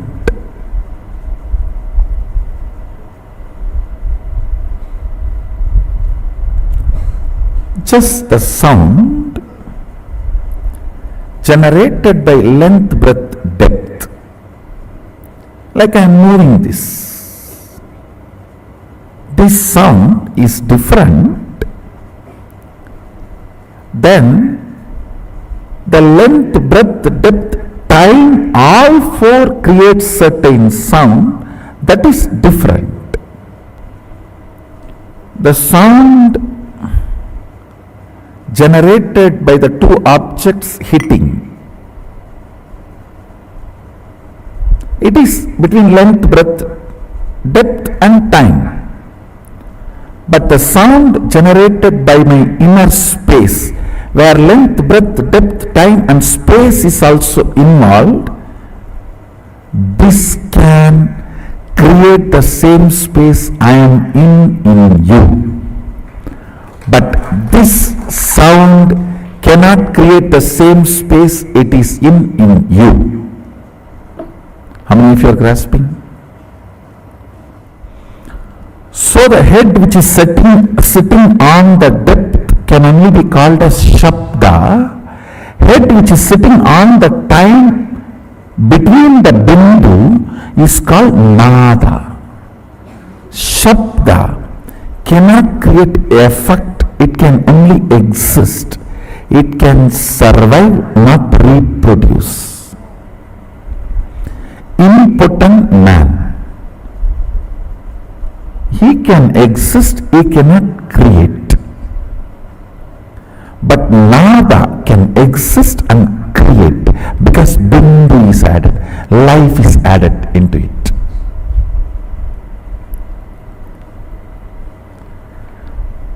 A sound potent of producing something in you is Nada. Bindu is life, Amritatva is life which cannot be dulled, reduced, diluted by length, breadth, depth, time. Kala. Amritatva is the space on which time does not have a say. Fourth multi-dimension of the universe is Nada Bindu. Fifth multi-dimension of the universe is Nada Bindu Amritakala.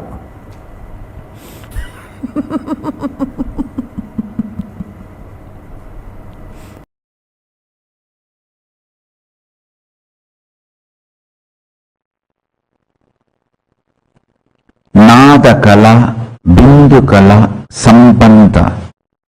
The relationship between Nada Kala and Bindu Kala. Anyone masters this science masters Paramashivatva. Spiritual alchemy process of Nadakala Bindukala. Understanding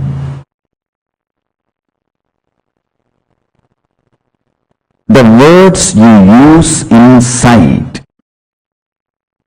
and the life you manifest inside and outside is closely connected.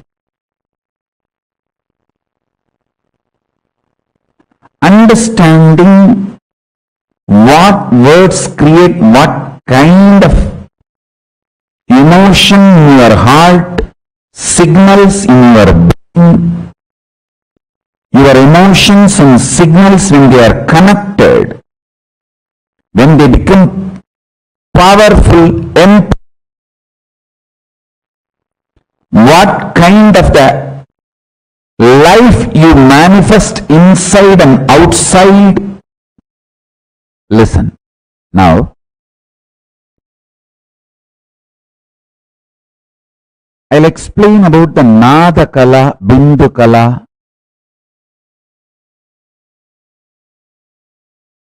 Understand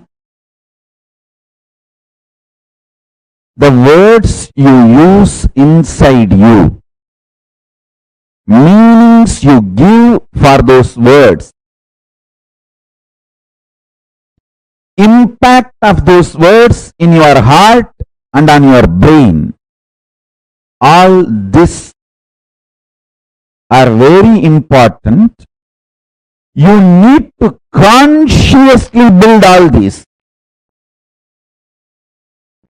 I was telling you one example. You always mistake natural as automatic.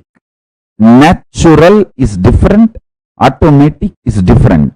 Listen to this one example. Love is natural but not automatic. Love is nature of your existence, but what you experience automatically is your hormones ups and downs. The hormonal ups and downs, that is not natural. See, like I'll give you this example. River is naturally flowing. When you put a dam and open one small part, that part automatically flows, but that small part is not natural river. If you put a dam on the river, open one small corner, one small part, it naturally flows. See, the river naturally flows. But when you put a dam, open one small part, that small opening automatically flows, but that is not natural. Whole flow is natural. Small automated versions cannot be equated to natural.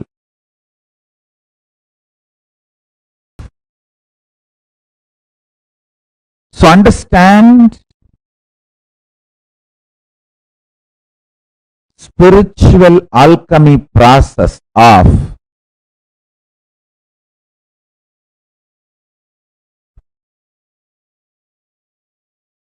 aligning your Nada Kala, Bindu Kala, your verbalization energy, visualization ability, aligning them, consciously building your visualizations about yourself and life is signs of manifesting Paramashiva Padam in you. Understand? Initially, you need to use visualization.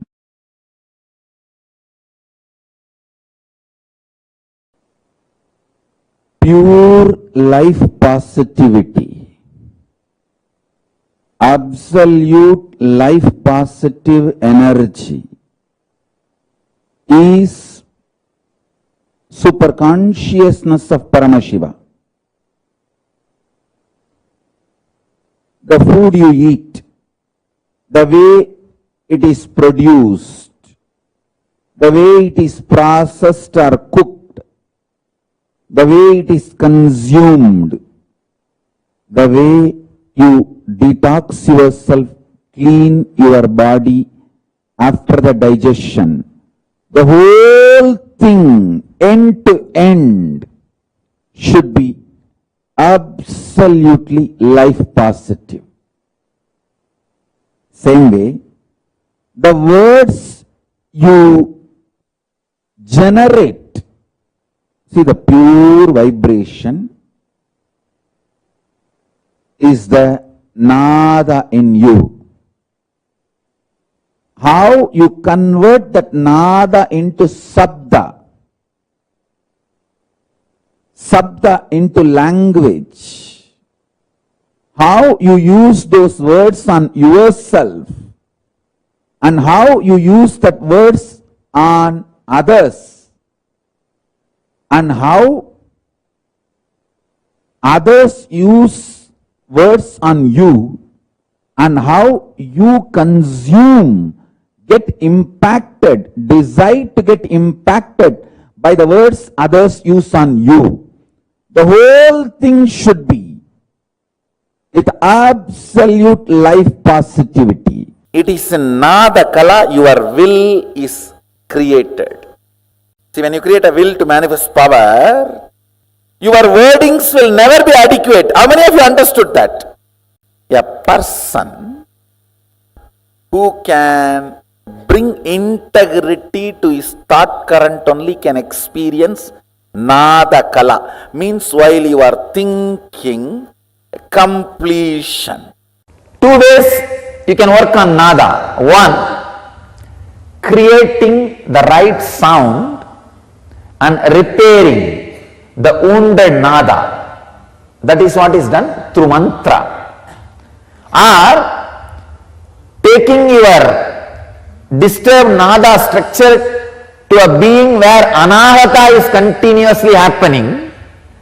In that very silence, your wounded Nada structure gets healed, realigned, reorganized, restructured. One important thing, if it happens through the right sound, only the physical healing and mental healing happens. Whatever vibration sounds were created, the effect of that happens in the system. If there is a wound, if there is a sound, that sound heals the wound. The right sound does its job. But if the wounded Nada structure is brought near the Anahata Dvani, the uncreated sound which constantly Master is radiating, which Shankara calls us very beautifully, Chitram Vadadaror Mule Vriddha Sishya Gurur Yuvaha Gurostu Maunam Vyagyanam Sishyastu Chinna Samsayaha. The word Maunam Vyagyanam means all his expressions and discourses are in and from Anahata Dvani, the uncreated sound. In an expression of uncreated sound, the Anahata Dvani. That is what Shankara calls Maunam Vyagyanam.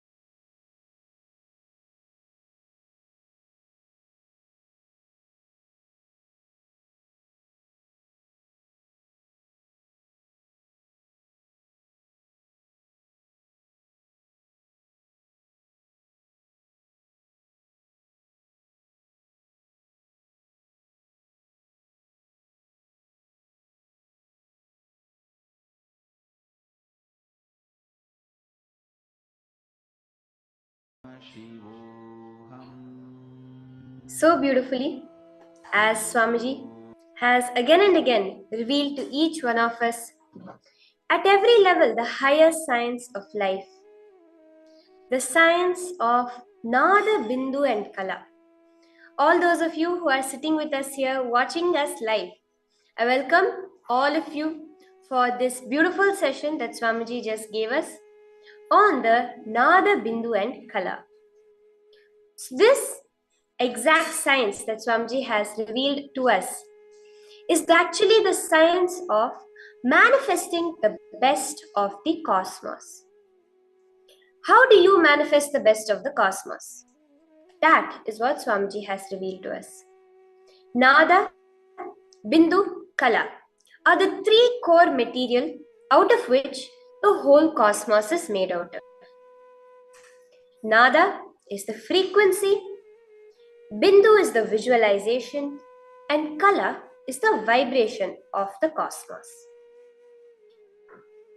Here, when we are looking at every level, beautifully Swamiji has given us this science of manifesting our own Nada, Bindu and Kala based on understanding what it is the cosmos has in store for us. The Nada Tattva is the principle of sound, the source principle through which manifestation happens. That is the Nada Kala. It is through sound that the whole universe is held together, is again and again what Swamiji has revealed to us. It is this Nada Kala that manifests the whole universe.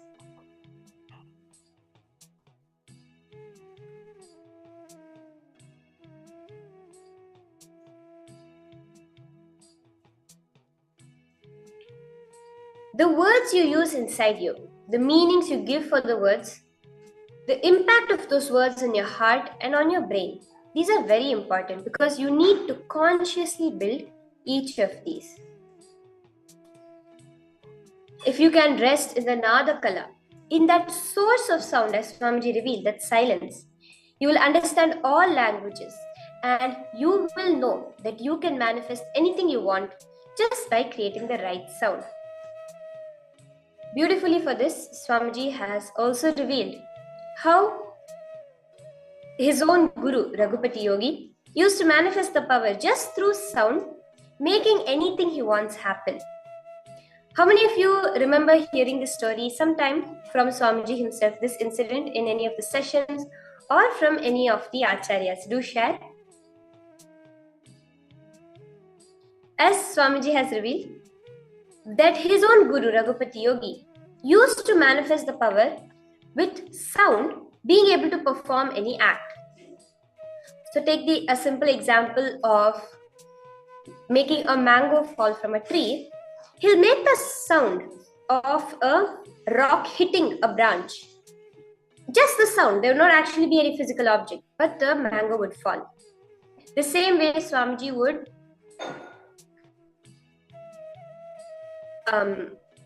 Swamiji's guru, Raghupati Yogi, once even cracked a huge rock into precisely half just by the power of the Nada Kala, through the power of the sound. So to define your Nada, your regular sound that you are creating, to make it Nada Kala, it requires a subtle purification in your thinking. That is, the integrity is needed. So how do you do this? Create a will to manifest your power, to manifest powers. So let's take a will to manifest anything in your life, the power of Vak Shakti. Say, I want today my friend to pay back the loan I had given him. Take this simple thing. Now, if you're not comfortable, you're not complete. Let's say you feel it's not possible. I've been behind him for the last year. He's never going to give it back to me. Or else you feel, no, if I have that expectation from him, it may disturb our relationship. If any uncomfortability, any incompletion comes up, bring integrity to your thought current with one of the 5 practices of completion.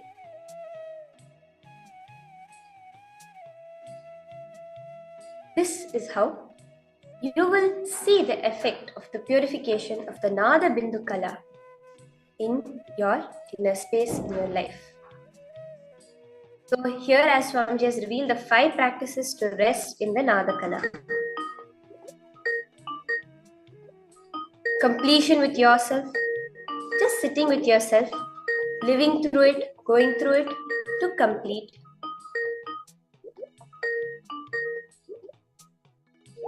Completing in the mirror, keeping a mirror in front of you, looking at the mirror and completing with it the samskara dahana kriya, calling your friends, your family, whoever you're having the incompletion with, talking to them and completing, or the ultimate completion, completing with the whole existence, Paramashiva.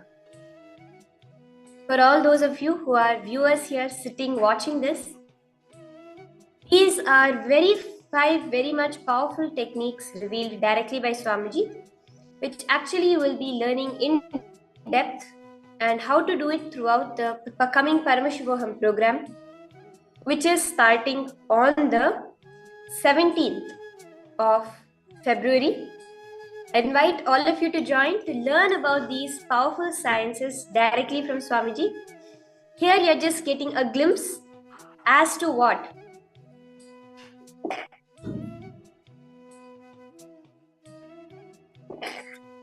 Excuse me. You're going to be getting a glimpse into what are those powerful practices, the powerful sciences that Swamiji has revealed for this whole world to manifest.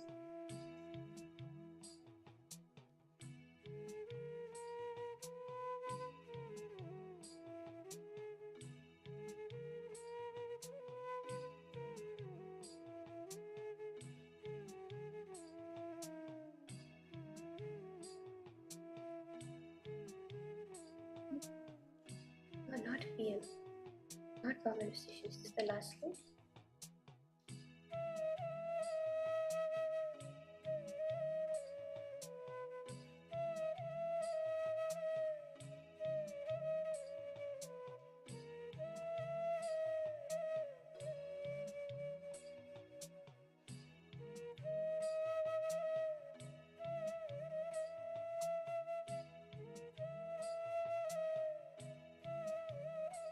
Do any of these 5 acts of completion to complete yourself.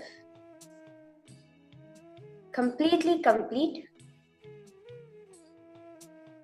with whatever is that incompletion with you, blocking you from manifesting your reality.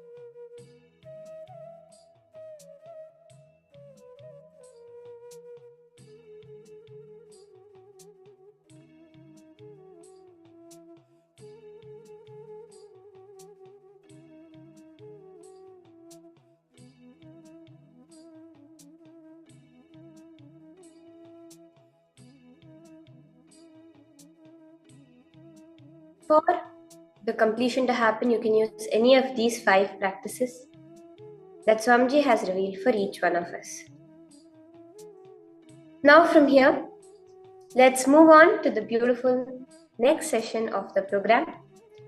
We are going to be having a quick power manifestation session.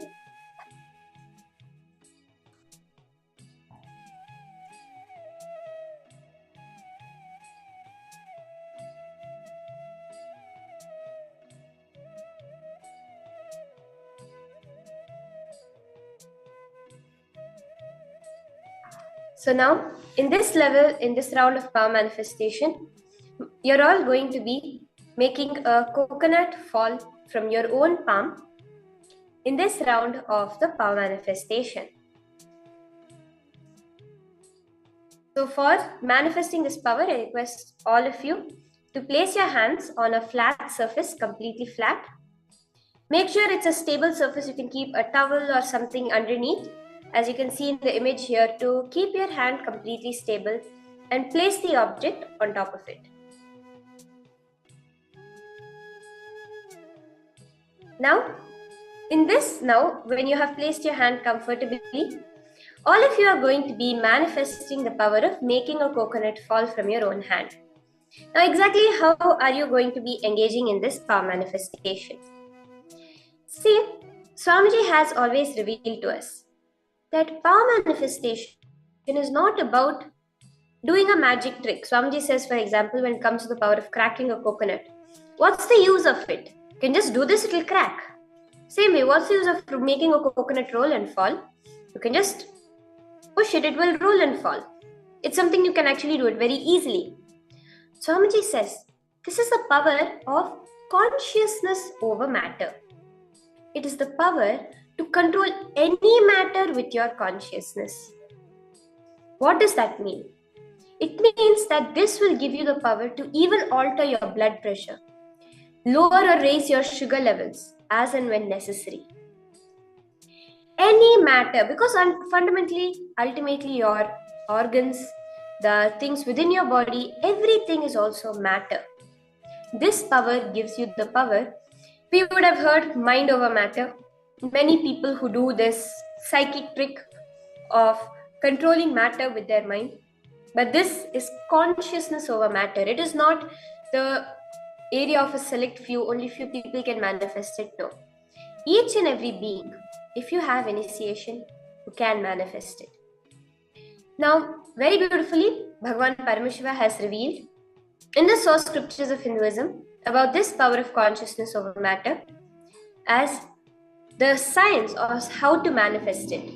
Kvachit vastuni vinyasya shanair drishtim nivartayet tajnanam chitta sahitam devi shunyalayo bhavet. Paramashiva reveals that taking any object, any vastu, so it could be taken this example of coconut. For all those of you who do not have a coconut, you can use any round object, for example, a lemon or take a orange or apple. And what you're going to do is keeping your palm completely flat. Place the object there. And as Paramashiva reveals, Shanair Drishtim Nivartayet means withdraw your sight from that object. Then he says the knowledge along with the thoughts and impressions of it too should get completely dissolved. Then, O Devi, Paramashiva addresses each of us as Devi. One abides in Shunya, the space where nothing other than that exists. The literal meaning is Sa Anya. It is whatever else. Just a very simple way of understanding it. Keep your object of a coconut. The coconut, other than the coconut, is your hand. But it is also the hand. Other than the hand is the body, but it is also the body. Anything that you may call as other than it, it is also that, which is the space of all inclusiveness or infinity. That is what you experience during the power manifestation. And that is actually the ultimate goal of power manifestation. It is not about the movement that happens within the object. It is about the space of purnatva, of completion you experience within you, of oneness with the cosmos that you experience within you. That is the ultimate goal of power manifestation. So can we all now enter into this round of power manifestation with this beautiful context? I hope all of you have kept your object ready. And one thing I really would recommend to all those of you who are sitting here and watching is to take a video recording of your manifestation.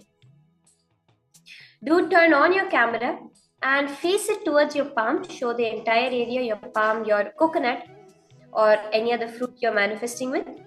To video record yourself and see how beautifully the manifestation is happening. More than for anybody else, this is for you to cognize your manifestation. So now remember Swamiji in your third eye. Chant Mahavakya. As we just learned, Pranada Kala, that pure sound of the cosmos is what is responsible for creation. Responsible for your thought currents, for impacting your reality. The most ultimate sound you can create is the Mahavakya. Directly, Swamiji has initiated each one of us into this powerful Mahavakya. Om Nithyananda Paramashivoham. This is the Mahavakya that all of you will be chanting as we enter into this round of manifestation.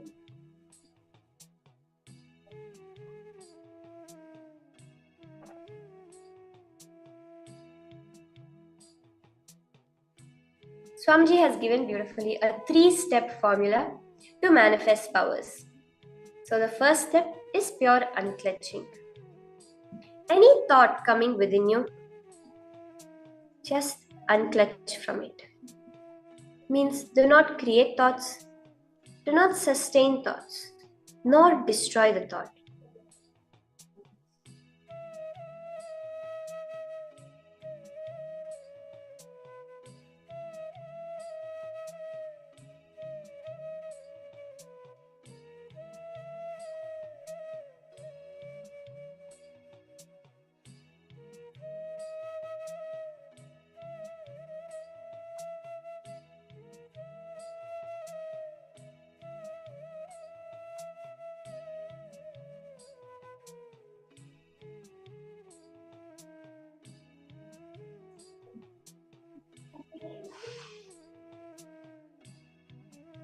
Then fill up that empty, pure inner space with the ultimate sound of the cosmos, vibration of the cosmos, the Mahavakya.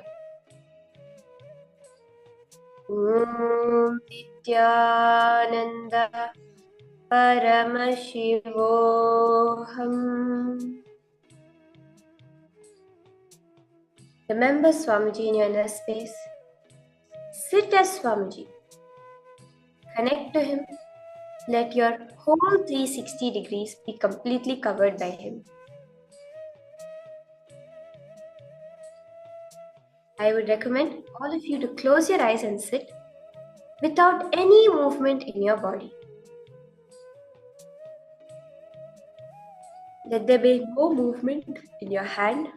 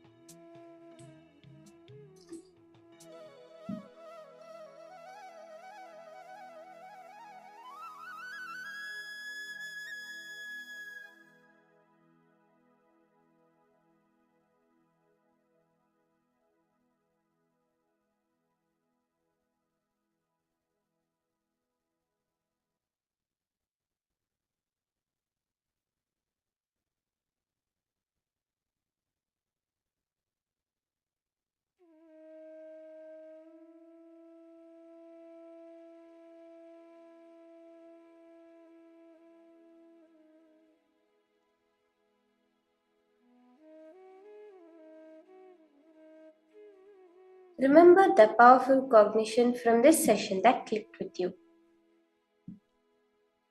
As Swamiji always says that it is only powerful cognition that manifests as power manifestation. When a powerful cognition clicks with you, in that moment you are transported beyond your thoughts, beyond your mind. There is no identity at that moment. Bringing back that space is what manifests power manifestation.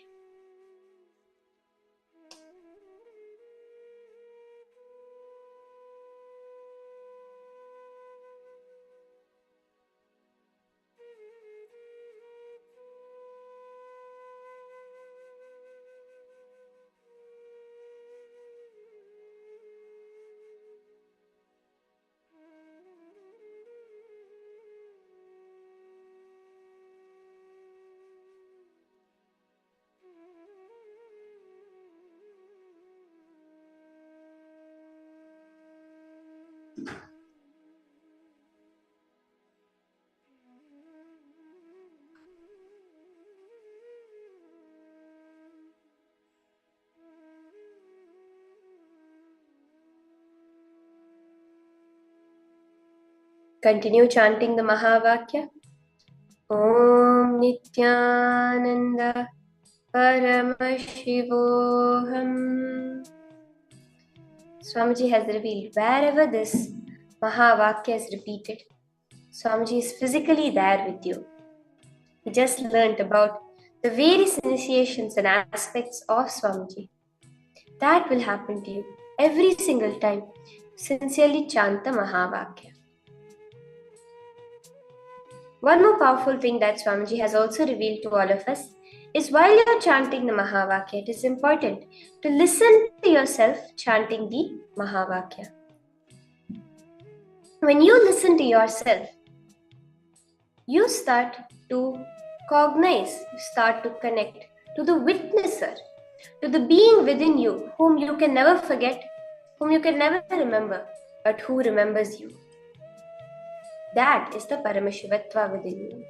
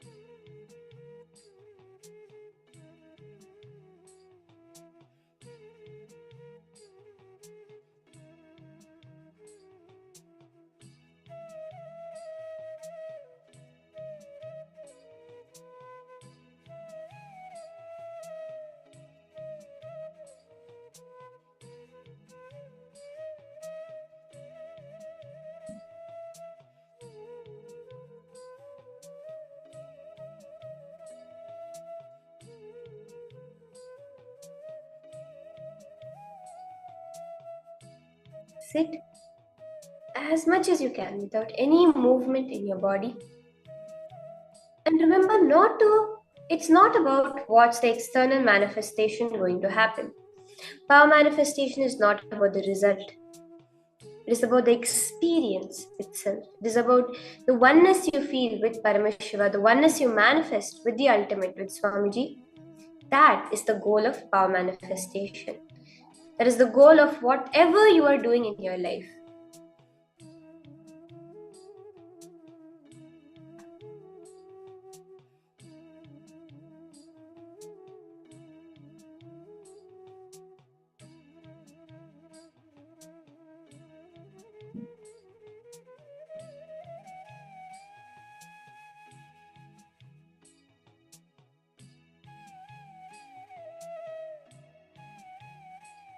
Now you can all relax.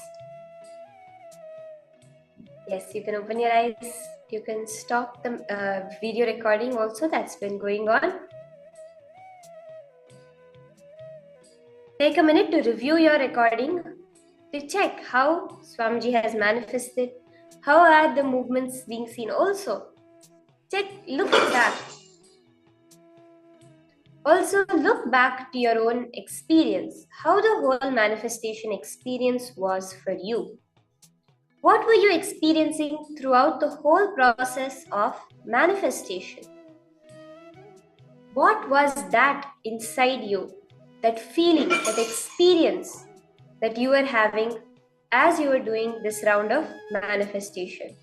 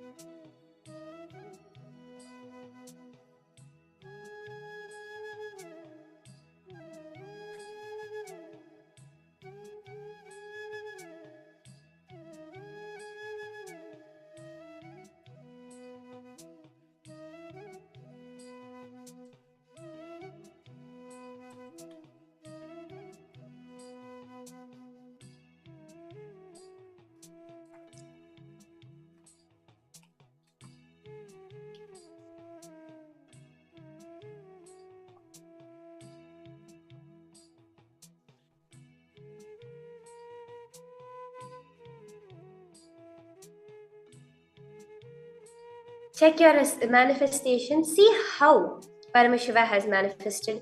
And remember one thing, every time, whenever a manifestation is happening, it is never that I have not manifested or manifestation is not happening for me.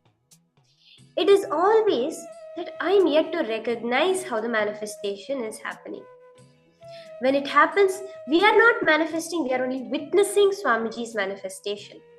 When it is not happening, when we are perceiving as if it is not happening, it is not that it is not happening, it is just that we have not perceived it. So go back to that space and always again and again pray to Swamiji. Swamiji, show me how you have manifested. Show me in a way that I can understand that the manifestation has happened.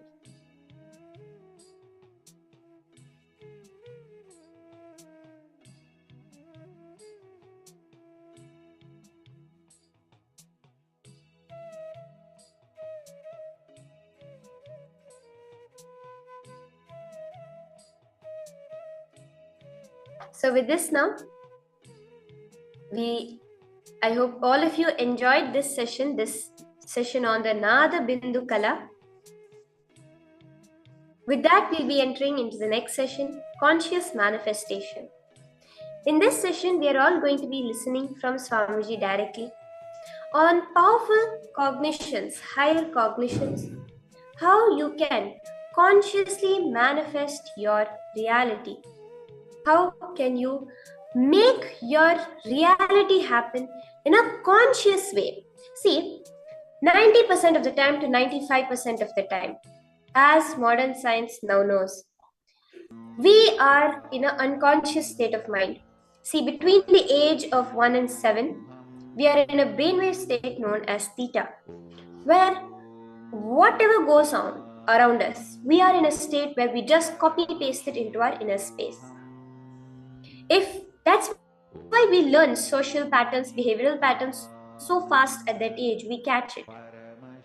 Now, the rest of your life, you are running based on the environment you had within those first few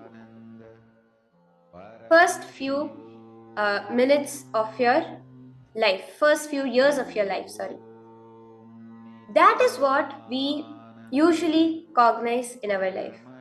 In the next session, we are going to be understanding about the greater science of powers. See, we learned just now about how the Nada Kala is the source of how the whole universe is happening. It is the Nada, Bindu and Kala which when we connect to, we manifest the best of the cosmos. But Swamiji has revealed about this greater science of powers, which is living the way your own life is. You're living your own life. except in a much powerful way. Because Swamiji says these powers are not supernatural, they're not something, like something which descends on you or something which affects you in any way. No, they are just naturally superpowers. It is like, you can understand this. A monkey would think you typing on a keyboard is a superpower. But actually, it is just a natural way of existence. The same way, these powers we are manifesting are our higher natural way of existence. And again, as Swamiji says, they are a greater science. The emphasis on the word science, because they are not tricks, they are not a phenomenon, they are just pure science. And science, as most commonly defined, is something that can be repeated again and again, which can be repeated within you itself. Each of you can manifest this power of these powers of Paramashiva. So now, let us listen to the greater science of power manifestation directly from Swamiji himself.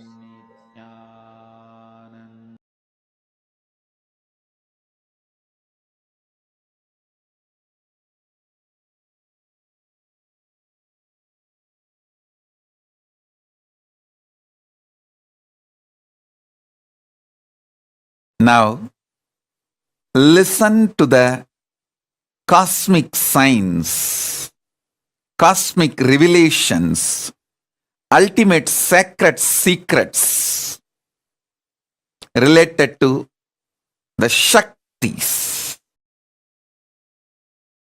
Understand, the modern day science is able to understand using the human mind the four forces. Listen. Modern day science is able to understand four forces using human mind. One, gravitation, the power of gravity, gravitation power. Second, electromagnetic force. Third, weak nuclear force. Fourth, strong nuclear force. I want to give you some of the powerful sacred secrets, revelations to all of you, so you can understand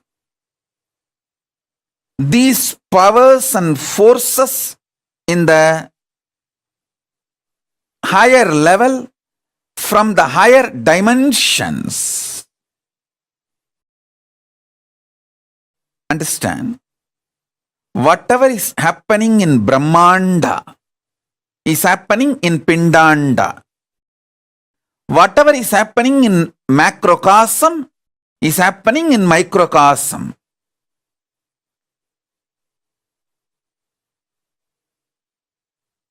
If you understand the laws of gravity, all the laws related to gravity, all the understandings human mind reached about gravity, you can easily understand the greed happening inside you.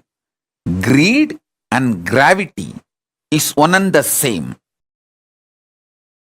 Greed happening in the macrocosm is gravity. Gravity happening in the microcosm is greed. Listen. Greed happening in the macrocosm is gravity. Gravity happening in the microcosm is greed. If you map all the understandings you have about gravity on your greed, and all the understandings you have about the principle of greed on the principle of gravity, you will have powerful insights about your life. Gravitating is nothing but greed for more. Greed for more. Listen carefully. First understanding. The second force is electromagnetic force. Fear happening in the macrocosmic level is electromagnetic force, and electromagnetic force happening in microcosmic level is fear. Understand? All the principles human mind knows about the fear. All the laws, principles, science, human mind knows about the electromagnetic force. Apply them to the fear you experience in your microcosm. You will realize so many deeper level truths about fear. You will just conquer fear, and you will know how to use fear in your life. Listen. Third force human mind decoded is weak nuclear force.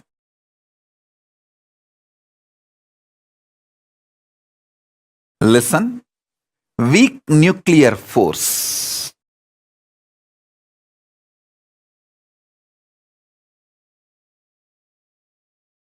Powerful cognitions happening in microcosm is the weak nuclear force. Listen.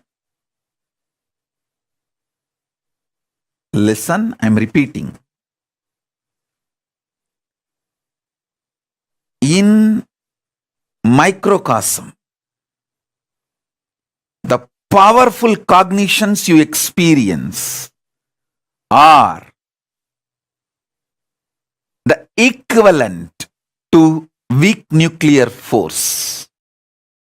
In the cosmos, macrocosmic level, when powerful cognitions are revealed by cosmos to cosmos, when it manifests powerful cognitions, that is the weak nuclear force. The weak nuclear force manifesting in the microcosmic level is powerful cognitions. Powerful cognitions manifesting in the macrocosmic level is weak nuclear force. All the laws, principles related to weak nuclear force, take them and map to your powerful cognitions. When you manifest powerful cognitions, what happens in you? Map it. You will have so much understanding and revelations. Whenever you get the powerful cognitions, what happens in you? Absorb that. Absorb and observe map that into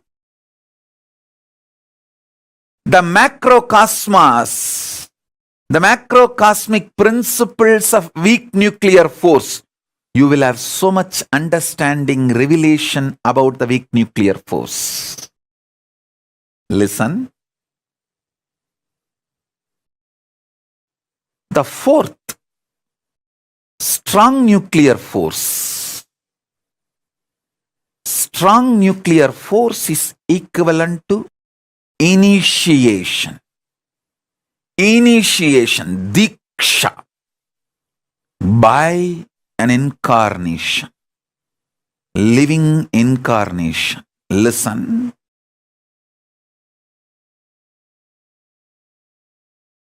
Strong nuclear force happening in the microcosmic level is diksha, initiation.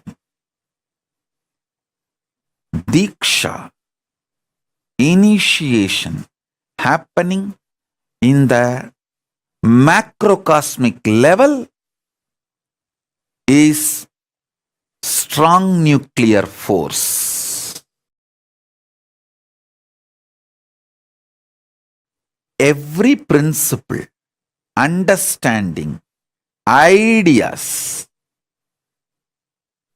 scientific revelations you know about the strong nuclear force, map them to the microcosmic experience of initiation, you will have so much of understanding, clarity, revelations about the power of initiation. You will be able to absorb initiation more and use initiation more. Get the best out of initiation. Same way, everything you know about the power of initiation in the microcosmic level, map it to the strong nuclear force of macrocosmic level.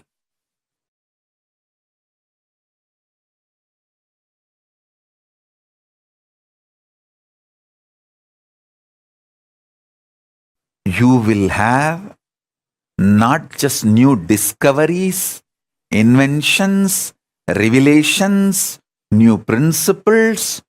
You will be empowered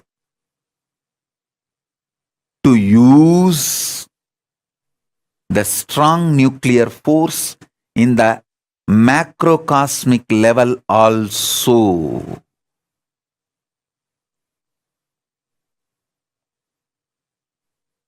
You can use just Surya Namaskar, sun salutation, to build your body internally, externally as you want, without the help of anything else.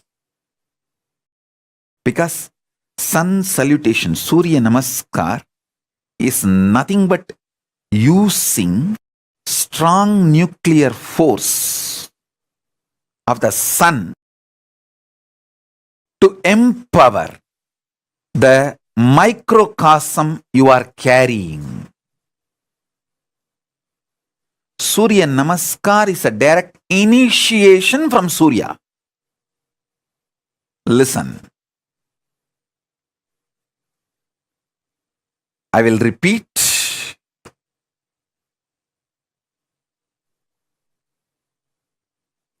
Greed is equivalent to gravity. Fear is equivalent to electromagnetic force. Powerful cognitions are equivalent to weak nuclear force, soft nuclear force, soft nuclear power. Initiation by me, Paramashiva, directly is equivalent to strong nuclear force.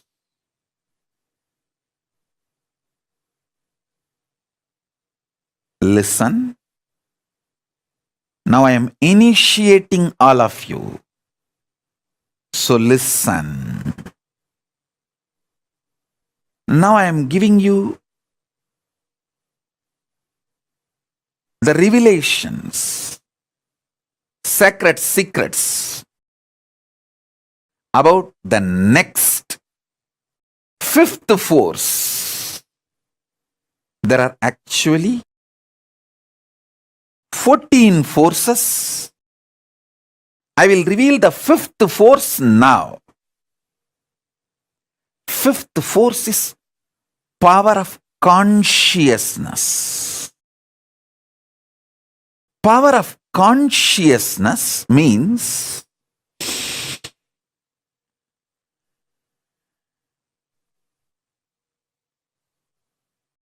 just knowing the truth.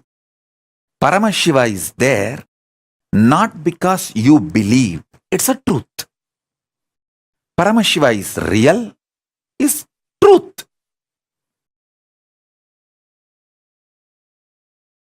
It is simply conscious. As your consciousness is the reality,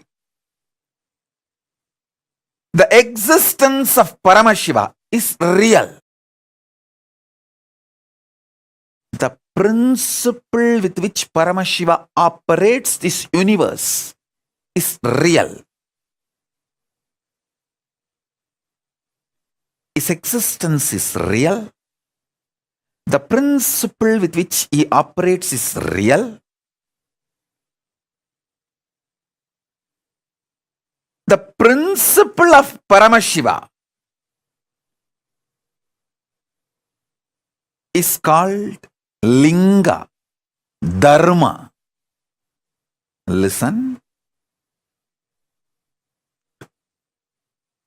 Just knowing the reality is consciousness.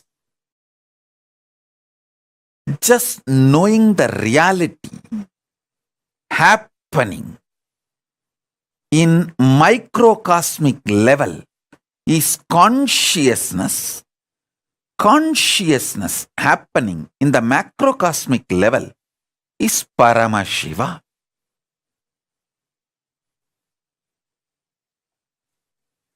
Paramashiva is real, is consciousness.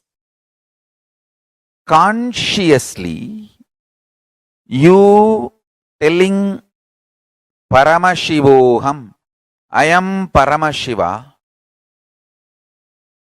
Consciously, you declaring you are Paramashiva is much more powerful than all the four natural forces. Gravity, electromagnetic force, soft nuclear force and strong force. Listen. Your conscious declaration is so powerful. It can manipulate, play with all the four forces. I want all of you to meditate on this one truth. Your Paramashivoham, the declaration, should manifest in you in such powerful way.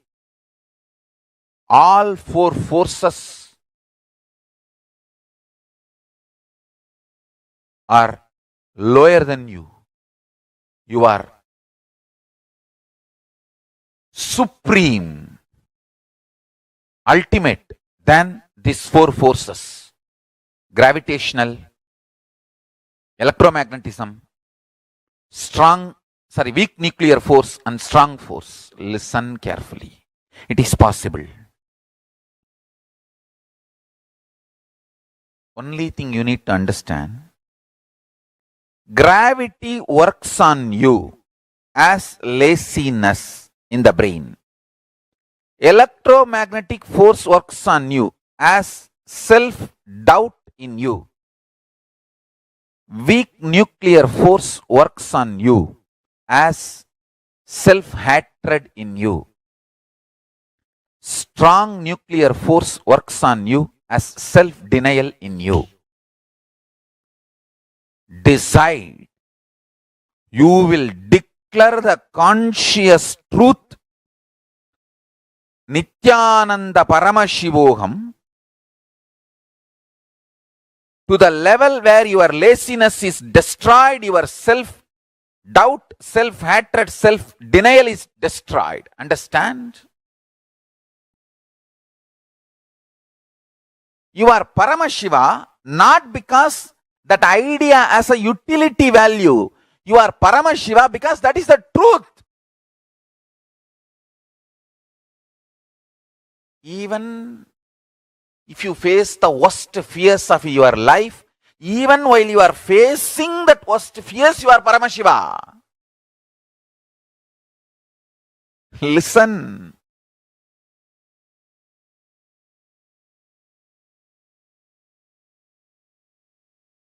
The greatest service you can do to me, any of you are feeling grateful to me for supporting, developing your life in any way. This is the Guru Dakshana I want. Declare you are Paramashiva today. More powerful than laziness, self-doubt, self-hatred, self-denial. Understand?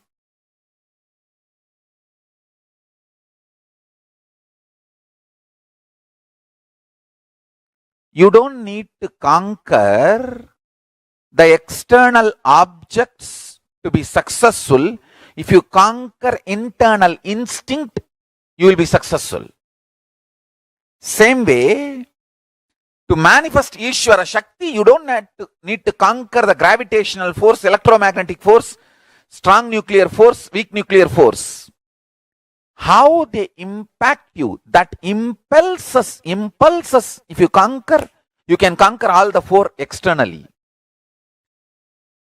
The internal impact of gravity on your system is laziness. Internal impact of electromagnetic force on your system is self-doubt. The weak nuclear forces internal impact on your system is self-hatred. The strong nuclear forces internal impact on your system is self-denial. Understand? You can actually see how clearly all these four are mapping to laziness and SDHD.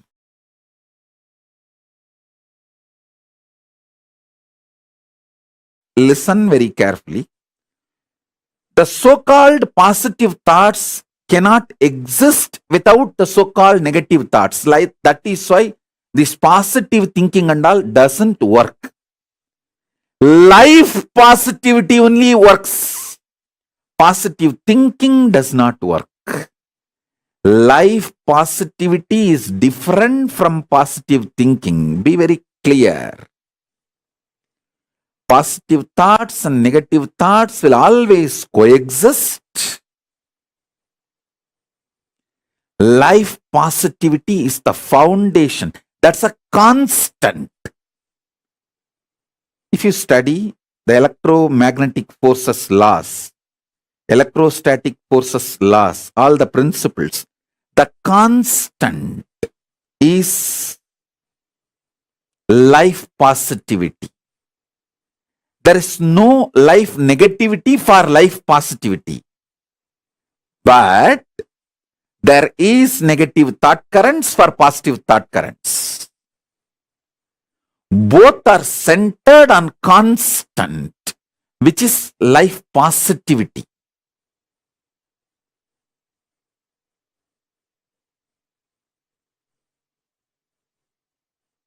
So please understand.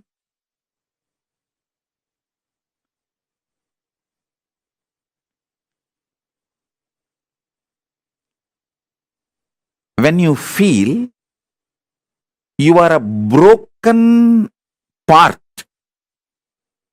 you will always be afraid of the other pieces.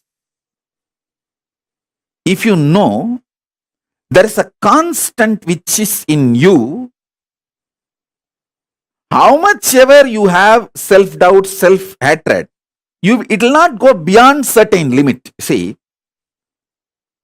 there are some people, they know, I fight with my husband, I fight with my wife, but I will never go to the extent of divorcing, leaving them. So that is what I call,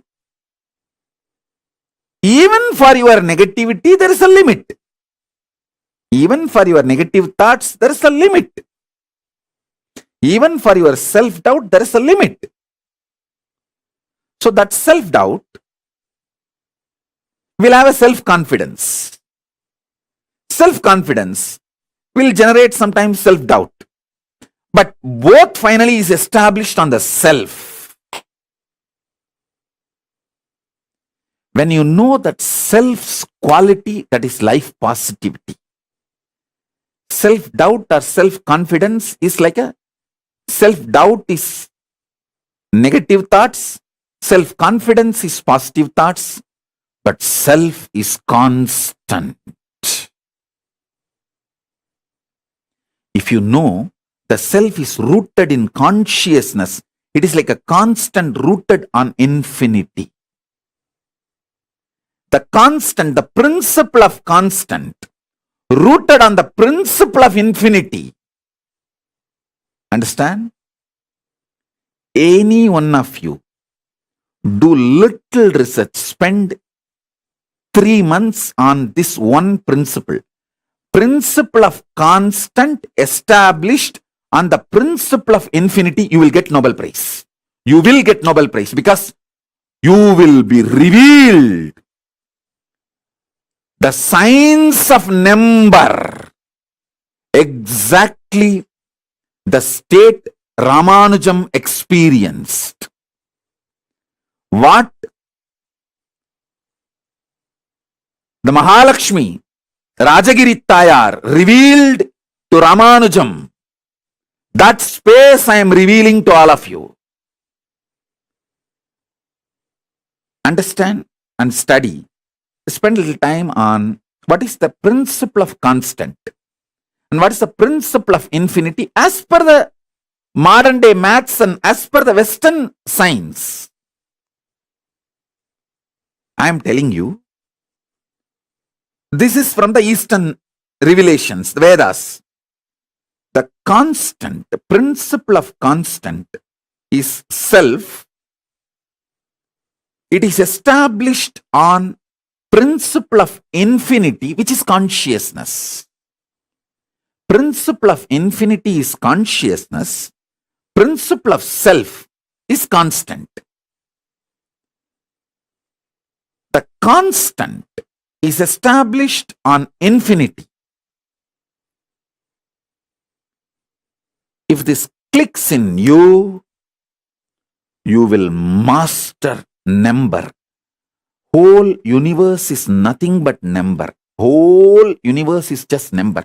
Number is a living God. Whether human beings, siddhas, rishis, devatas, all is just number. Number, that's all. You may be one, the code number for the human beings, like how the unique code. A number is there all over the world. Same way in the cosmos, there is a unique code. For human being, there is a code number. For siddhas, there is a code number. For devatas, there is a code number. Just understanding the number, you will have the revelation about the number. The moment constant is established on infinity, clicks in you. Self is established on consciousness. Constant is established on infinity. Constant cannot exist unless it is established on infinity. Self cannot be self unless it is rooted, founded, sitting on consciousness. What Namagiri Tayar Mahalakshmi Devi revealed to Ramanujam, I am sharing with you all.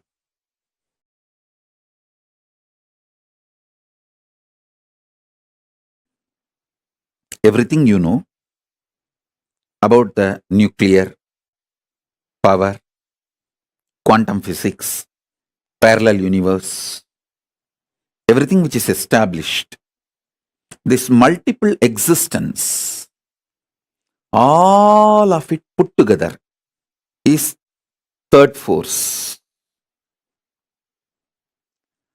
Third force's imaginary fantasy extension. If you do a scientific fiction movie, sci-fi movie, based on all your understandings about the third force, it is fourth force. Listen. Till now, human beings have not decoded the fourth force in a concrete way, but the fourth force is all possibility of third force. Because it is all possibility of the third force, any science fiction movie you develop based on anything you know about the third force is a reality in the fourth force. Listen to that. I'm repeating. Any fantasy imagination you develop centered on the principles you know about the third force is part of the fourth force. Because the fourth force is everything you can imagine as an extension, transformation, multiplication of the third force and more.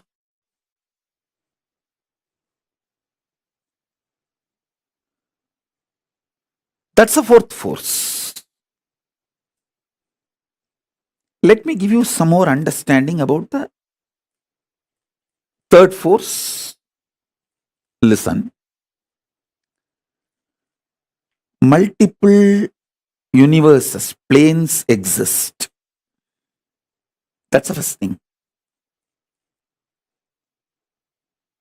Pitruloka is true. When you leave the physical body, you carry your Karana Sarira, the causal body, your deep-rooted patterns, and reach the Pitruloka and live.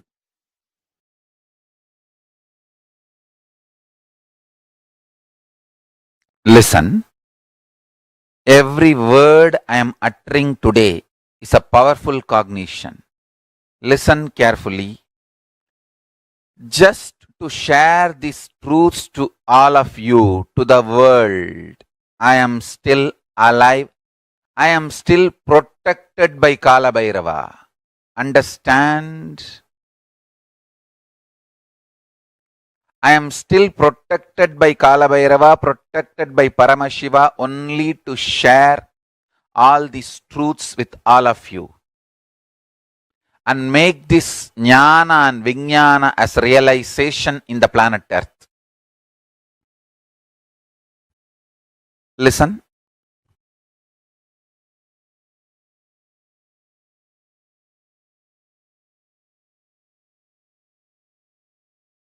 Parama, the ultimate. We can call it Parabrahma, Paramapada, Paramashiva, Parameshwara, Parashakti. That Parama, from the pure power space, gets embodied and manifests as Parameshwara. Shivatva manifesting as Ishwaratva. Power manifests as force. Listen. When the pure spiritual power manifests as pure spiritual force, when Shiva manifests as Ishwara, Paramashiva manifests as Parameshwara, you can call it as also as Paramashiva, manifesting as Parashakti. Anything is okay. Because these words are used only to give a rough understanding. Behind these words, there's a huge equations.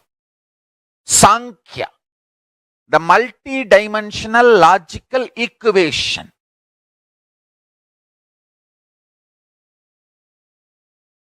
So listen.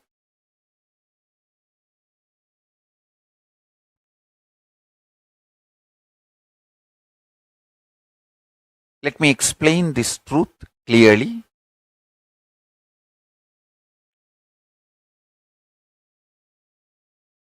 The important message Kailasa, Paramashiva want to convey to the whole humanity is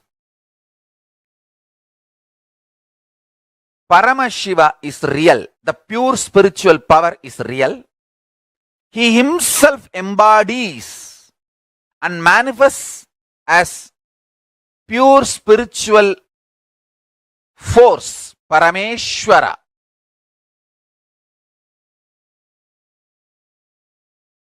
And when he embodies and manifests pure spiritual force, Parameshwara, he can play with all the forces, not just these four forces. Science is able to understand the gravity force, gravitational force, and electromagnetic force, and weak nuclear force, and strong nuclear force. There are other four more. But on all eight, Parameshwara as supreme authority, and he plays with all eight. The good news is every human being can manifest this pure spiritual power through them as pure spiritual force. And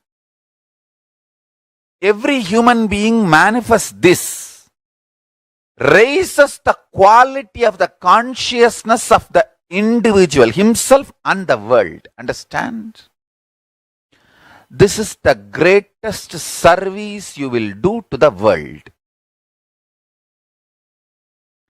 If somebody is working for awakening their consciousness, even one powerful cognition they manifest and one power they manifest, they become Parameshwara's Swarupas, the embodiments of Parameshwara, Paramashiva.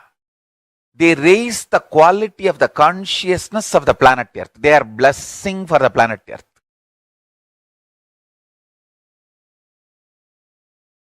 My only work is to make at least few million people understand this truth and live this science.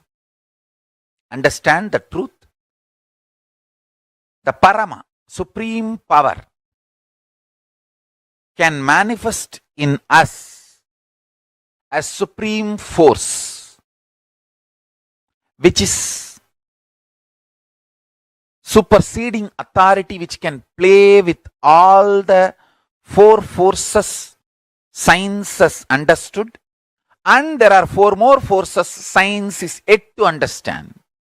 The four forces science understood is gravitational force, electromagnetic force, weak nuclear force, and strong nuclear force.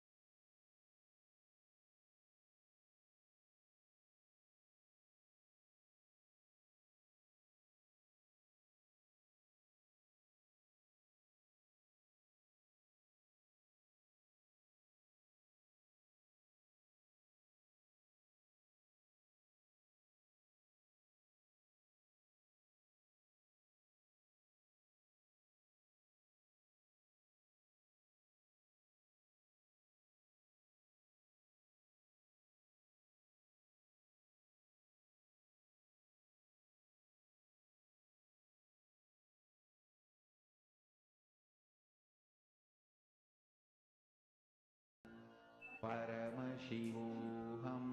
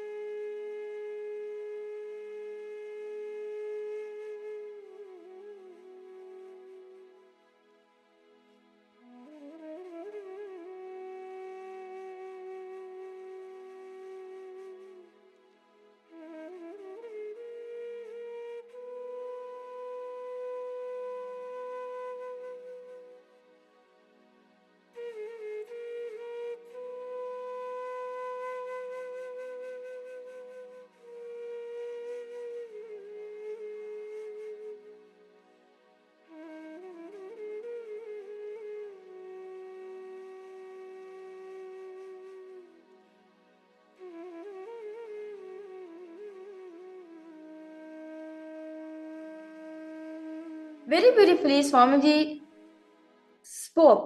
revealed on the greater science of powers, the greater science of power manifestation. As very beautifully Swamiji shares that when we understand, what was happening in the Brahmanda, and you will see it is also happening in the Pindanda. What was happening in the Brahmanda, it is happening in the Pindanda. And I request all the participants and all the viewers who's watching us live right now to make two columns in your note. It's for you for better understanding. And then I request all participants, all viewers to write down the four fundamental forces. Found very beautifully explain how these four fundamental forces which are out there in the cosmos is also there in ourselves. It is not just the four forces which is out there, they're running the whole cosmos, but these are the four forces which is also there inside of us, which is represented by certain activity, certain emotions in our life. Very beautifully, Swamiji mapped the gravitational force. The first force, which is the gravitational force, is the fundamental emotions is greed in the microcosm. The electromagnetic force in the macrocosm, in the universe, when it is affecting in our microcosm, it is the fear emotion. And the weak nuclear force, which is out there running the whole cosmos, which is the fundamental emotion of powerful cognition. When you are receiving powerful cognition, understand you are manifesting weak nuclear force within yourself. And the strong nuclear force of the microcosm. Whenever you are receiving initiation from the avatar, whenever you are receiving initiation from Swamiji, understand you are manifesting, you are playing with the strong nuclear force of the macrocosm. So, four forces Swamiji very beautifully mapped to certain emotions in our life. So, because all the viewers and all participants to have a better understanding, it will be helpful if all of you can make two columns in your notebook, where one says the four fundamental forces in the macrocosm and the fundamental emotions in the microcosm, the Brahmanda and Pindanda. And in the four forces in the macrocosm section, you can write down the four forces: the gravitational force, the electromagnetic force, the weak nuclear force, and strong nuclear force. And in the microcosm section, you can write the gravitational force is greed, the electromagnetic force is fear, weak nuclear force is powerful cognition, and strong nuclear force is initiation.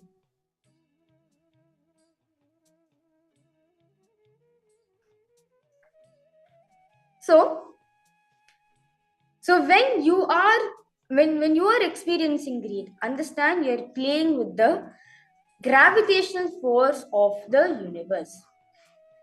As Swamiji says that you have the right to master these four fundamental forces. That is only, as Swamiji very beautifully says in the Conscious Supremacy Satsang, that when you're experiencing conscious supremacy, understand you have the right to play. You are mastering the four fundamental forces according to your choice, where you consciously manifest. Use these four forces to manifest the future which you want to manifest. For example, gravity. Gravity is equivalent to greed in microcosm. So now, request all participants that map all understandings you have about gravity on your greed, and all understandings you have about the principle of greed on the principle of gravity. We will have powerful insights about this. As Swamiji says very beautifully, when you just study and understand these forces, you will just know how to consciously manifest the future which you want to. For example, we experience gravity externally. Like all of us know how Newton came up with the law of gravity. When the apple fell on his head, he understood that he was in curiosity how come apple can fall down? Can't it go up? Can't it go in different sideways? Why it has to fall down? Naturally, he understood that there's something called gravitational force which pulls the gravity down, basically, which pulls everything down. That's why uh, that's why many people say, like even in science class also, if you listen to, they say that um, your weight in earth is nothing but compared to weight in moon, because the gravitational force in moon is comparatively lighter compared to earth's gravitational force. That's why everything pulls. Like for example, when you jump, you have a tendency to come down, or when you drop something, it comes down. It does not float there. Like in moon, we float, right? All of you might have seen many videos how people walking on the moon, but Swamiji says also that well, no one has come across Bowman. That it's a different thing. But it is understand what exactly Swamiji is saying. Like for example, when we experience gravity externally as a weight, attracting force by Earth, which is M, which is equivalent to gravitating. Gravitating is nothing but greed for more. What is the greed? For example, when experiencing greed, you're just putting lots of weight in your inner space. Like when you want to pull, you want to attract the force. You're attracting it down. Like when the apple fell, the earth is nothing but attracting, pulling the force down. Same way, when anything is gravitating, understand it's nothing but greed for more things. You want to possess it, you want to attract it. You want to have that. Nothing but the feeling of possessiveness that you want that in your life. That is greed. Very beautifully, Swamiji has mapped the gravity in microcosm is nothing but greed we're experiencing in our life. So request all participants to take few minutes and understand. If you have any questions also, please feel free to post. So when you're experiencing greed, you are just attracting that thing. You are just in the mood of you want to attract, want to possess in your life. You want everything. For example, of a kid who's so greedy about food or candies. What does he do? The moment he goes to candy shop, he just wants everything. He just wants to get everything. That emotion is nothing but gravity, which is happening, the gravitational force, which is happening in the microcosm.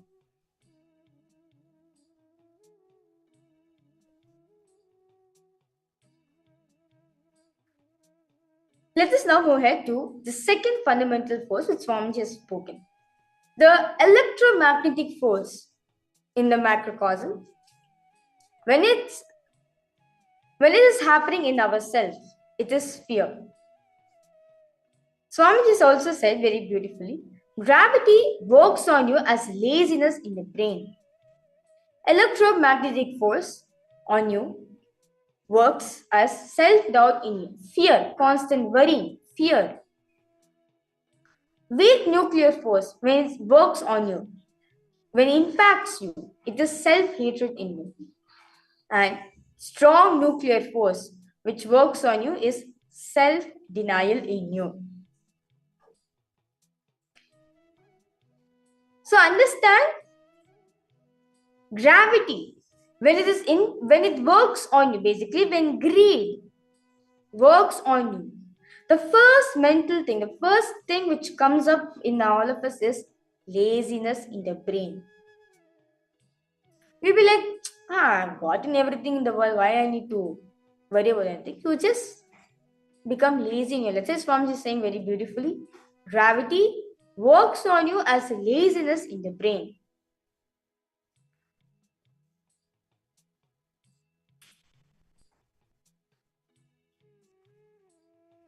Yes, so gravity, when it works in you, basically the greed emotion, when it is working in all of us, it is laziness in the brain. So because all participants to contemplate, and on this Swamiji says very beautifully, when you contemplate on these truths, when you contemplate on the higher truths, you will see that itself will reveal itself to you. Seeking has the power to make you experience what you're seeking for and gives you the revelation about what you're seeking for. Because all participants to continue to contemplate on this, you'll see profound revelation which is revealed to all of you. Because all of you just go on being listening and contemplate on what Swamiji is saying.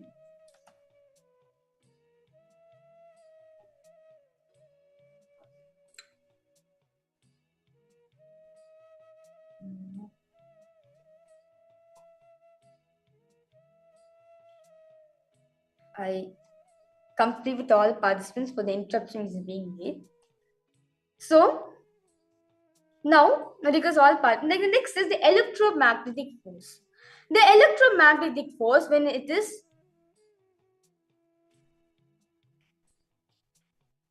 when the electromagnetic force, when it is mapped to microcosm, it is fear. Fear. When you are in constant fear and worry, what happens in all of us? Constant self-doubt starts happening. When fear impacts you, you're going on be just doubting yourself. Not just others, you keep on doubting yourself. For example, your mother has given you a very costly jewelry. The first thing you'll be like, oh, let me keep it safe. After a few days, you misplace it, you keep it somewhere. And you not know, and after that you realize and you start searching for it, you're not able to find it. What happens in all of us? We start worrying. Instant fear comes in of, oh, if a mother comes to know about it, oh my gosh, she's not going to trust me. It's such a costly thing. How can I lose it? Such an important thing. Then after what happens? It leads to self-doubt. You start doubting yourself.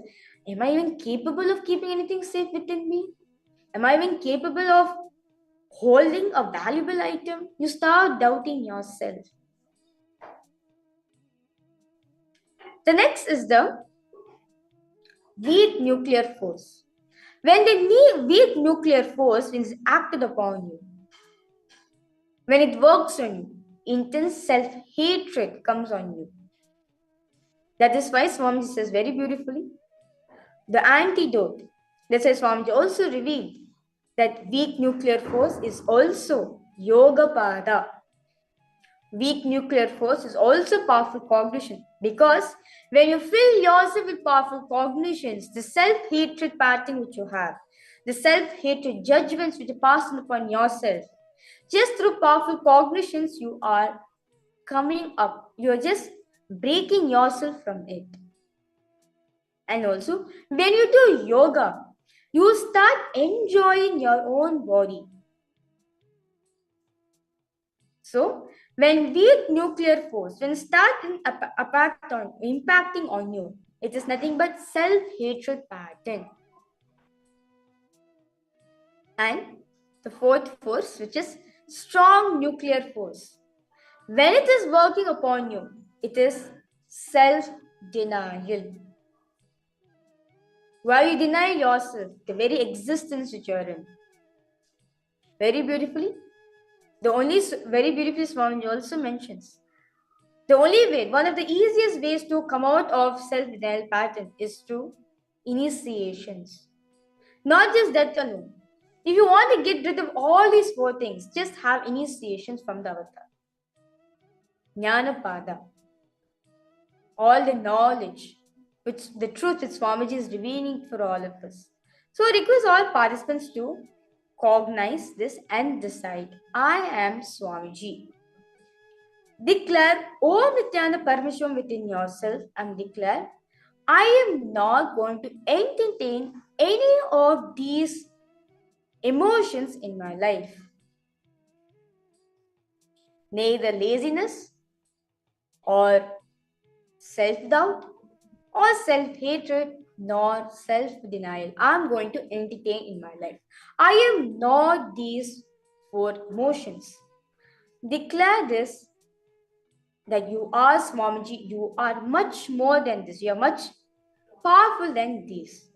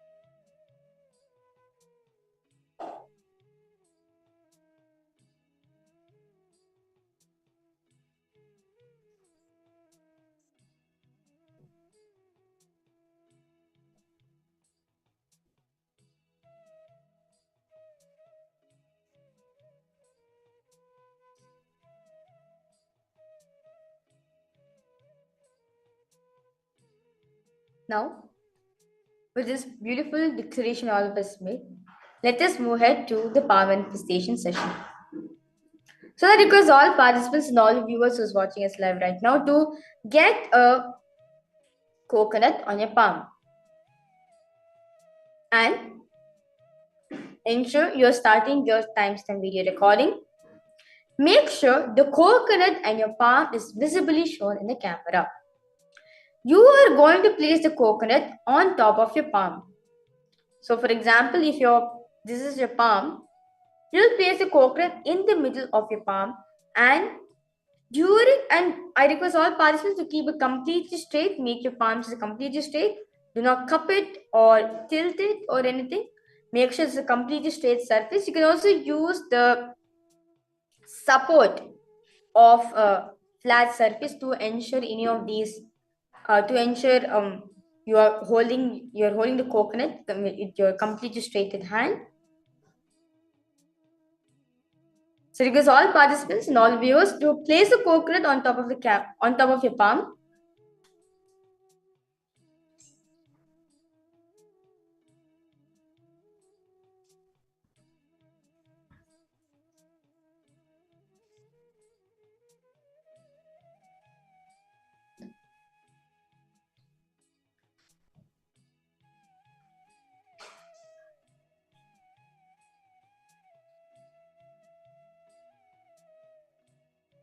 Now, remember Swamiji in your inner space and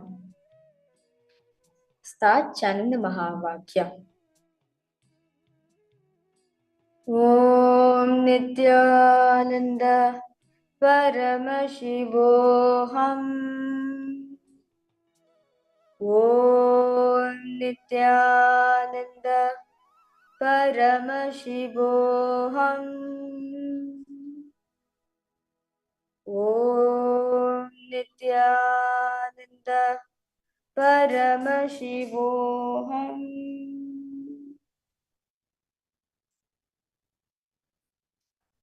Now, from the space of oneness with Swamiji, now request Swamiji to roll the coconut from your hand.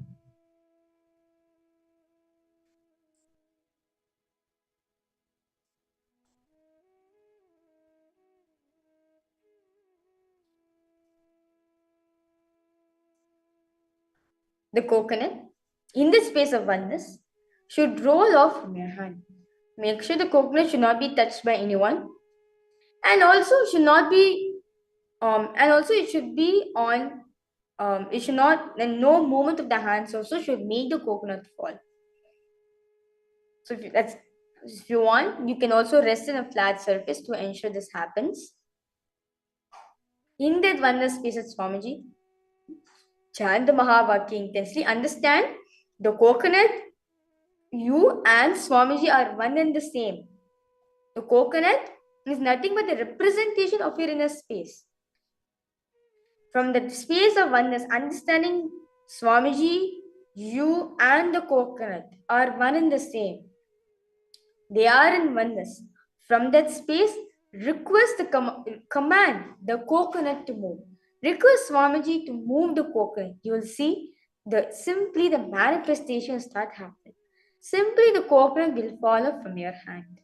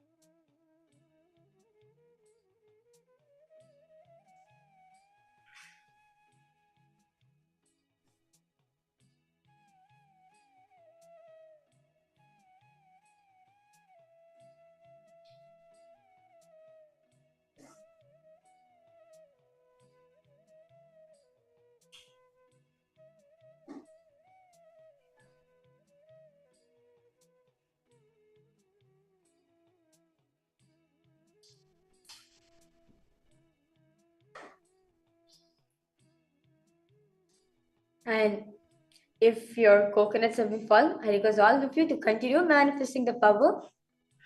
Just enjoy your space with Swamiji.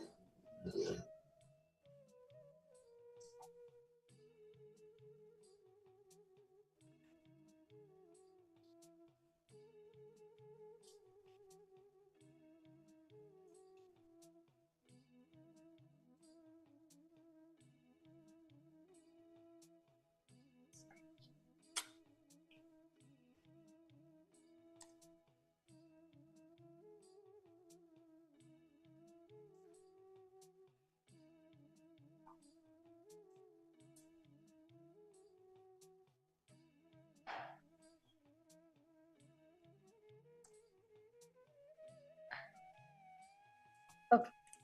I now request all participants to relax, all the viewers to relax, and you can stop your video recording and see whether any manifestation has been done. And I request all of you also to head to Facebook and share your understanding from the session, how these four forces are, when it impacts us, what emotion, what fundamental emotion is being acted upon us, and your declaration or that you are Swamiji now gonna You're not going to be entertaining your laziness, your self doubt, your self hate, or your self denial. With this, we'll be understanding what is Samprajnata Samadhi, how did Swamiji experience this, and how can we also experience the same Samprajnata Samadhi in our life. Let us directly listen from Swamiji.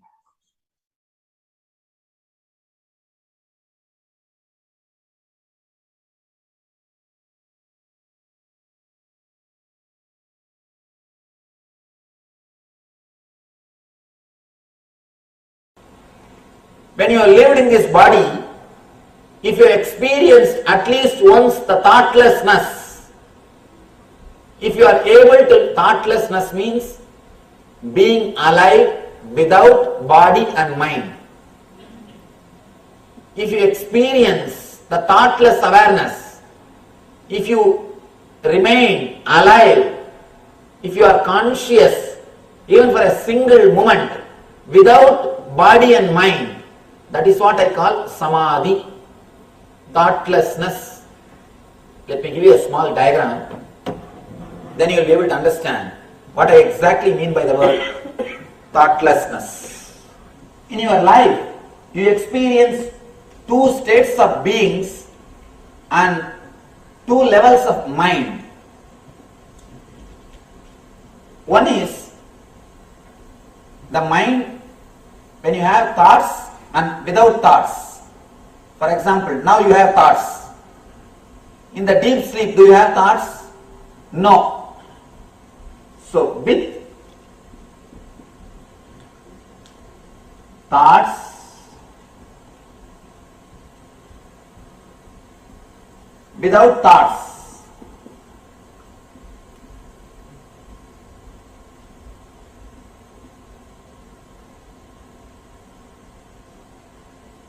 Same way, in the being with I consciousness and without I consciousness.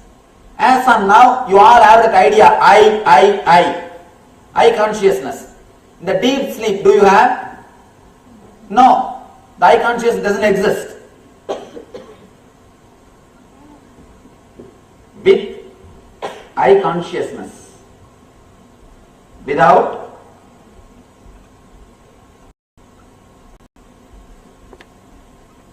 I consciousness.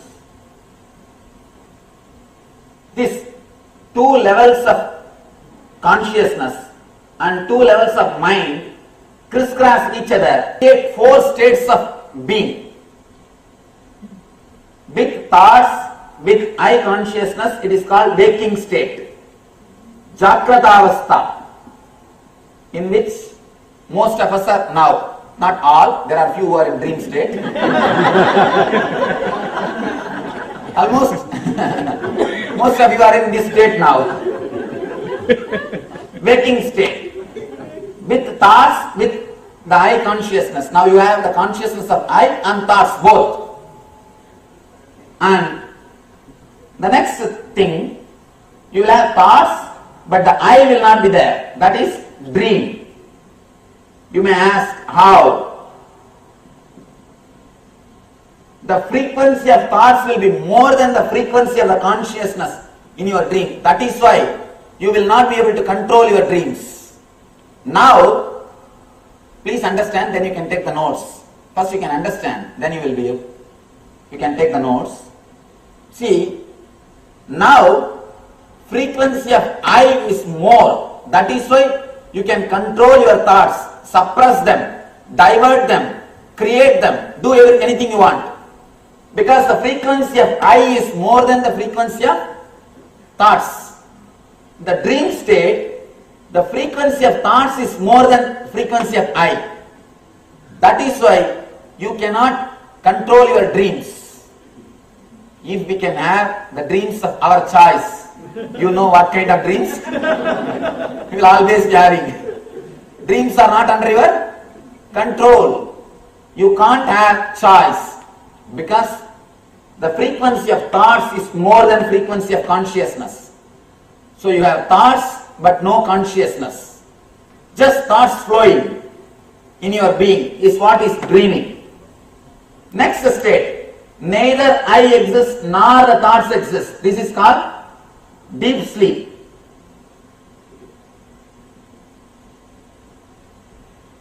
Deep sleep. This is called sushupti. Jagrat, swapna, sushupti. Conscious, subconscious, unconscious.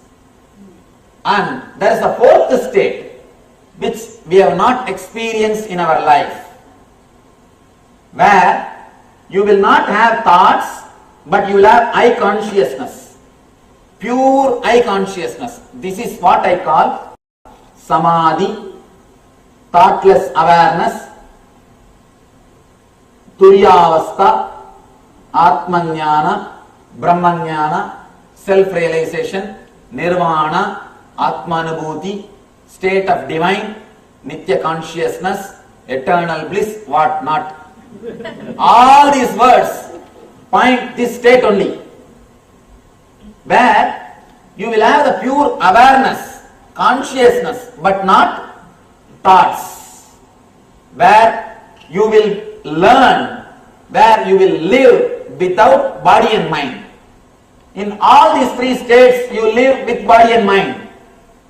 Here, you experience boundarylessness, bodilessness. You become degatrayaditaha, kalatrayaditaha, where you have a pure eye consciousness, with eye, without thoughts. Vivekananda says, if you experience even a single glimpse of this consciousness when you are alive, when you leave the body, the same thing will automatically repeat, and you will leave the body in samadhi. You will leave the body in samadhi. You need to listen very sincerely. I need your listening completely for next 1 hour.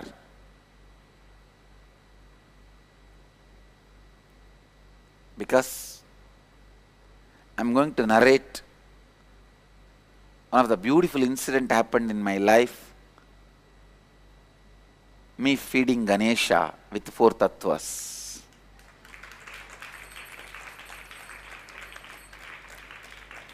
This will be an enlightened insight. As Krishna says, if you know I am a liberated being, you will also know you are also liberated being. If you know my inner space, you will have my inner space.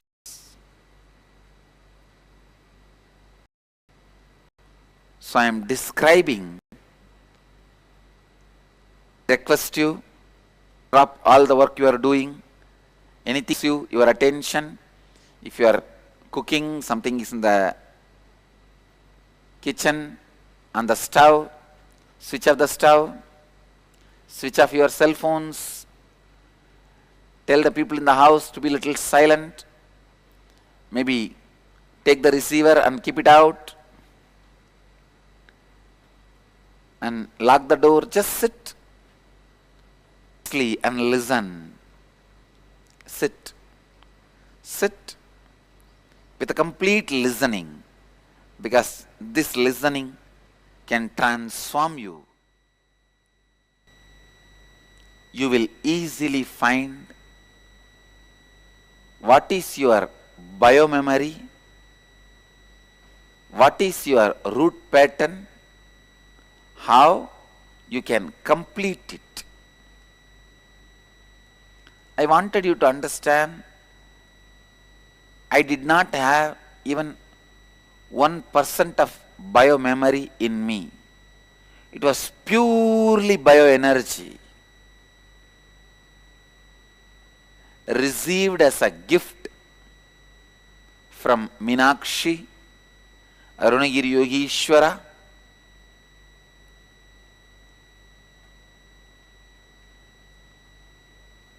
body itself,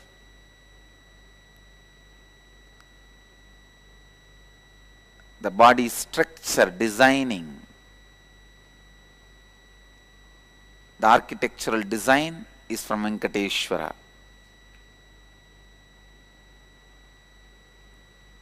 Understand?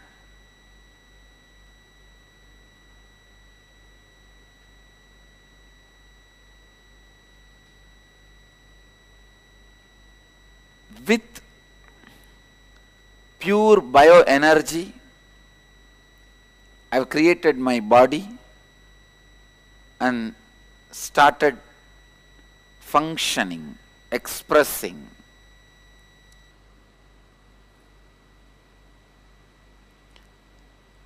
If you understand how I lived, expressed my bioenergy, you can live and express your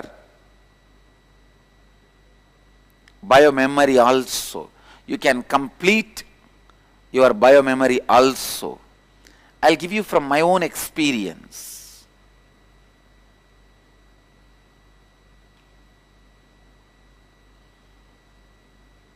At the age of 3, I think my 3rd birthday, this is the turning point in my life. 3rd birthday, when my father and grandfather, both of them were carrying me to the temple. In villages, they will carry the kid on the shoulder or on the chest. Usually my grandfather will carry me to temple.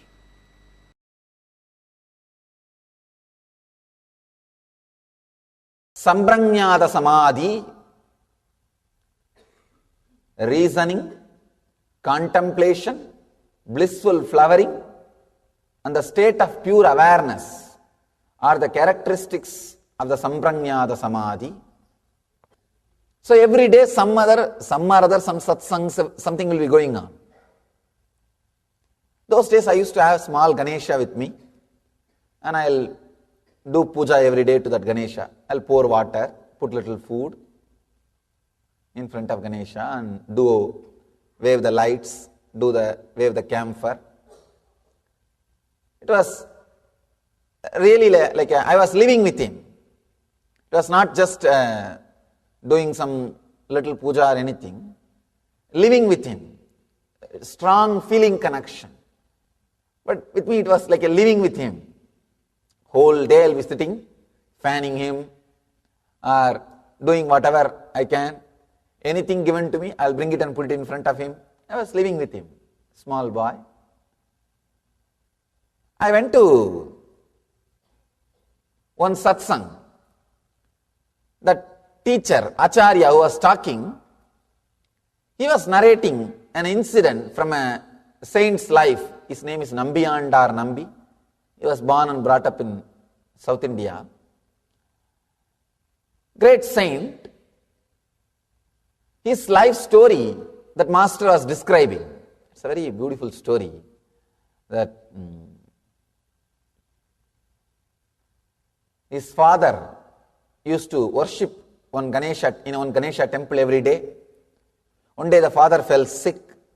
Then he asked the son, please you go on, do the worship. Then son goes with the food and all the worship articles. He does the sacred bath and does all the things and puts the food in front of Ganesha. And the son thinks really Ganesha will eat every day. He is doing first time.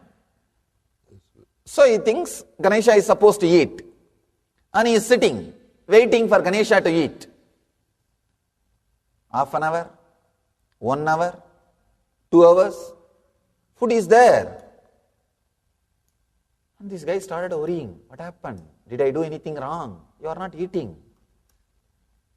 And he started talking. Of course, no response. Then he started telling, if you don't eat, if I go back, my father may fire me. He may shout at me. Please do something. If I have done some mistakes, forgive me. Please eat.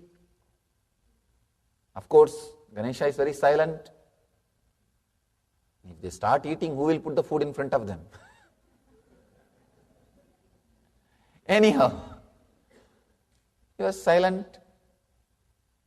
Then he became very serious. The Nambiyandar Nambi, the saint, he became very serious. He said, no, you have to eat. Rarely this happens to even you. You can see, some very difficult time, suddenly you decide, I'll be very straight and honest and dharmic. I'll not bend. You know, if you little adjust, tell one lie or alter the word, you can escape from the situation. It can be eased, but suddenly sometime you feel, no, I'm going to be very straight. Come whatever may. Those few moments, you are possessed by Shraddha, the truth. Shraddha Vivecha, a very powerful word. Possessed by Shraddha, truth, trust.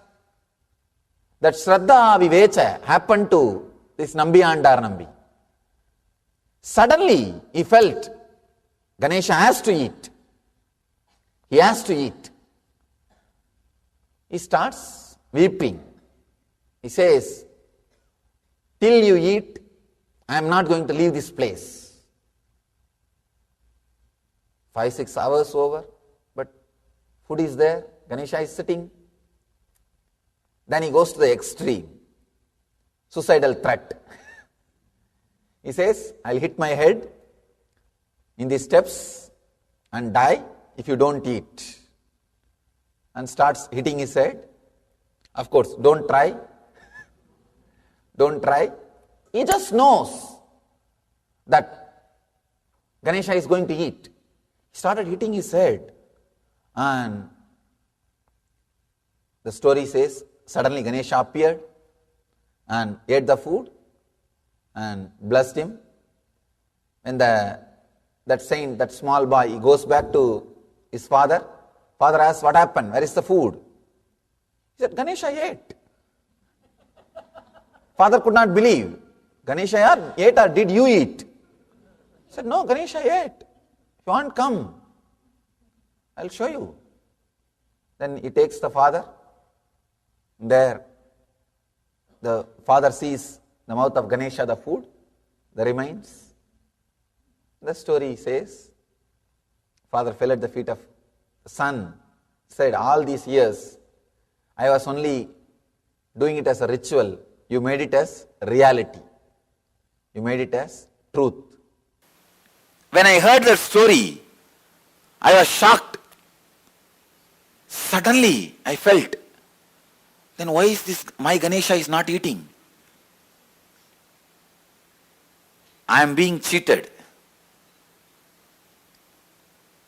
I ran to the house back. My family used to live just near the temple. I ran to the house back from the temple because I was listening to the story from the temple. Ran to the house back and caught hold of my Ganesha and told him, you have to eat. I tried all my storytelling, everything to Ganesha. He did not budge. He did not eat. Next day I was sitting and thinking, what to do? This guy is not eating. By now I developed the idea is now my Ganesha is adamant. So I was brought up in a large giant family where more than 20-25 kids have grown up together. It's almost like a small nursery. In the house, if somebody doesn't eat, my grandmother will threaten them. I'll throw you in the well. Center of the house used to be a huge well. The house I was born and brought up is almost like 80,000 square feet. I'll show you guys. From this street to that street. And this side to that side. Single house, that size. And still there are bits remain in the same way, same old way. The house is almost 300 years old. Center of the house there used to be a well. The grandmother will shout, if you don't eat, I'll throw you in the well. That is the idea clicked with me. I told Ganesha, if you don't eat, I will throw you in the well. habits. So I started threatening my Ganesha, if you don't eat, I'll put you in the well. So I took up that bucket in which they fetch the water and put the Ganesha and lowered him to the water level. From here I started shouting, hey, eat, otherwise I'll put you in the well. Suddenly I remembered, maybe now he has changed his mind, but I have not put the food inside. So I took him out, put the food and put him, then lowered the bucket to the water level. In that level, I'll move the rope and tell, hey, now eat, otherwise I will drop you in the well. Of course, he was not budging. I also did not have the courage to drop him in the well because he is too much for me. He means really a lot for me. He is my friend, everything. My companion, for play and everything. Of course, he did not budge for that also, he did not eat. Then I had the thought, maybe the food he doesn't like my mother's cooking. So I went to the temple, asked the temple priest, whatever they are offering, the same food. They gave the same food. I brought to the house the same food and told him, now you eat. He did not budge.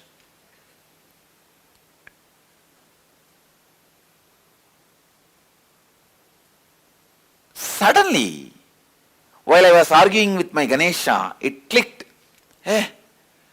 That saint, when Ganesha did not eat, he tortured himself. But here, I am torturing Ganesha. How will Ganesha eat? That click. I can say, that click was the turning point in my spiritual life. I decided, I will not eat till he eats. I will not torture him anymore. So I put the food, sat. 2.5 days. As a 3-year-old child, did not eat, sleep, just I'll sit. Even in those days, very stubborn. The will was so strong. Did not eat and sat without eating.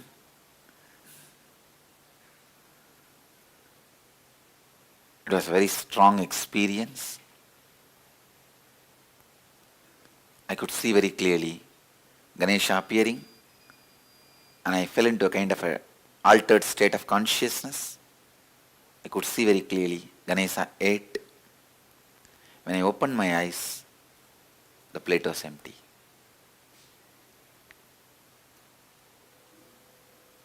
Because I know the feeling I had at that moment was so strong.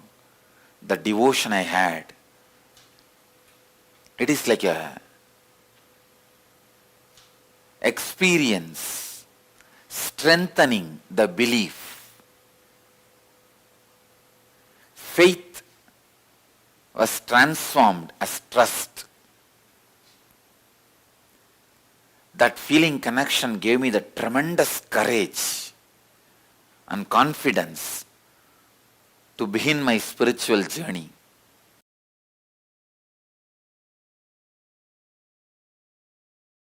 I tell you, see, when I fed Ganesha, he ate the food is actual and factual. But more than he ate the food, the kind of a strength he gave me, I had a breakthrough and direct access to Kailasa from that day. From that day, that space of Kailasa got connected with me. Whenever I remember isness of Mahaganapati, the existence of Mahaganapati, I know you exist, I bow down to you. Mahaganapati Paramburule, that's all. I just know, now the Kailasa is open to me. Then from there I will call Durga, come.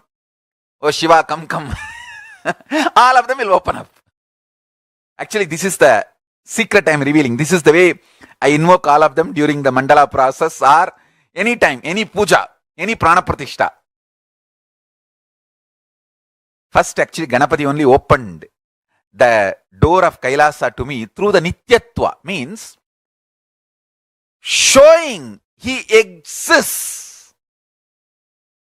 And I tell you, all of you also, pray to Ganapati. Very easily he will show this Nityatva to all of us. See, he is the Lord of Nityatva. That space of Nityatva opened up to me when Ganapati ate the food I gave. Understand? Ganapati ate the food is actual and factual is one. He opened the Kailasa space Nityatva for me is the real blessing. Because after that, I got into the idea, did Ganapati really eat? Then I decided I will check. I took the food from home and went to 4 Ganapatis. In my home, there's you see, I'm from Adishaiva Vedala family. So each person, when they get married, they are given a full Panchayatana, Shiva Panchayatana. The Shiva main, and then Ganapati, one Subramanya, one Devi, one Vishnu, one small, the Navagraha Yantra. All these deities are given. One Nandi, given for worship, family worship. So, my father, mother, their deity, I went to their Ganesha and fed. And that Ganapati also ate. My father's elder brother, I ran to his house. His Ganesha also ate. I ran to another one tenant family who are also the distant relatives. And I fed their Ganesha. That Ganesha also ate. Only then I came to the conclusion, yes, now that space of Ganapati has opened in me. Understand? Today I am giving this as an initiation to all of you. Please understand? When I heard that master's story and started thinking, when he can, why not me? That is Darka. When I started trying the wrong method, wrong technique, it's Kudarka. And because of my trust, when the right thing clicked, it is Vidarka. And it leads to Sampranyada Samadhi. That is what Patanjali calls here. The Vidarka leads to Sampranyada Samadhi, means Samadhi with the experience of a form. What I had is a Sampranyada Samadhi with Ganesha. When he came out and started eating, that's called Sampranyada Samadhi. One level of Samadhi. It's like a experience, spiritual experience with the form of the God, with the form of the deity, with the form of the existence. All the enlightened masters' forms are the expressions of the existence. If you have Samadhi experience with that, means all other thoughts have disappeared. Only your master's form is there in front of you. You are having Sampranyada Samadhi. Sometime, even while you are working, I have seen many of our devotees come and tell me, Swamiji, morning whole day, I was cooking, washing and doing all my work. But as an undercurrent, constantly your memory was there inside, Swamiji. It was so sweet. I was just filled with you. I don't know. I was not able to forget you. This is what we call in Sanskrit, Leela Dhyana. Constantly being in the meditation of a divine Leelas. When the Leela Dhyana gets matured, you enter into Sampranyada Samadhi.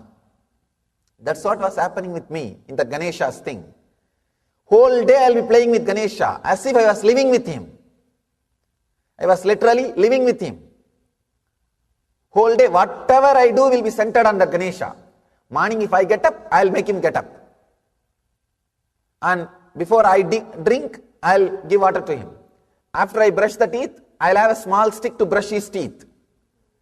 And after I take bath, I'll give bath to him. Once I put on the cloth, I'll put clothes for him. Once I apply that holy ash, I'll put the holy ash on him and sandal on him. I lived with him. Leela Dhyana was happening. Leela Dhyana, meditating on or strongly feeling connected, starts building up the right reasoning, vitarka, in your life. It is time we remind our civilization what we lost and bring our civilization back to the vitarka, the right reasoning. Let your kids, at least let your kids learn about these deities and understand they are alive, available. For your call, they are available. Please understand, when I am talking, I am responsible for what I am talking. I mean what I am saying. It's not that difficult. It's not that difficult. Constantly remembering, working with the right reasoning, you will see your mind is a child. You may be thinking you are grown. Relax. Fortunately, it has not happened. Fortunately, it has not happened. Even now, the possibility for vitarka, right reasoning, is available. Contemplation leads to ananda and pure awareness, the amness. Not even I amness, amness. Amness is the ultimate amnesty. That feeling the amness, just being an existence. All these four makes you experience samprajñāta samadhi. The first level samadhi, contemplation, leads to ananda and pure awareness, the amness. Not even I amness, amness. Amness is the ultimate amnesty. That feeling the amness, just being an existence. All these four makes you experience samprajñāta samadhi. The first level samadhi, having thoughts is not thinking. What I mean by thinking, when your amness experiences the thought, you are thinking. You have that pure amness inside you, and thoughts are flowing, flowing, flowing. It's like vehicles are moving, and cop stops only your car. Same way, thoughts are just moving. You pick up only one car, one thought. Means you are thinking only when you touch that thought. Otherwise, thinking is not happening. Be very clear, thinking is not happening. You are not aware of all the 1,000 things happening inside you, fortunately. You are not aware all the 1,001 things happening inside you. Thoughts, having thoughts is not thinking. If you understand this one thing, so many of your problems will be solved.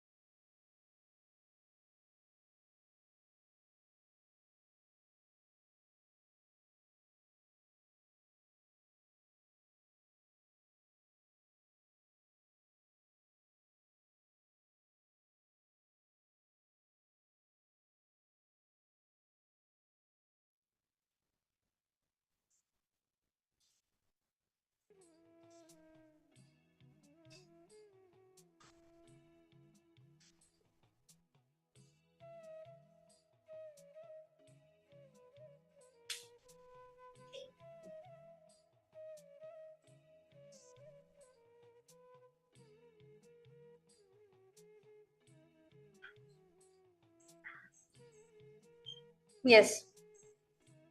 Nithyananda, to all the participants and all viewers once again. All of us understood the Samprajnata Samadhi. Very beautifully, Swamiji also experienced this Samadhi in his own life.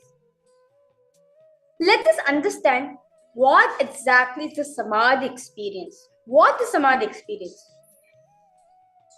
Samadhi means all other thoughts have disappeared. Only your Guru's form is there in front of you. Very beautifully, Swamiji is revealing.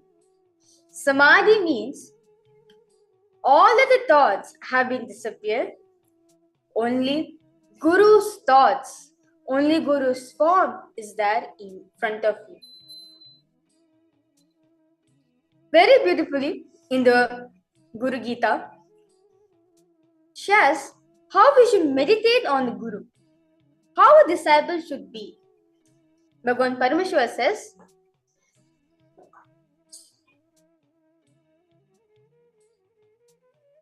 Guror padodakam pitva, Guror uchishta bhojanam, Guror murthe sada dhyanam, Guru namam sara japet.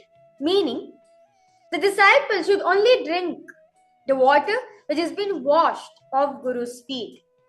And the disciple should only eat the prasada of which the Guru has eaten. Basically, the Guru Chishta, the food which has been offered to Guru, only that food the disciple should consume. Third, meditating on Guru's form. Only meditating on Guru's form and having the name of Guru on your lips. This is Samadhi. Now, very beautifully Swamiji shares, if at all you have a doubt that am I experiencing Samadhi right or not, what is the measure which I can question myself whether I'm experiencing Samadhi or not within myself? Understand, even while you are working, but at the under thought current, constantly in your memory, Swamiji is there.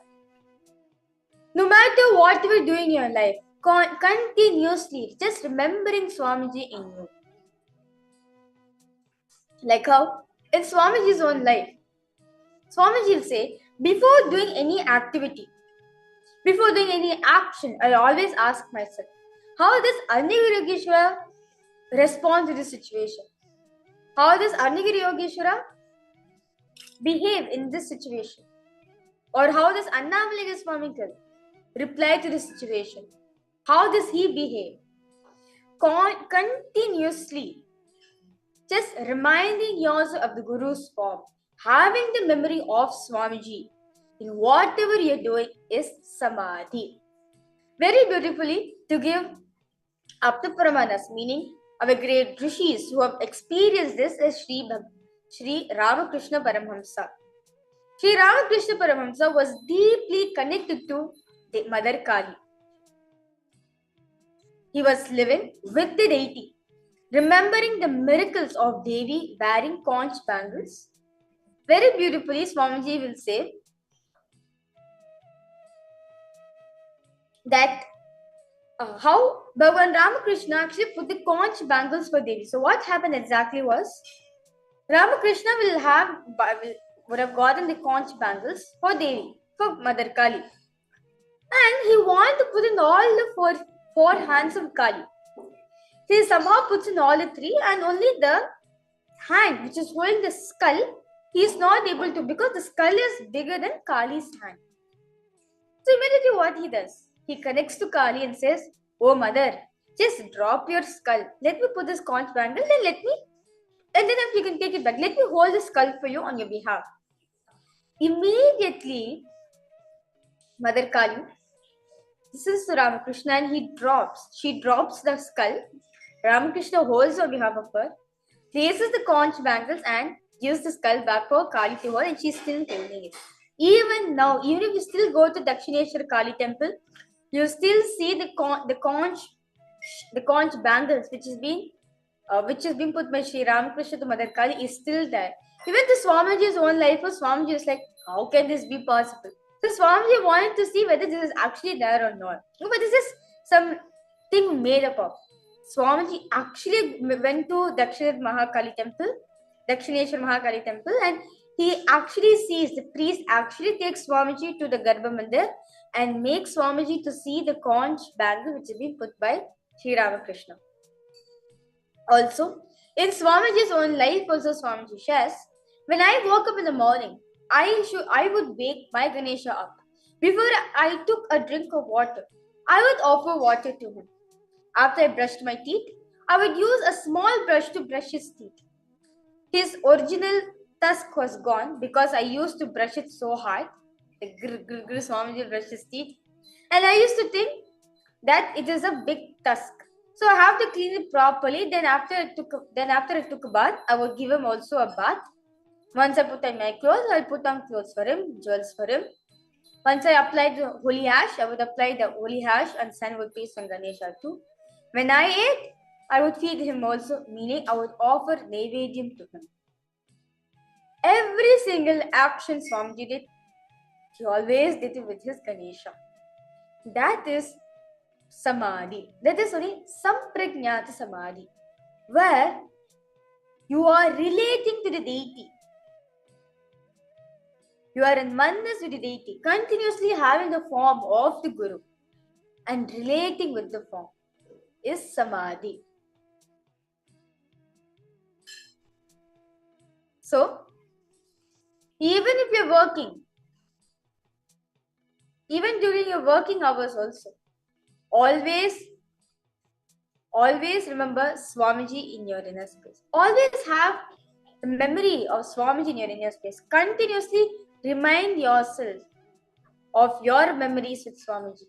Or if you're experiencing a situation, how does Swamiji behave in such situation in his life? Or how does Swamiji react to this?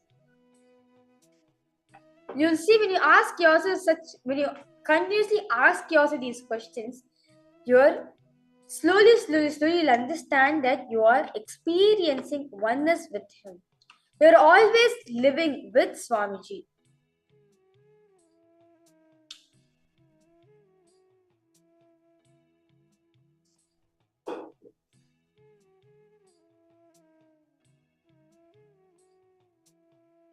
So, any activity which you're doing, just have it with your Atmalinga, have your Atmalinga or your heart Murti also, and say, Swamiji, I'm going to eat them, I'm going to feed Naivedyam to you. If I'm going for bath, let me also give you a bath. Abhishekam. Any action you're doing, do it with Swamiji.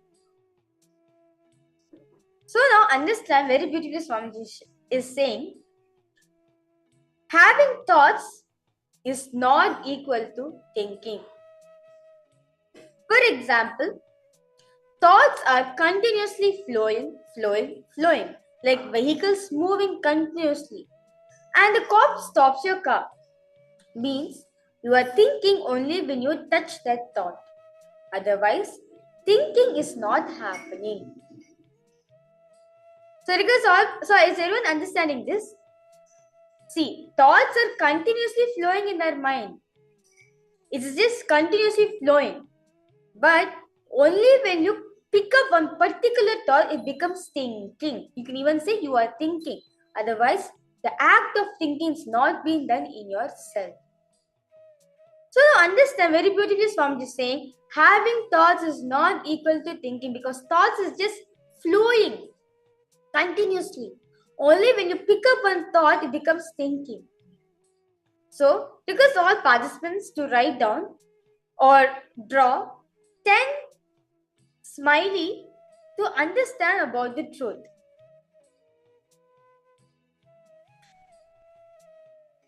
You can draw or write 10 similes to understand the truth which Swamiji is beautifully saying. Basically, it's like, okay, there are so many bubbles, right?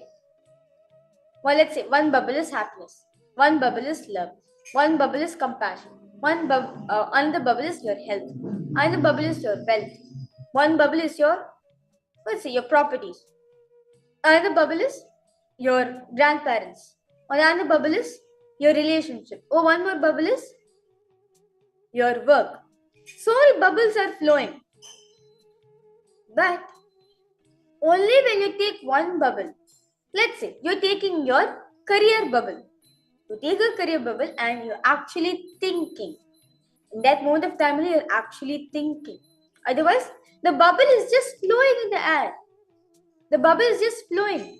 Same way, thoughts are nothing but bubbles, just continuously moving here and there. Only when you pick it up, only when you are only when you make, only when you touch the bubble, only when you touch the thought current, it becomes thinking. Otherwise, the bubble is just bubble, it's just flowing with the other bubbles.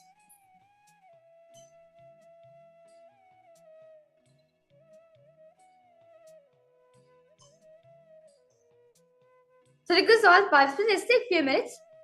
Write, or you can also draw 10 smileys to understand the truth that Swamiji is saying, that having thoughts is not equivalent to thinking. Thoughts is moving continuously, like the river. The river is continuously moving, it's continuously flowing. But only if you stop, the river is blocked. Otherwise, it's just flowing. Same way, thoughts and it's just continuously flowing. Only when you touch that thought, it becomes a thinking in you. You actually start thinking.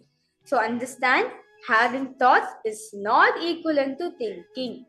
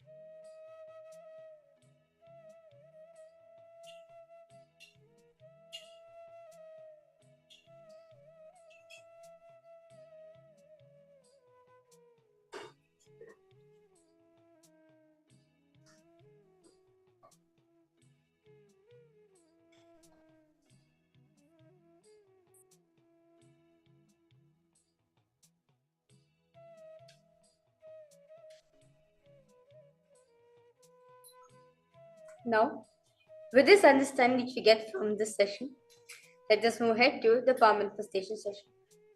As throughout the whole day, all the viewers and all the participants who's watching us right now, we have been manifesting the power of consciousness of matter, where all of us were moving the coconut from our hand. We'll be continuing to manifest this power. The more and more you play with the power, the more and more you become constant, meaning the consistency has been there that no matter any object which is kept in your hand, you're just going to move that clarity which actually settled down in your inner space. So request all participants to get your coconuts and you can start your timestamp recording.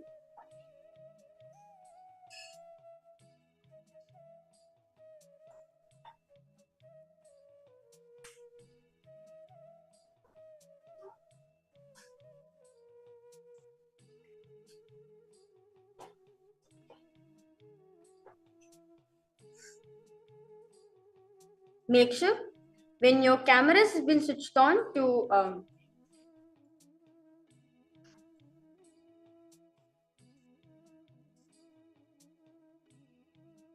Make sure when your camera has been switched on that the coconut and your hand is shown.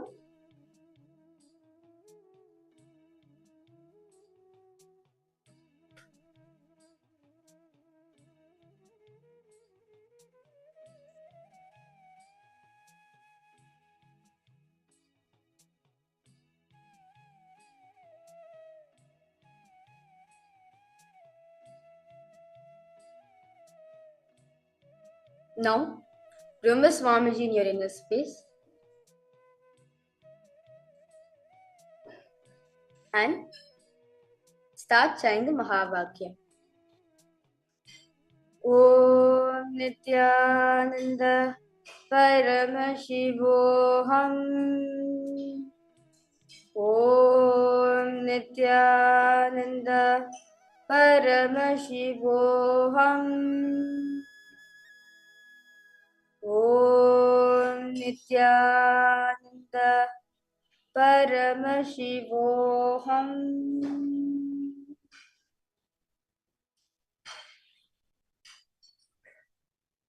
Now, from the space of oneness, command the coconut to move from your hand.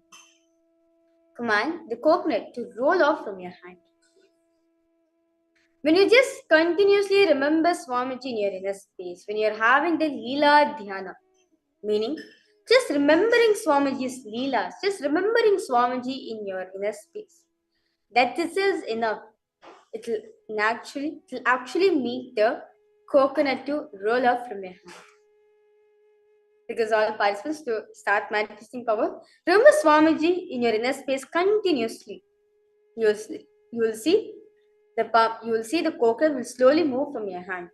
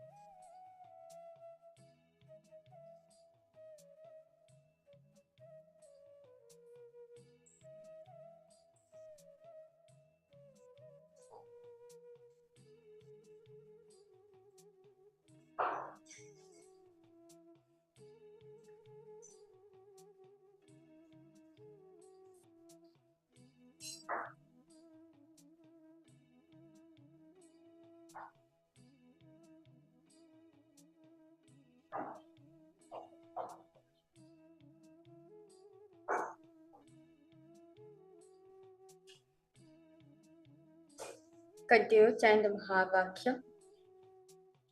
Continue. Remember Swamiji in your inner space.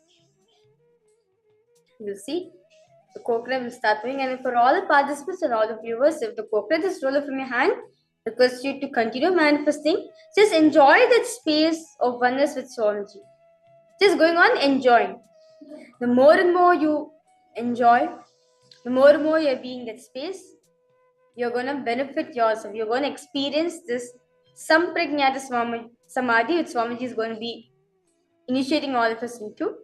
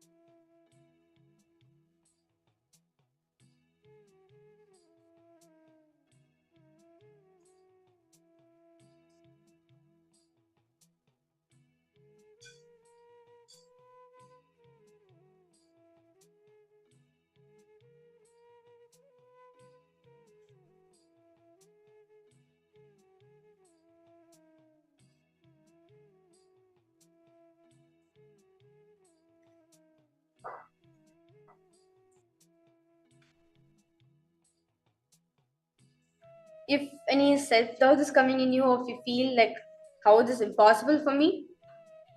Just ask yourself, will Swamiji even have self-doubt to manifest powers? Obviously no.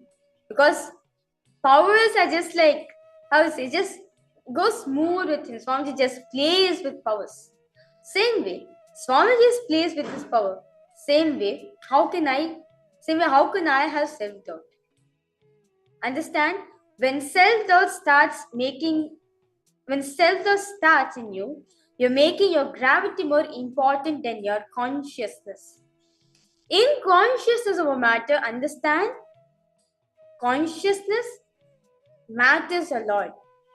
Consciousness of a matter is going beyond this matter, meaning the gravity, the greed which you're having.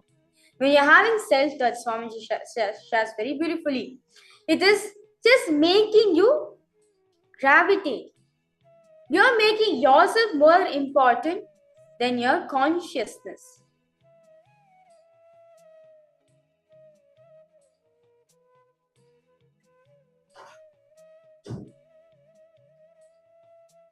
And when you go over the consciousness, when you make this matter redundant, it becomes consciousness over matter. So, with this, I request all participants to relax yourself, and all of you can open your eyes. You can stop this recording and see whether any manifestations happen. Request you also to post in the Facebook your understandings from this session of Sampragnata Samadhi, and your decision that hereafter, no matter what your work I'm going to do, I'm going to be remembering Swamiji in all the work, in whatever action I'm doing in my life. In the next session, all of us are going to understand that how to manifest whatever you want, how to manifest reality with conscious manifestation. I'm pretty sure that all the viewers and all the participants who's watching us live right now, that all of you want to manifest realities for your life. All of you want to manifest the reality which you want to manifest for you. Swamiji also says very beautifully, you can consciously manifest those realities. Let us listen from Swamiji. How can we consciously manifest the realities which we want to manifest in our life?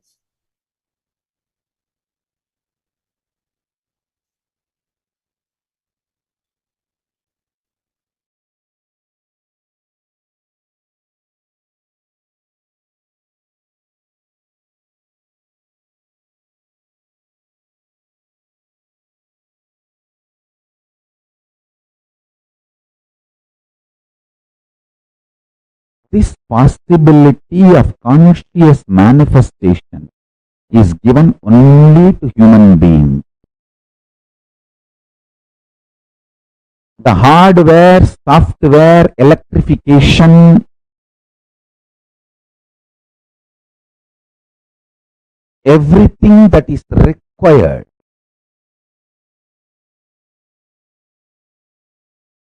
everything that is required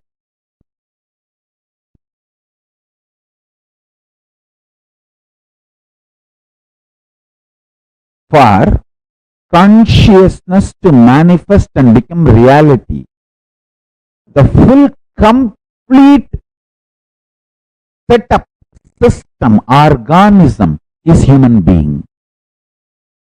You have everything required. Nothing is missing. No spare part is missing. No chemical is missing. No software is missing. And no other being, no other alien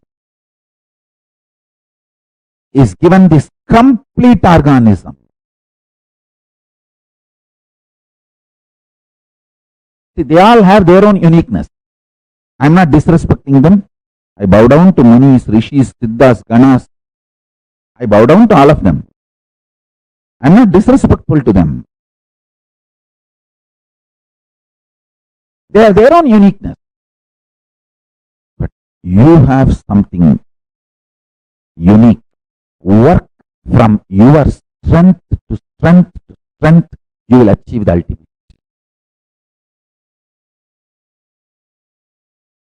Paramashiva's message directly from Kailasa. Listen. All happenings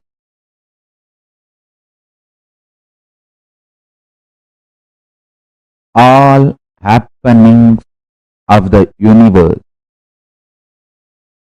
from the viewpoint of the matter, if you see, you will perceive it as evolution.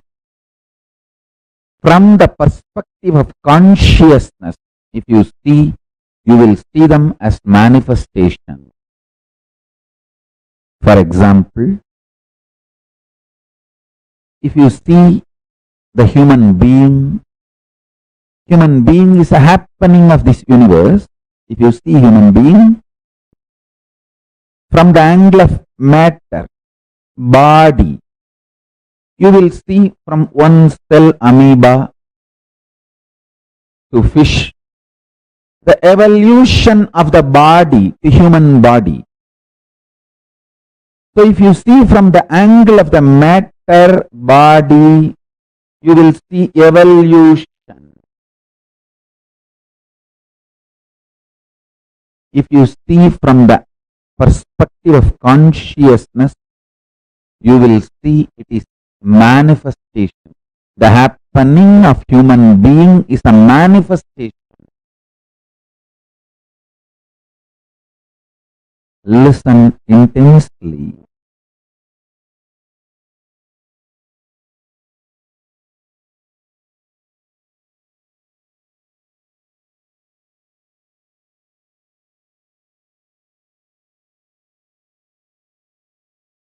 I am not denying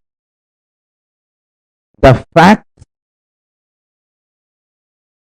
supporting the theory of evolution.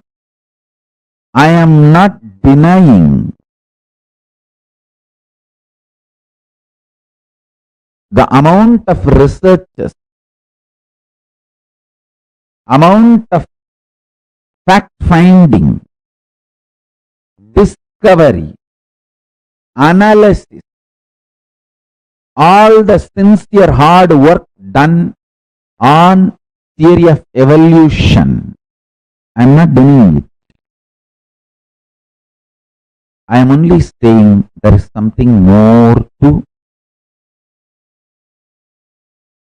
understand if we want to decode the greatest happening of the planet Earth, human being. I should say, greatest happening of the cosmos itself is a human being, because even if gods, goddesses wants to achieve enlightenment eternally, once for all, if they want Kailasa Padavi, Moksha, Sayujya Mukti with Paramashiva, Videha Mukti, Paramamoksha, Parandama, Parabrahma, Parabrahma, Parandama, Paramashiva, Parashakti, Parameshwara, all these words I use to note, to reveal, to mention towards the same ultimate.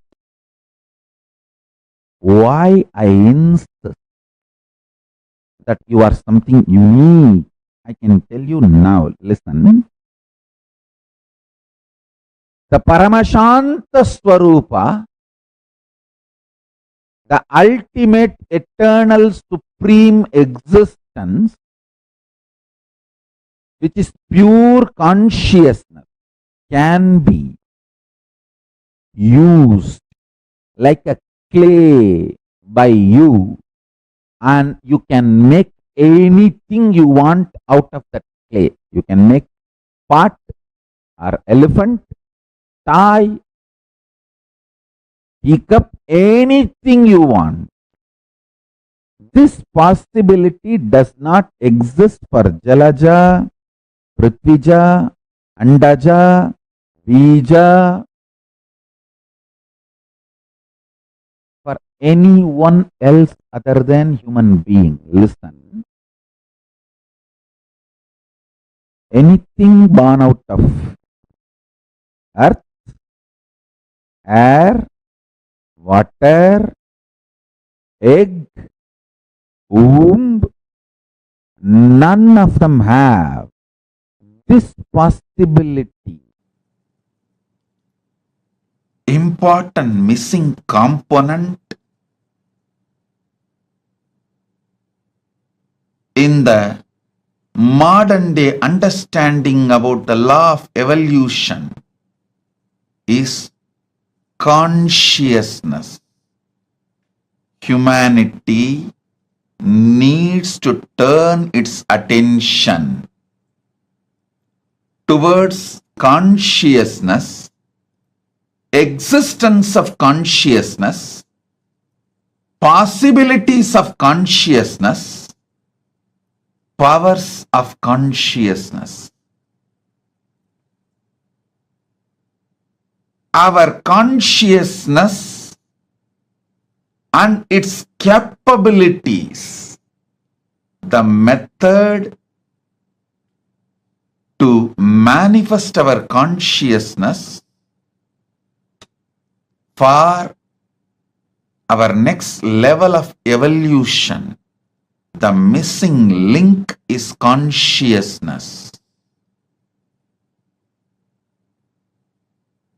All different theories of evolution, Western or Eastern, everything has its own truths. But something is seriously missing in the modern day understanding about evolution and law of evolution. Missing law of evolution is conscious possibilities, consciousness powers. Understand?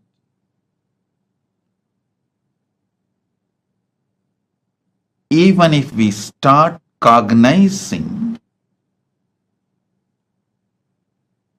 the existence of consciousness in us and the methods to manifest it for our benefit,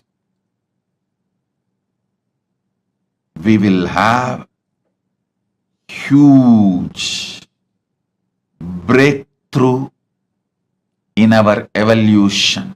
It is time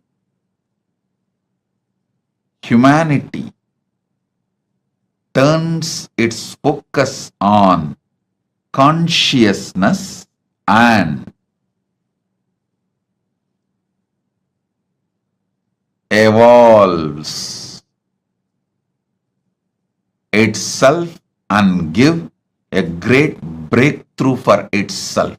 The greatest gift we can all give it to ourselves is deciding to study, understand about consciousness.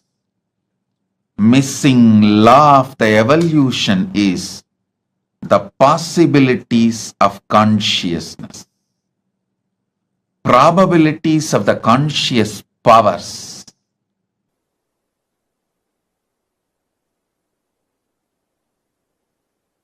All your possibilities are from your consciousness. Your consciousness is the source of all your possibilities. Your mind is the source of all your probabilities. Understand?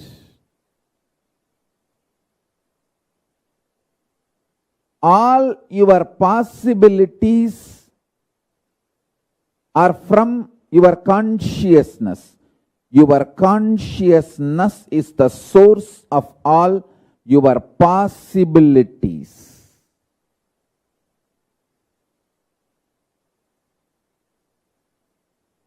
Your mind is the source of all your probabilities. Probability means it can go this way or that way. Possibility means it can go only the way you want.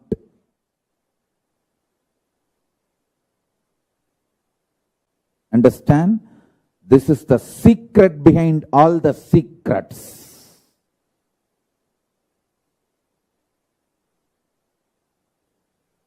Listen to this truth. It is directly from Paramashiva, from Kailasa. Your consciousness. If you are in the human body and you are able to hear what I am talking and you are able to make meaning, if you are able to cognize, your consciousness is capable of printing anything you want, just like 3D printers. In 3D printers, nowadays, even the homes, they started doing 3D printing. Full homes are getting 3D printed. Listen carefully. Just like 3D printer, how you can print anything you want out of the 3D printer and take it out. You can print anything you want. You can manufacture anything you want. You can manifest anything you want out of your consciousness. This possibility is freedom. Oh Hindus, one of the worst thing happened to you is not Islamic invasion or Christian British colonization. All those are two small problems. The biggest problem is due to centuries of slaveries, you forgot, you lost confidence in conscious printing technology. conscious manifesting technology. Hey, our ancestors are not fools to build such large size temples. They are not fools. Don't be brainwashed by those who colonize you, those who conquered you, those who raped your ancestors, those who looted your civilization, those who enslaved you, and those who killed you brutally by creating artificial famines just to break your confidence. Don't be brainwashed by them. Listen.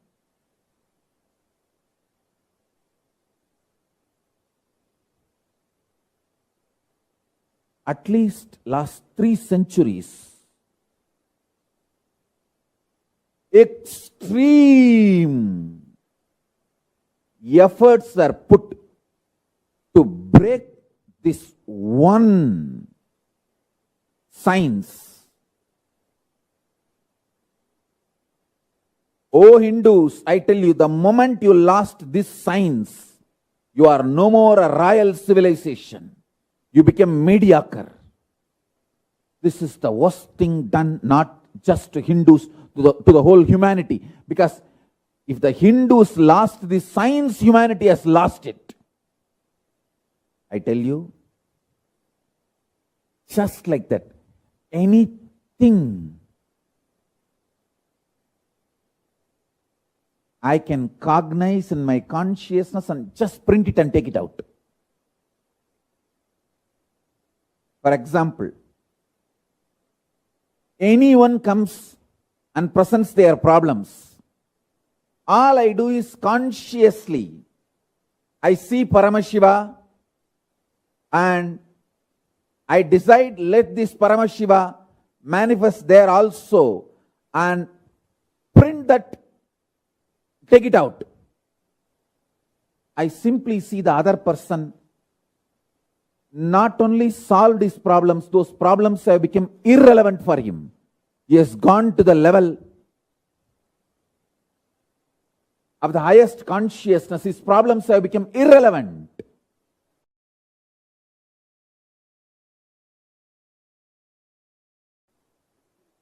There are multiple reasons why you strongly deny your capacity to consciously 3D print your life and reality and manifest. First of all, you feel, oh, then why did I manifest this kind of reality? Why did I consciously 3D print this kind of life I am having in front of me? And now I have to take the responsibility and redo the whole 3D printing. Listen carefully.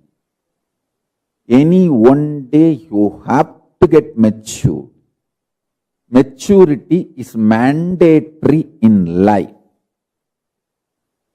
The good news I have for you is it is too easy. It is not difficult. All you need to do is get out of the impact of the gaslighting done on you by the unconscious.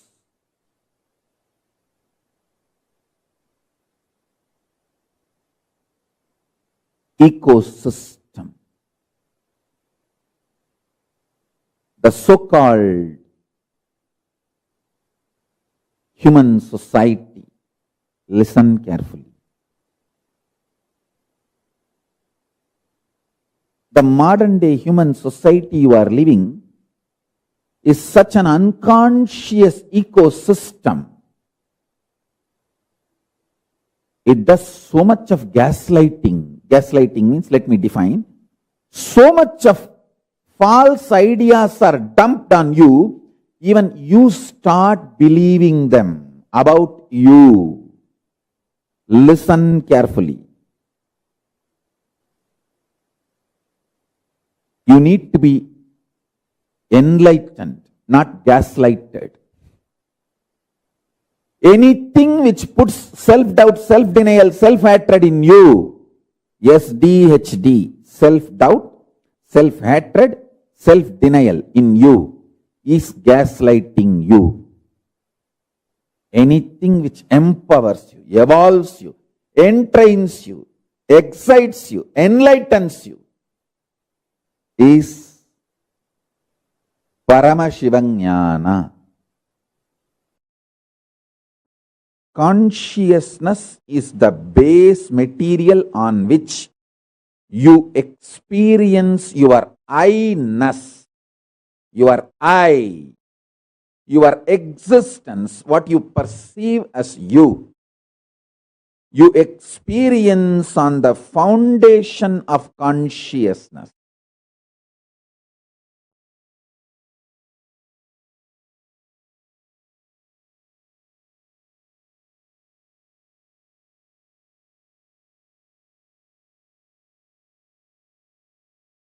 Life is not just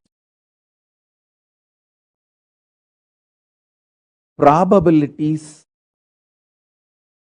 from the mind. All probabilities, good or bad, worst to best, all probabilities are mind-based, mental. I'm telling you, all probabilities are mind-based, mental.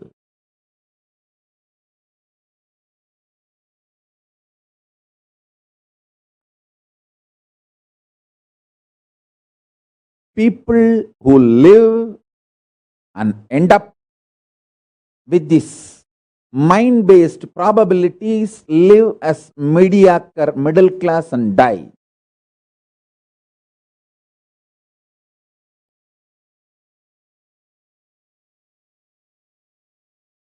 People who experience conscious possibilities in their life give breakthrough to themselves, who manifest these conscious possibilities and demonstrate it to others, give superconscious breakthrough to others also.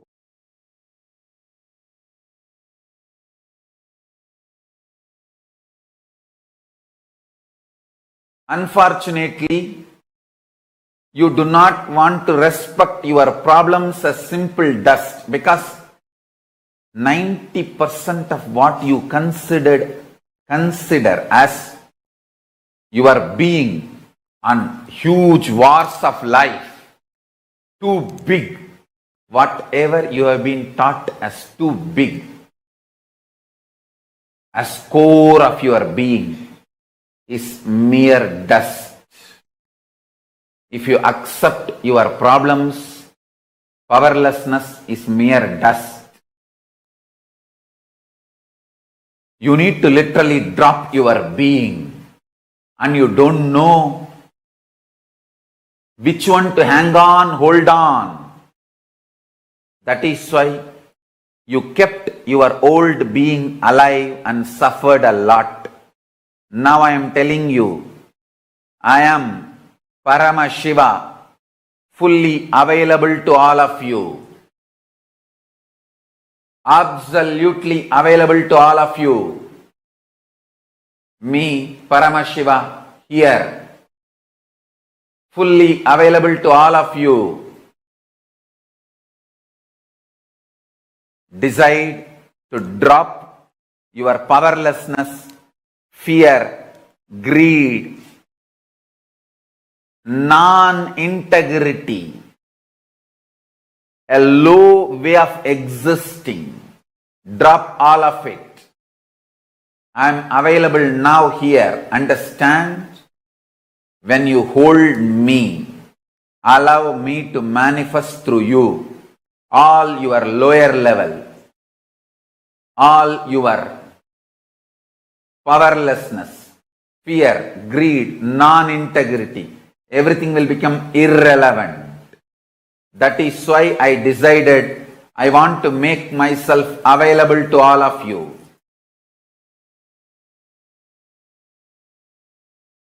That is why I broke all the social structures, ideas, concepts, including money. I made everything irrelevant and making myself available to all of you wherever you are in your very bedroom. I am sitting with each one of you now personally in your room.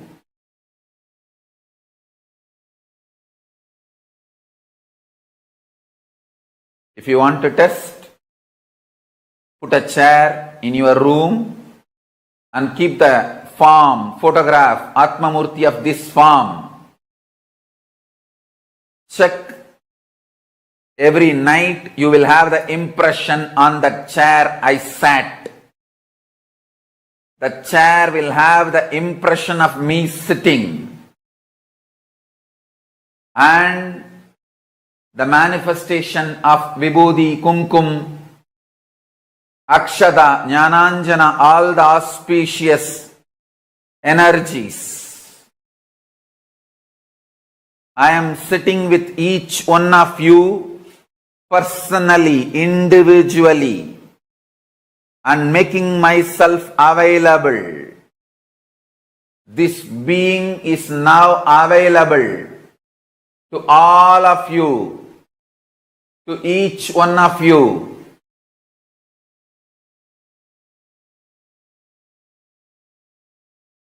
I am making myself available to each one of you.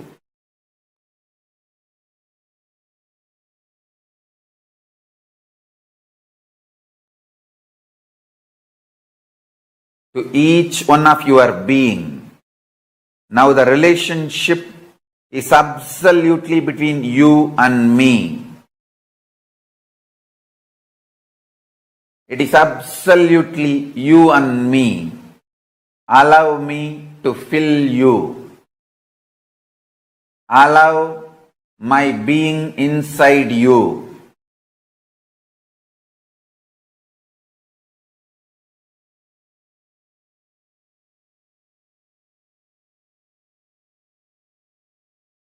When you start tasting my being, all your past fears, greeds, powerlessness, everything will just become irrelevant.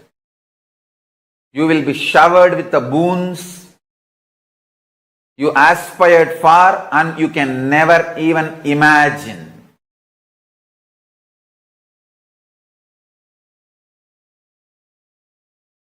Consciously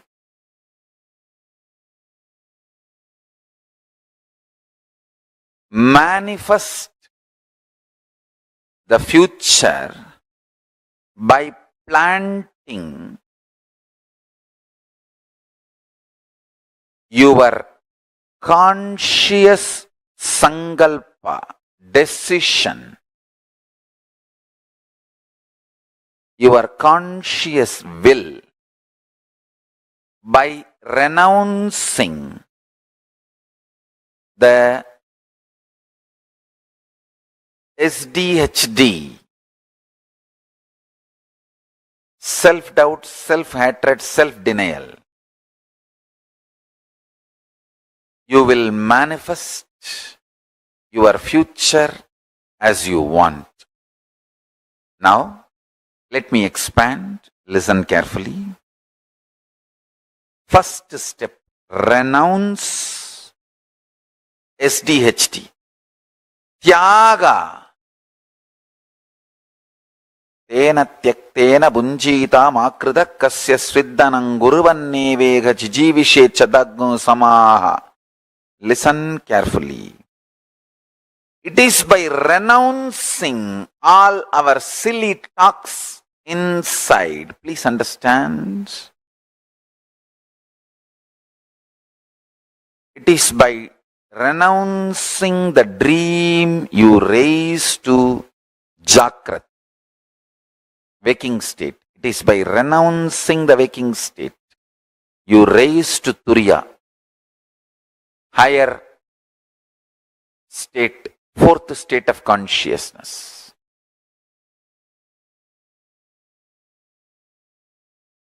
This whole delusion of self-doubt, self-hatred and self-denial, listen carefully.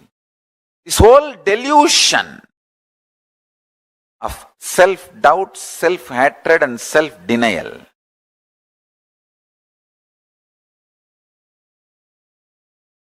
by renouncing this,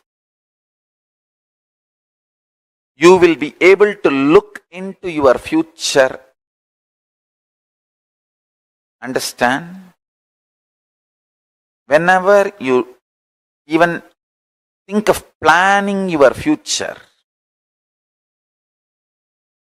you will see so much of pain about many times you planned but failed. Understand? All your plans are stitching of just unconscious vague thoughts, never a conscious plan. I will teach you the conscious future manifestation now. Take calendar for this whole year 2020. If it is on printed paper, it will be great. If not, at least on your laptop screen. Take it and sit.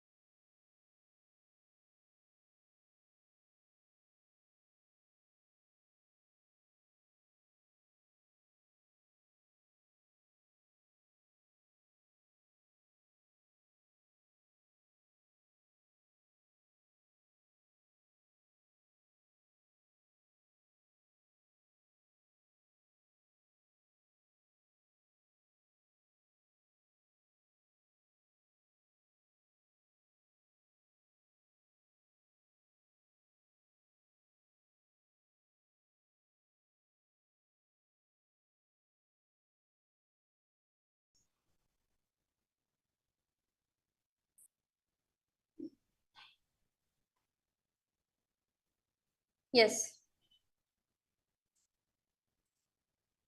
very beautifully.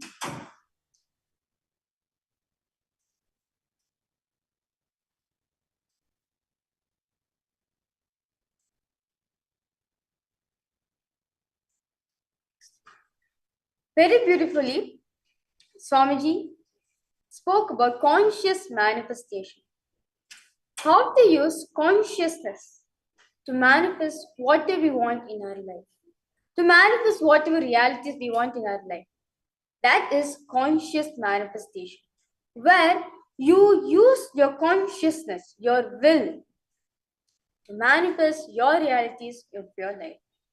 Understand the possibilities from your consciousness. I request all participants to make two columns in your notebook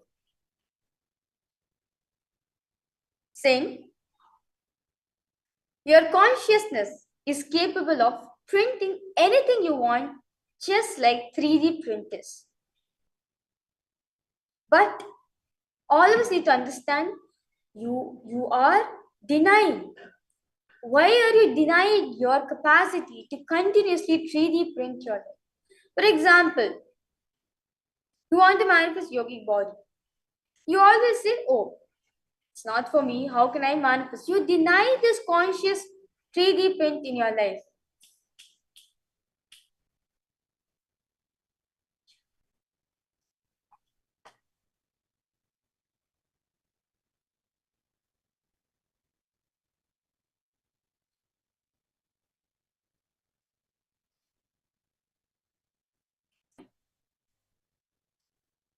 So, conscious manifestation is like when you like for example, let's say the Meru. The Meru is nothing but the 3D dimension of the Sri Chakra. Very beautifully, Swami shares. When when the Sri Chakra is being pulled up, it becomes the 3D. It becomes a Meru. You can see it 3D visually in front of your eyes. Same way, your reality, what you want to manifest in your life, you have the power. You have the possibility to 3D print it in your life.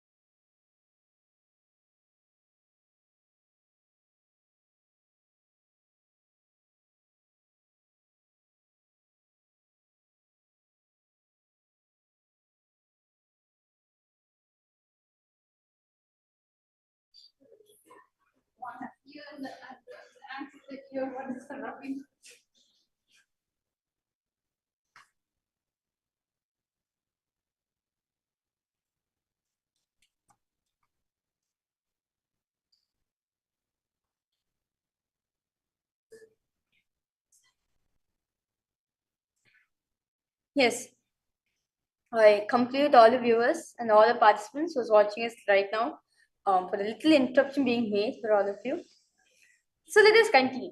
So understand your consciousness has the ability to 3D print whatever you want in your life. But instead of 3D printing your reality using your consciousness, we deny the very capacity. We deny our capability to consciously 3D print in our life because of whatever reasons, your self-doubt, self-hatred, self-denial, what do you want in your life? But understand, you do have the ability to consciously manifest what do you want in your life. And I request all participants to make 2 columns and write what are all the realities you're going to manifest. Your consciousness is capable of printing anything you want, just like 3D print. So I request all participants to print what you want in your life, what are realities you want to manifest in your life. And in the second column, pen down what is the reason that you are denying your capacity to consciously 3D print your realities, to consciously 3D print your whole life.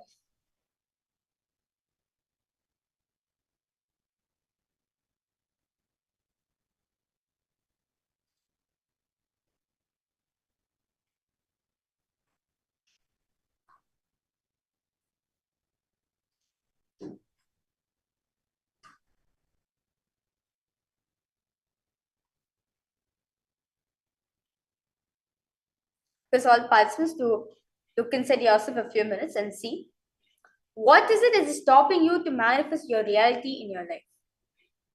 What is the reason that you're denying your capacity, your ability to consciously 3D print what you want in your life?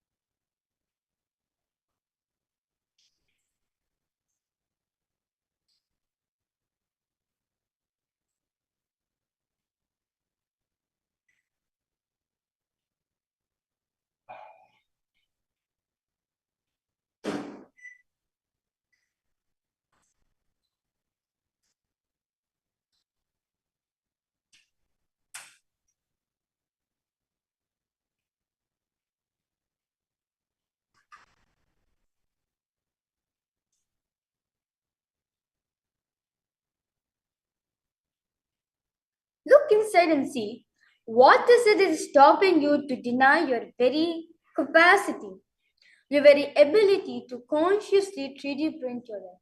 Understand? When you manifest anything into your consciousness, it is going to actually happen.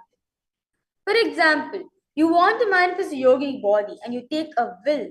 You consciously decide, I'm going to manifest yogic body. You will see it is going to actually manifest for you. It need not need to be, oh, you need to do a workout. Well, of course, you have to be integrated to your commitments. But you will see your very consciousness has the very ability, has the very capacity to consciously manifest what you want in your life. That is only like how in the olden days, like how our ancestors, like for example, Savitri, out of her very consciousness, she decided, let the sun not rise, let the sun not set, and the sun did not set because she gave the command from her consciousness. Your very consciousness has the ability to make it as a possibility for you. Make it as really actually happen for each and every one of you in your life. But instead of understanding and using our consciousness to manifest the realities, we only deny the very capacity, the very ability to deny the existence of consciously 3D print your life.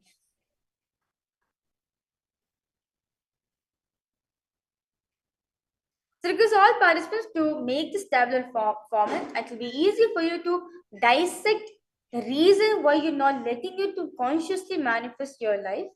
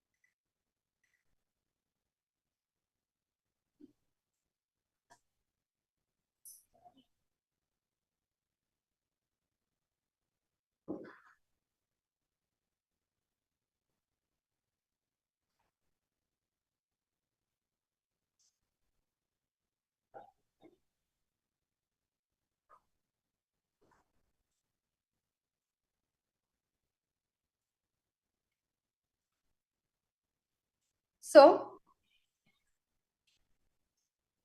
now renounce the self-doubt, self-hatred, and self-denial you have. The technique for you to manifest your realities is tell yourself, if you want to visualize something and 3D print it out of your consciousness and take it out, make it as a reality for you. Simply, you can do it.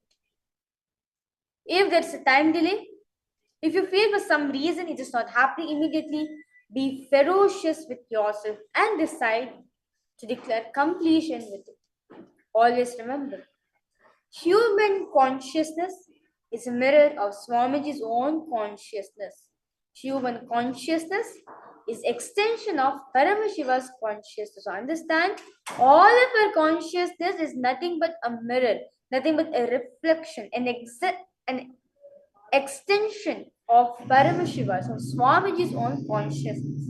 If he has the ability to consciously treat it with his reality, you do have the possibility, you do have the ability to 3D print, to consciously manifest what you want in your life. Very beautifully, Swamiji is saying, if you want to 3D print it, if you want to actually manifest as a reality for you,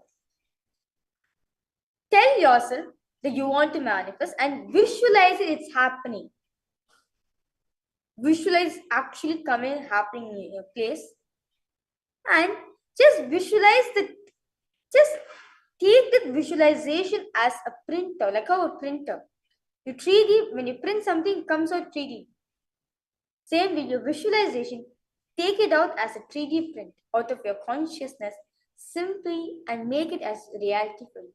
For example, let's see, you want to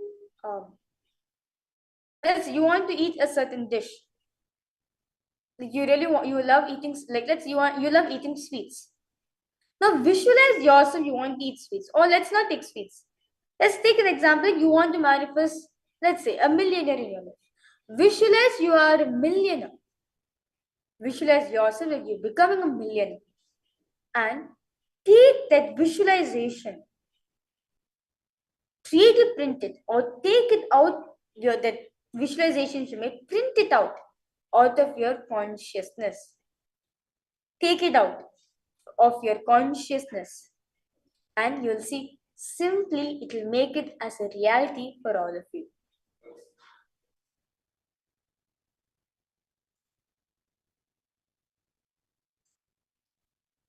Because all participants to visualize whatever you want and 3D print it out of your consciousness and then take it out, you'll see it will manifest as a reality for you.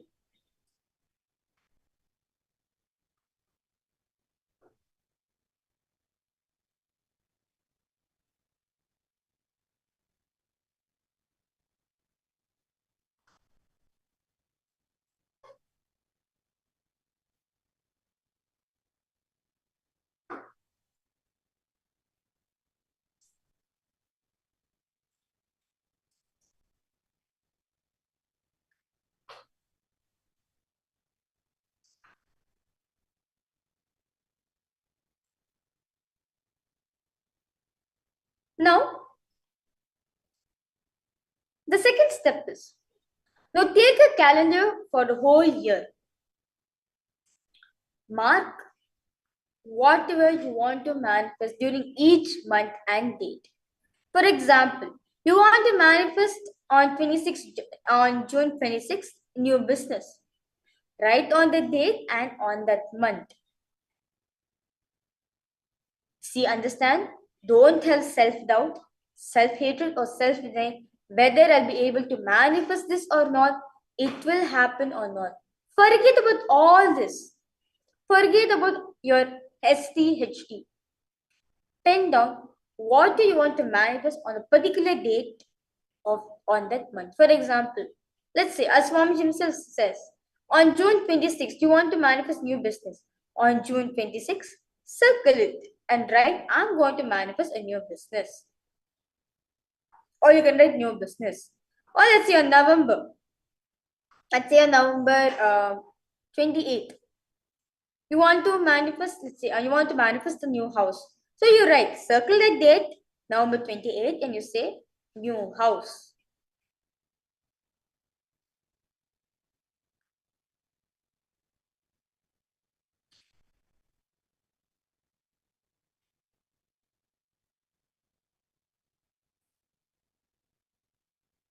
I request all the participants and all the viewers who's watching us to pull out your calendars and start marking on which date, on which month that you want to manifest what you want in your life.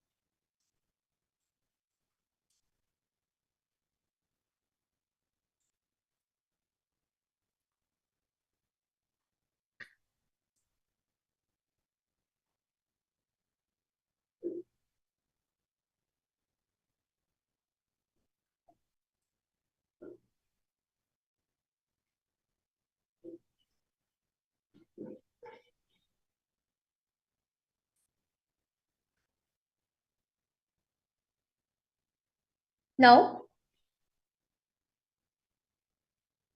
once you've written the calendar, because all participants to face your Atmalingas on it. Place your Atmalinga on the calendar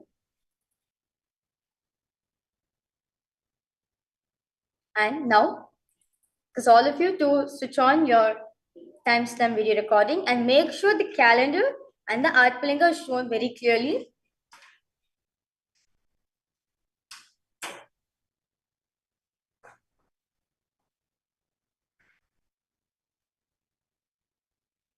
Now, remember Swamiji in your inner space. Remember Swamiji. And let's start chanting the Mahabhagya. Om Nithyananda Paramashivoham. Om Nithyananda Paramashivoham. Om Nithyananda Paramashivoham.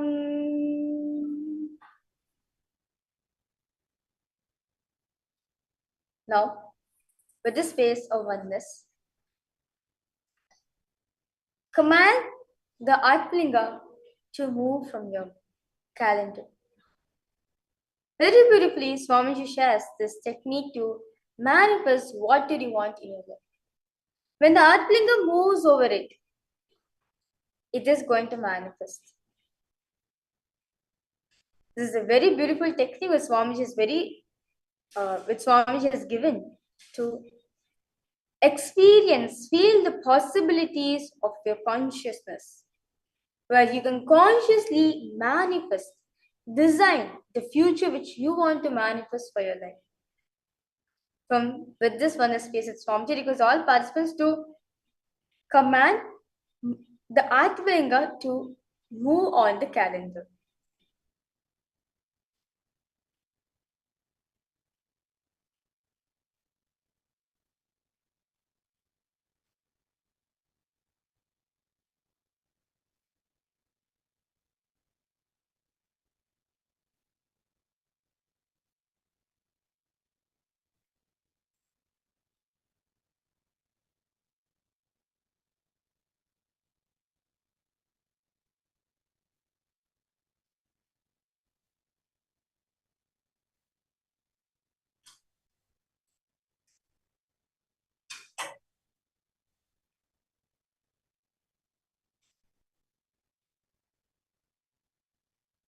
Just continue chanting Mahavakya.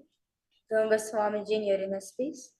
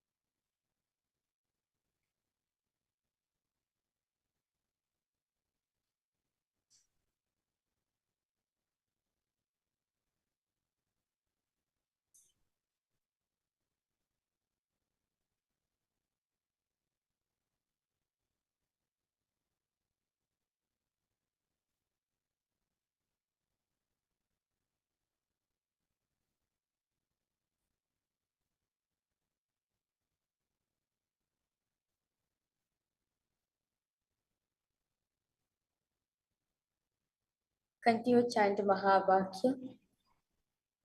If any self-doubt is coming, just drop everything at Swamiji's feet.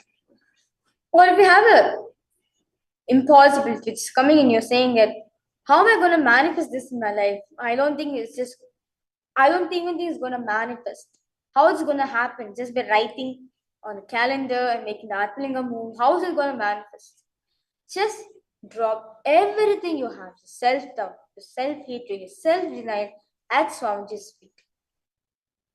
Because your consciousness is a reflection of Swamiji's consciousness. Swamiji can manifest whatever he wants through his consciousness. Then understand you do have the possibility to consciously manifest what you want in your life. Whatever self-doubt or whatever impossibilities is coming up in your mind right now, in your inner space, just drop it at Swamiji's feet and forget about that. Just continue chanting the Mahabhakya. Remember Swamiji in your inner space.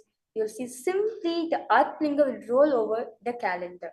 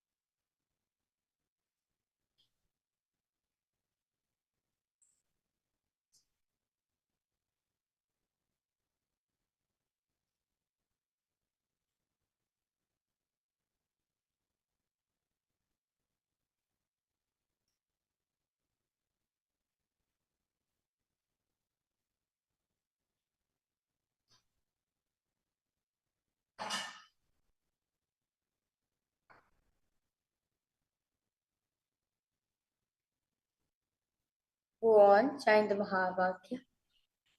Remember Swamiji in your inner space. And just continuously remember Swamiji. He's gonna make it happen for you. He is the one who's manifesting through you. Just continue to enjoy the space with Swamiji. Have conversation with him. When you talk to him, when you just enjoy his presence, you'll see simply you'll be able to manifest what you want in your life. You'll just understand life is just a play.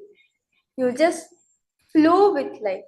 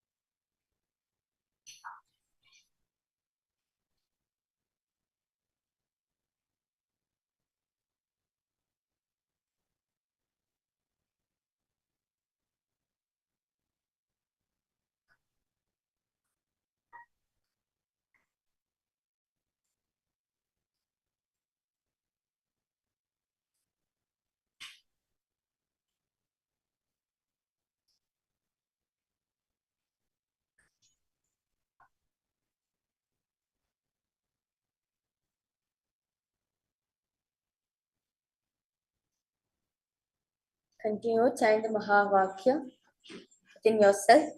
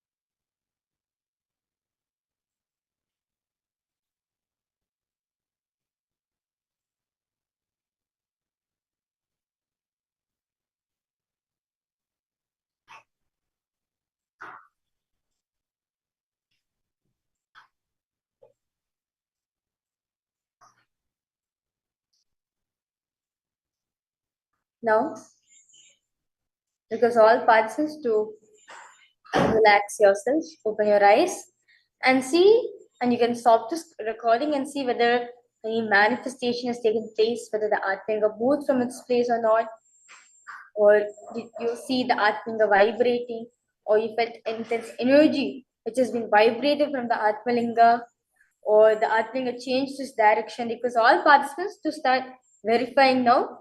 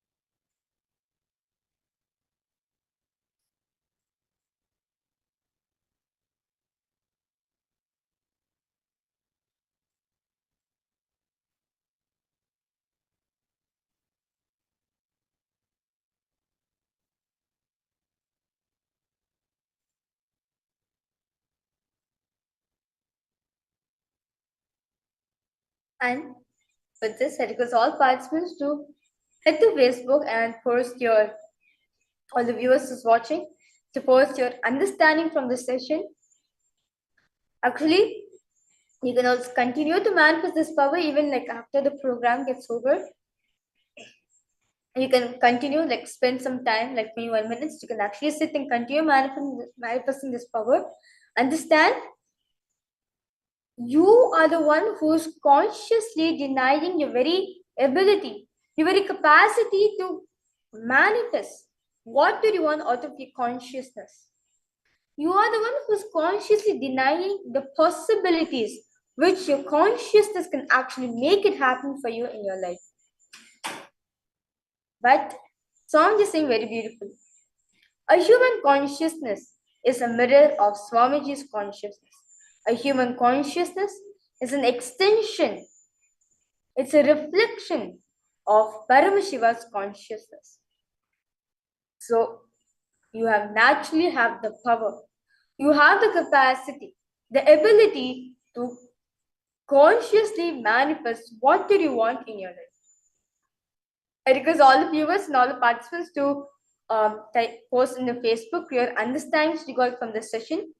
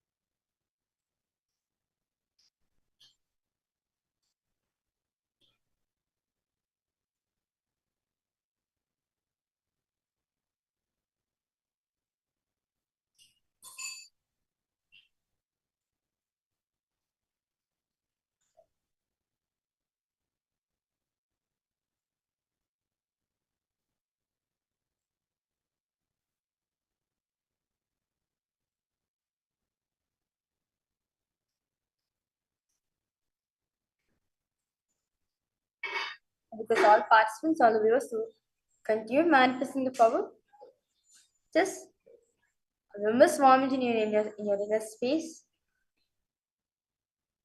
Just remember him and continue chanting the Mahavakya.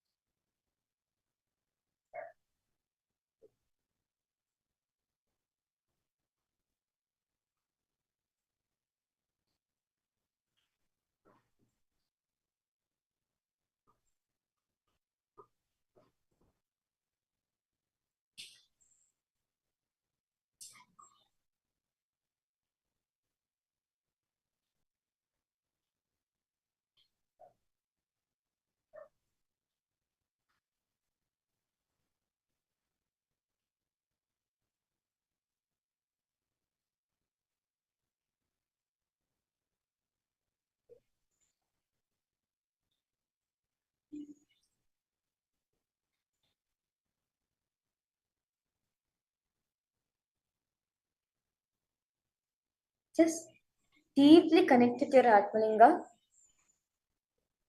As Swamiji says very beautifully, Atmalinga is a physical manifestation of Paramashiva.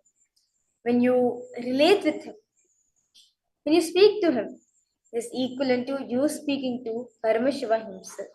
So, because all participants do, you can start having conversation, you can start conversing with your Atmalinga.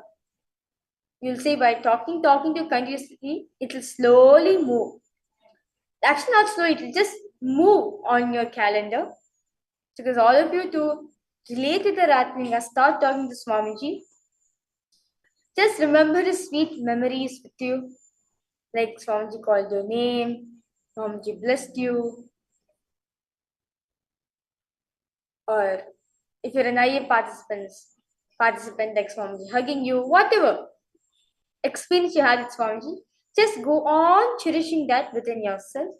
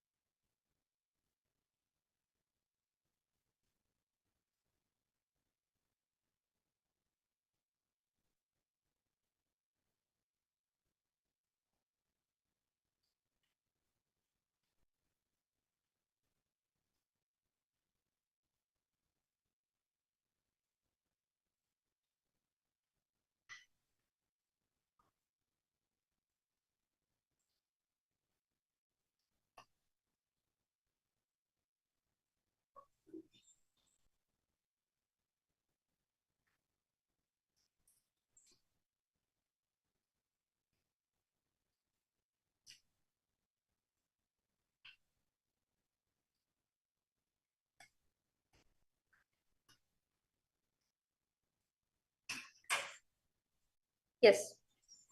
Now request all participants to relax yourself, open your eyes, and see whether any manifestations happened for you.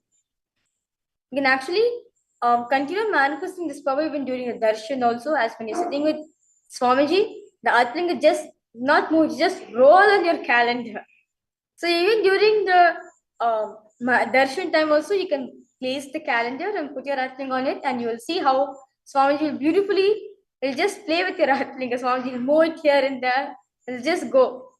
So now with this, as let us now prepare ourselves to receive the darshan of Swamiji, because all participants will take few minutes. You can have some water, freshen up yourself as we prepare your whole body, your whole inner space to receive the darshan of Swamiji.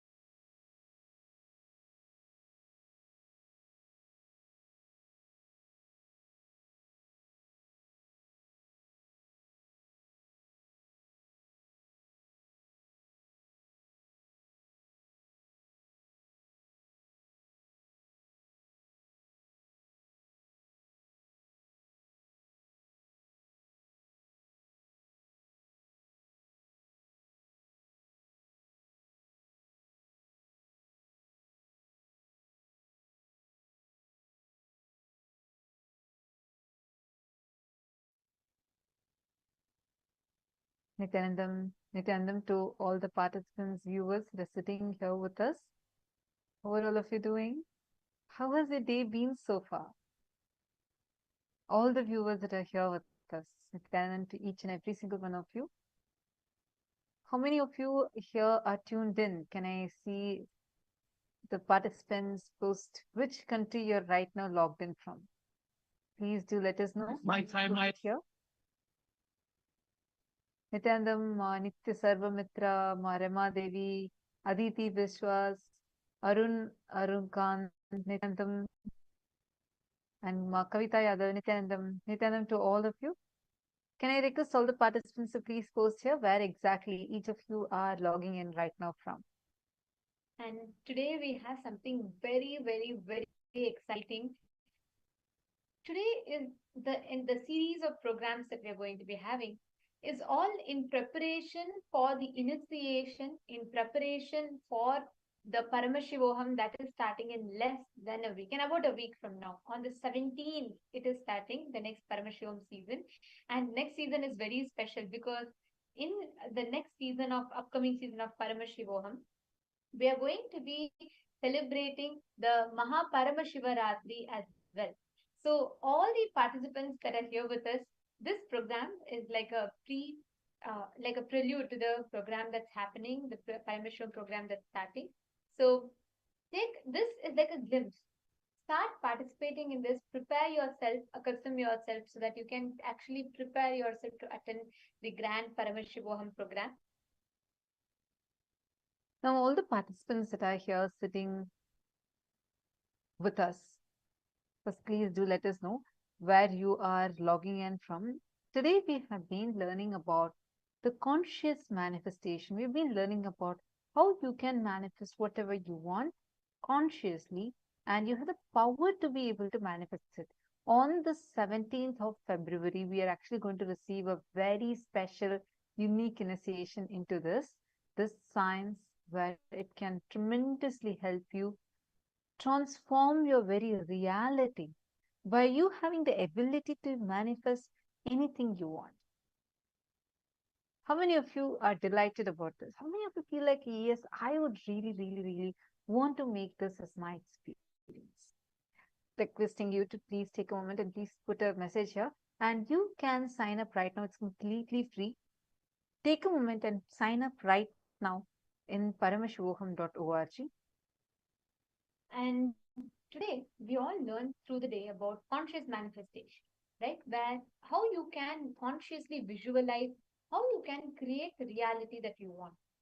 We learned about how the Nada Bindu Kala, using the verbalization, visualization, and the frequency of the cosmos, how you can harness the cosmos to use that energy to manifest what you want as reality. This is a very, very beautiful science that Swamiji has revealed to us. You might have mostly heard people say about manifesting, like conscious manifestation, where you manifest things by creating space. Actually, how you can harness the energy that is continuously available around you and how you can use that to create the reality that you want. This science is unique, and it is only Swamiji who's gifted this science to all of us. Because this science in itself is unique to Hinduism. What all of us are being gifted, the science of how you can consciously manifest the reality that you want. This science is a very powerful, profound science. Today, through the darshan, through the initiation, every one of us are going to be receiving this initiation. I request all the participants that are here with us, that are attending the program today, to take a few minutes and actually register. If you have not attended Paramashivoham before, please do register for Paramashivoham level 1. And if you have attended level 1, do register for level 2. And if you have attended level 2, try out level 3, because these programs, the entire experience, it's a package. So once you do level 1, which is where you cover the fundamentals, you will understand more about it in level 2, and you will experientially cognize it, experience it in level 3, in the deeper levels, in the highest levels, learning about vertical time zones and cosmos, etc. So do not miss. please take a few minutes, head to the link and sign up.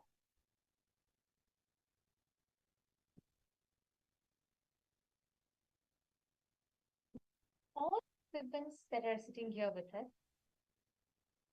have spent some time handy preparing yourself for the program.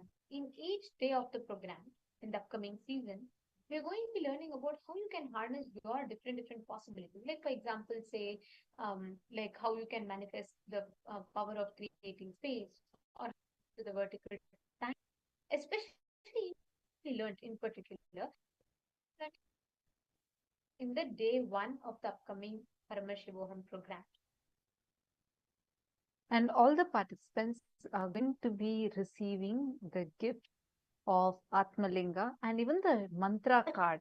Whoever is going to be coming and joining us for this season, you're also going to be receiving the healing sticks, and you're going to be many more special detox methods, detox recipes as a gift being sent to you. So this is going to be starting on the 17th of February, and till 17th of February for this next 1 week, we are going to be having continuous preparations that are happening every single day. So you are well versed with the subject. You learn about the cognitions, you start manifesting it.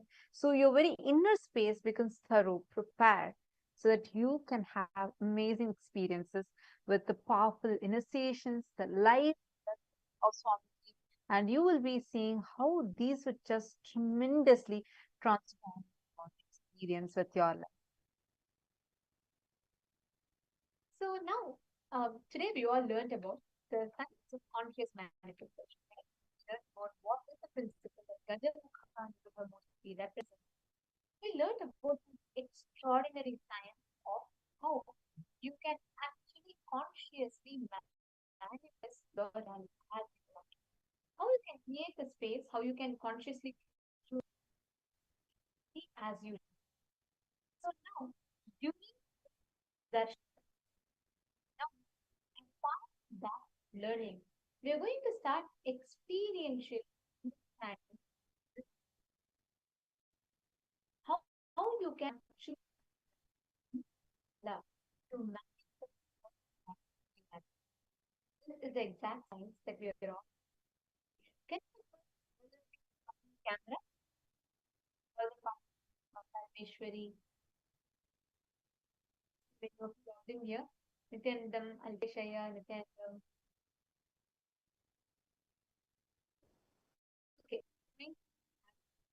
In the initiation, going to in the initiation, conscious manifestation. How you can consciously plant your future, how you can consciously. So now, participants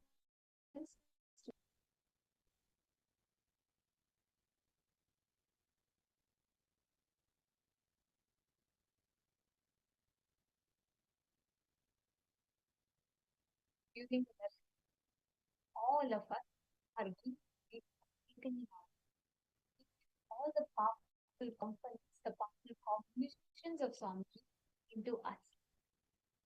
So take a few minutes, you see them in front of the camera.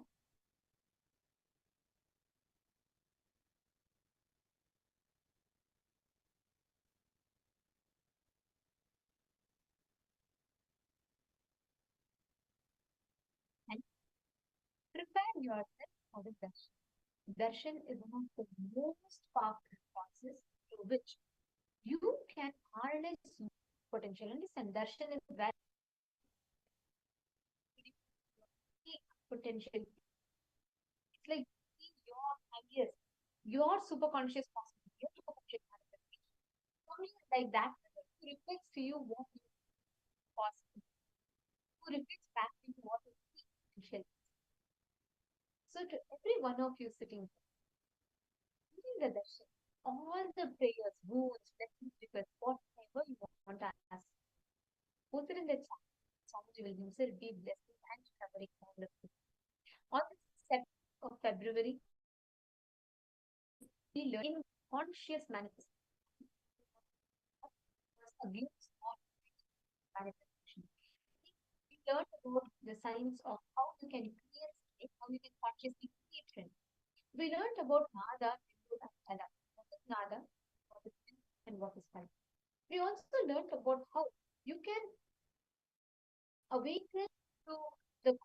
cosmic possibilities, which is the five forces of the cosmos.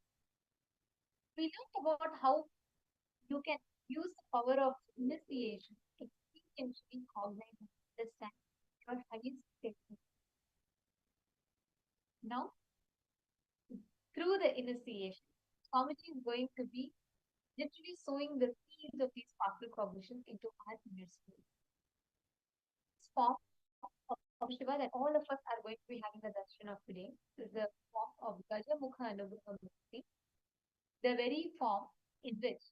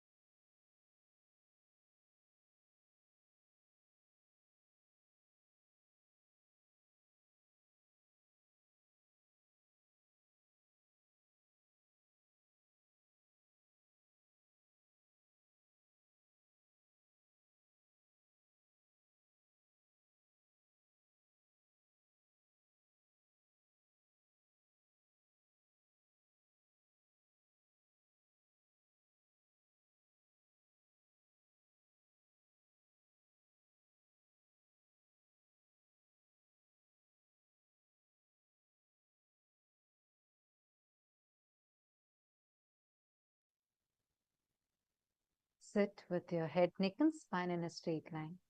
Close your eyes. Let's now enter into a deep meditative space. Request all the participants, please close your eyes.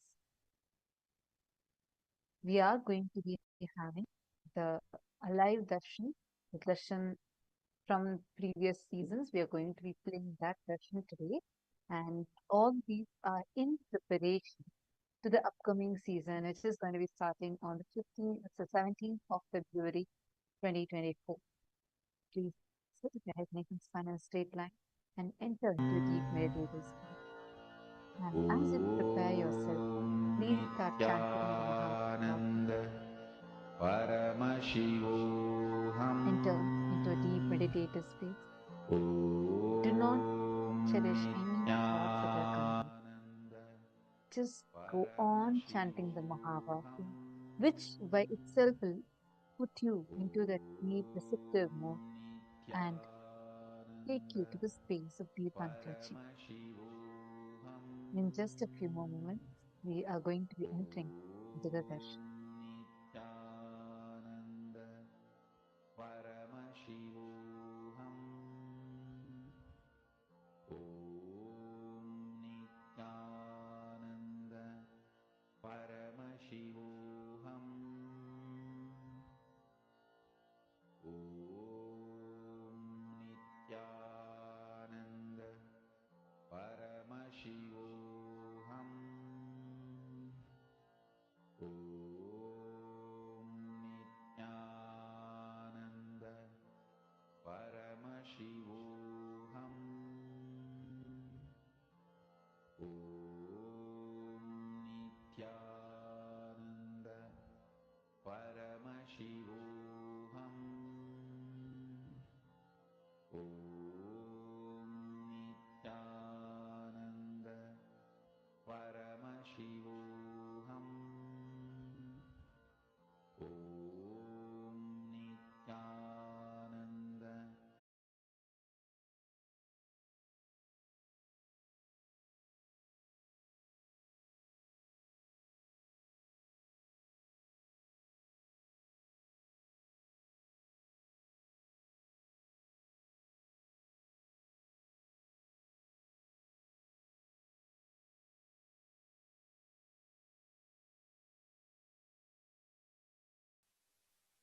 Connecting with the divine with your eyes closed is meditation.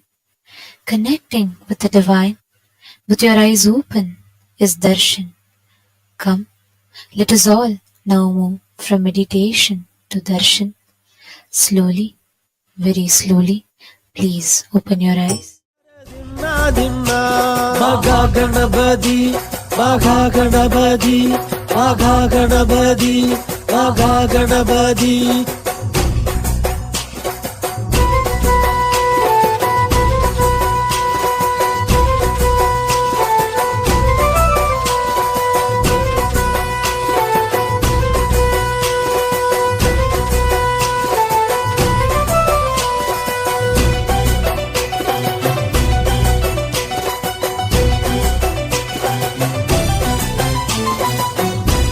ஒரு கடலை வைத்து படைக்கிடுவோமே அப்பம் அதிரசம்